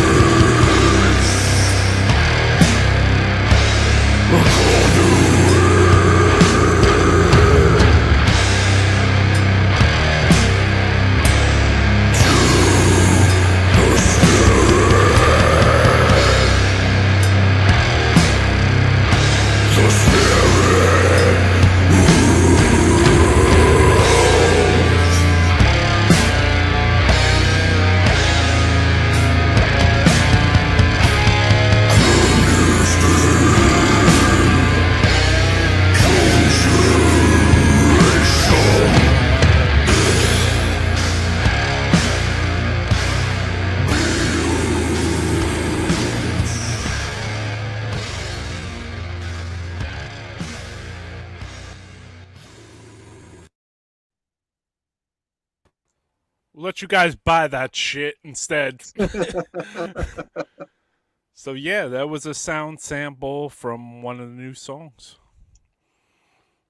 Fucking brutal. What did everybody think? I saw the comments. Crushing was the main fucking comment. Crushing. Crushing. Thank you.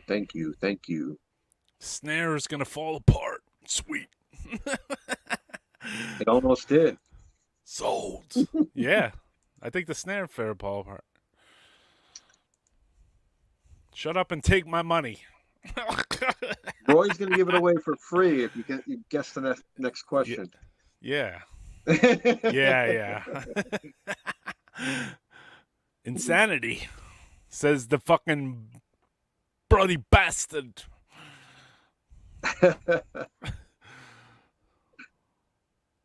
I'm not even putting that one. It's irrelevant to the conversation. Carlton Hanks. Yeah. So that was the new shit. Part of it. I didn't play the whole thing. I faded it out. That's the one that's tucked in the middle. Yeah, I faded it out too because it almost let it go buy it when it comes out. The band needs support. I'm gonna throw up their thing again. Let me see here. This is their website, so go check that out. They got merch. I could. We have T-shirts. Like we're creating a band camp that'll have. There's some of the merch CD right here, and the songs digitally, and then. Yep. So some of this stuff's going to be available. It's available now, I believe, on Big Cartel, and then eventually it'll be available with the songs of Disma on Bandcamp. So everybody should look out for that. We're just waiting. We're waiting on the artwork. We're deciding if we should wait because the artwork that Ola was doing was for the album we were going to do, and I feel like it might not go with these songs, in a certain way, because they were kind of like it was a concept. Well, your album cover for the first time and was very thematic. And even like you said, that 7-inch cover, that should have been a fucking album cover right there. Cover. It wasn't color, but it didn't even need to be color in a way, No. But yeah, I mean, fucking tracks are sick, Venner. I mean, amazing. It's nice to feel that somebody from Kearney that lived around the block from me is in this band, and I'm like, fucking god damn, dude, this is so fucking brutal, yo. Holy shit. Try to keep it brutal, I try to fucking... I don't want to be prejudiced towards the rest of my friends in Kearney and the Kearney bands, but I have to say that, what do you call it? The Disma is my favorite of them all, Even over My Chemical Romance? Oh, I don't know. I don't know about that. We have to ask my kid that. or Rated X or Slaughterhouse. Yeah, Slaughterhouse. I bought what was that, Danny Greco? Was he the guitar player? I bought Danny Greco's PV practice amp. I went down the Slaughterhouse basement there when I was probably 16, 17. And I don't know how I found out about it, but I heard through the grapevine he was selling a little PV. I still have it. You still have it? Yeah. The cone got dry in the center, so I was playing something pretty loud, and I heard, and it fucking just blew out. It blew out? It still works. Yeah. You could probably replace that speaker. You could probably find a replacement speaker. Really? Oh, okay. Yeah. It's just one of those little, remember the same one that was in Eric's room back in the day? Yeah. Yeah, same fucking thing. I bought it from fucking Danny Greco and Slaughterhouse. That Slaughterhouse demo from '87. What was it? Electric Rasp or something? I forget. You remember that song? And they had a song called FTW. Fuck the world. I think I had the shirt that said Slaughterhouse, fuck the world. Fucking Slaughterhouse.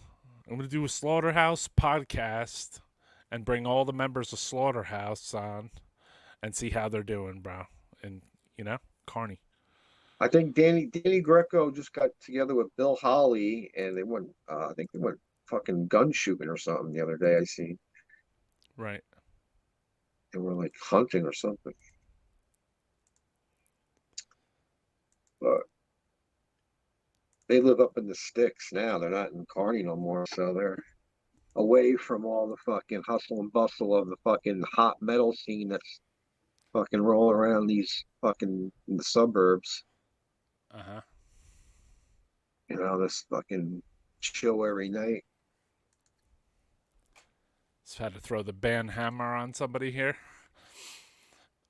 The band hammer, Venner. You had a band, somebody complaining? Yeah, no. They want to show their fucking scat metal band. Uh, But it's not the place for that. oh, scat metal? Yeah. They said that it was relevant here, but it's not relevant because this is Disma. And whoever you are, you're a fucking poser. So you don't know shit. So yeah, fucking I think we went over pretty much the whole entire history of Disma here, right? All the releases, pretty much. Yeah. I I'm mean, just waiting some on of the this new one. shows. We're, gonna have it on CD. Yeah, the new shit'll be on CD, right? Cassette and record. And record. And Jim Rowe in the Neanderthal Studios. And you're thinking about going back there? Yeah, we might. We might just do that. It is a Rage. possibility. PV's rule, the old little PV's rule. Yeah, the fucking thing was killer, dude. Like the PV volume Bandit. I think it was the Bandit. The volume Bandit knob 2. was jammed to like top notch, like all the way. But I used that thing for fucking like 20, 30 years. The ones with the push pull knobs, the post, and that then you thing, put the presence up. It sounds like the Carnage demo. yeah, that thing, like, Totally. that was probably like the best fucking $25 I ever spent in life. Oh, dude. definitely for those.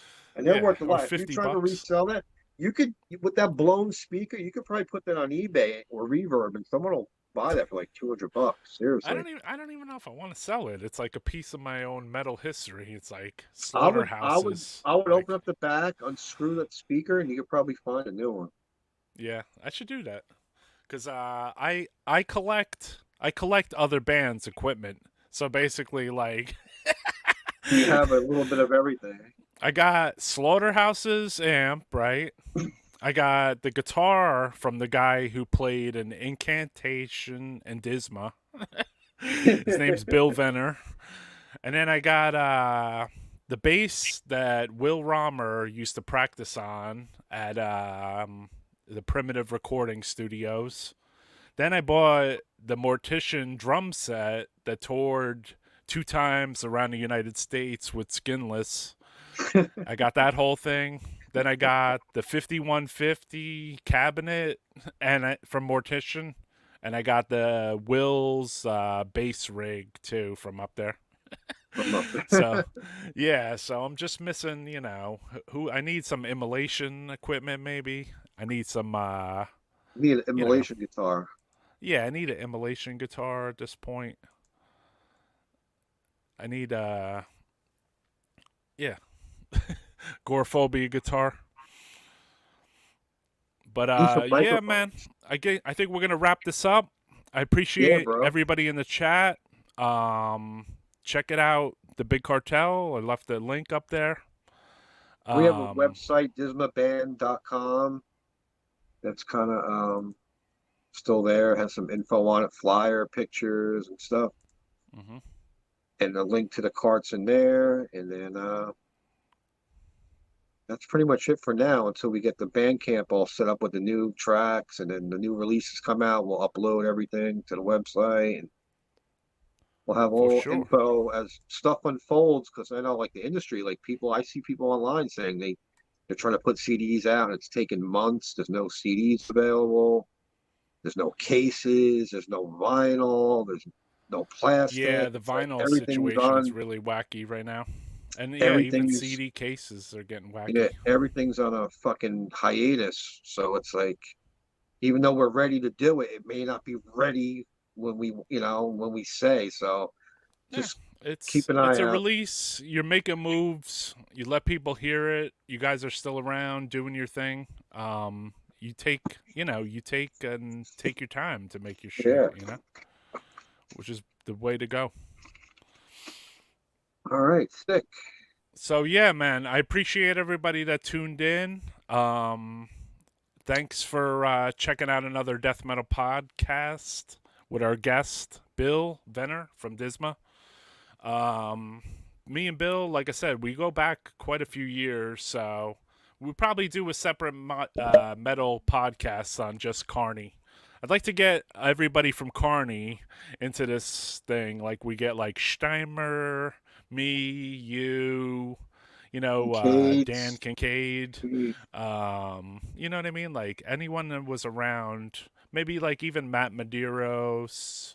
You know what I mean? It would be cool to have like all the fucking Carney posse in here. I know we lost a few of them, but Yeah, we lost a I would few of like to our have them Carney in. brothers, Yeah, unfortunately. Like Eric Zukiel and Adam, Adam Blast. Blast. Yeah, rest in peace to my brothers who we lost. And anyone else we lost over this time, There's other like Justin and just a lot of cool metal people or just friends of ours, It's a wild world. We lost Brian Pattison, which sucks with the Yeah, COVID bullshit, And I'm Buddy sure he would Hempa. have probably did a show with you, Yeah. So Chris is saying, I'll see you Sunday. Yeah, yeah. See you Sunday, Chris. Yep, I still got Roger's drum set. That's right.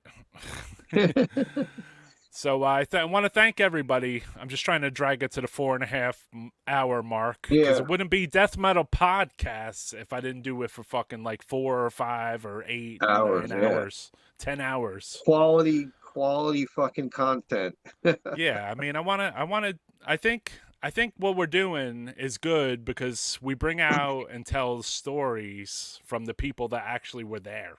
So like there's these people that write books about death metal and they're just big picture books and like they weren't there. So like, Yeah, they just hear I was about at I was at a bunch of these Disma shows.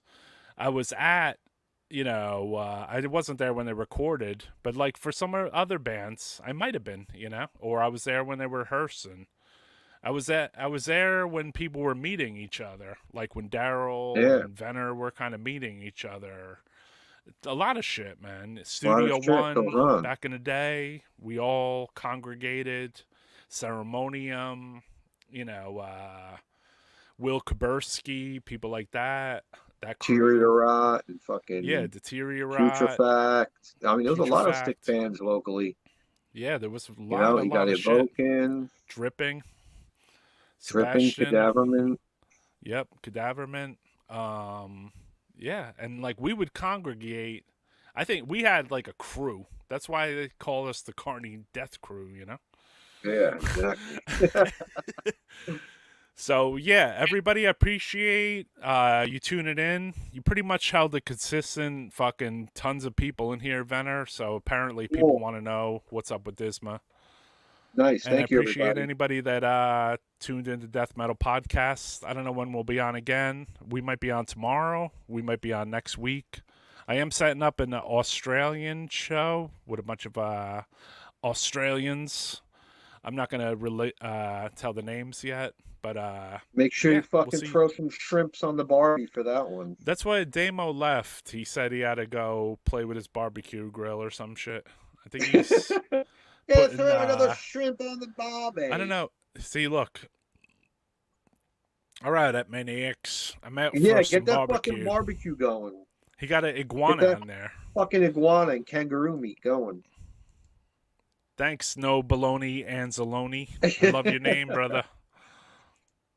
Oh, yeah, Bill's 6666 questions on Jamming Out All Joe Badass. Check that out, everybody. I actually Thanks, did Putra. 666 questions. It wasn't six. Yeah, he answered You were there 666 for minutes. 6 hours. Yeah, it was six. Really?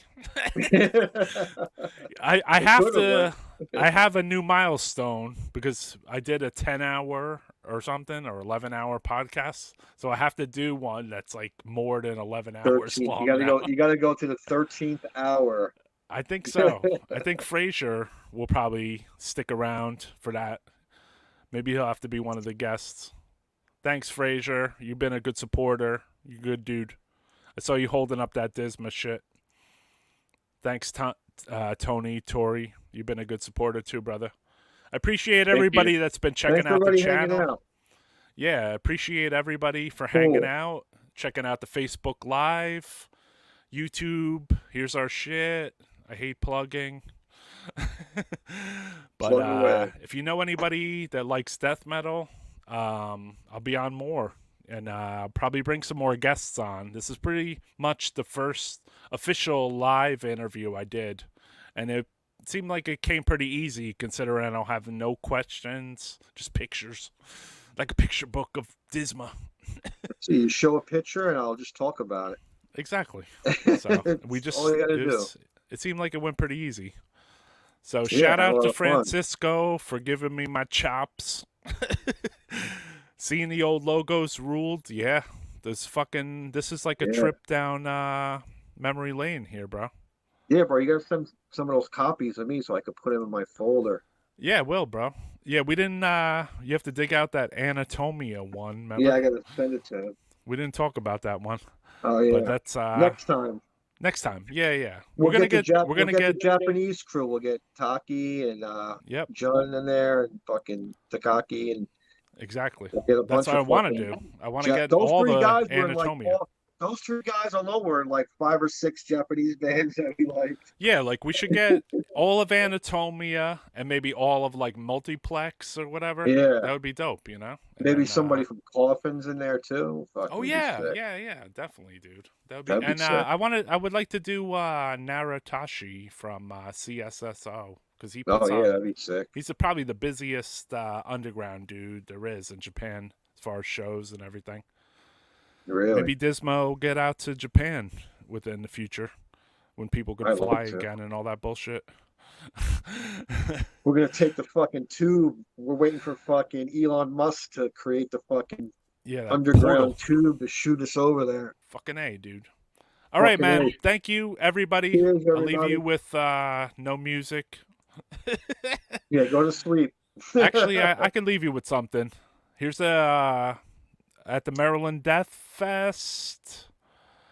Check it out, and I'll see you later. Thanks for tuning in. Chaos. They wanted another song, so we just played the first song again. If anybody knows, at the Maryland Death Fest, we played the song and we played one more. Later, Venner.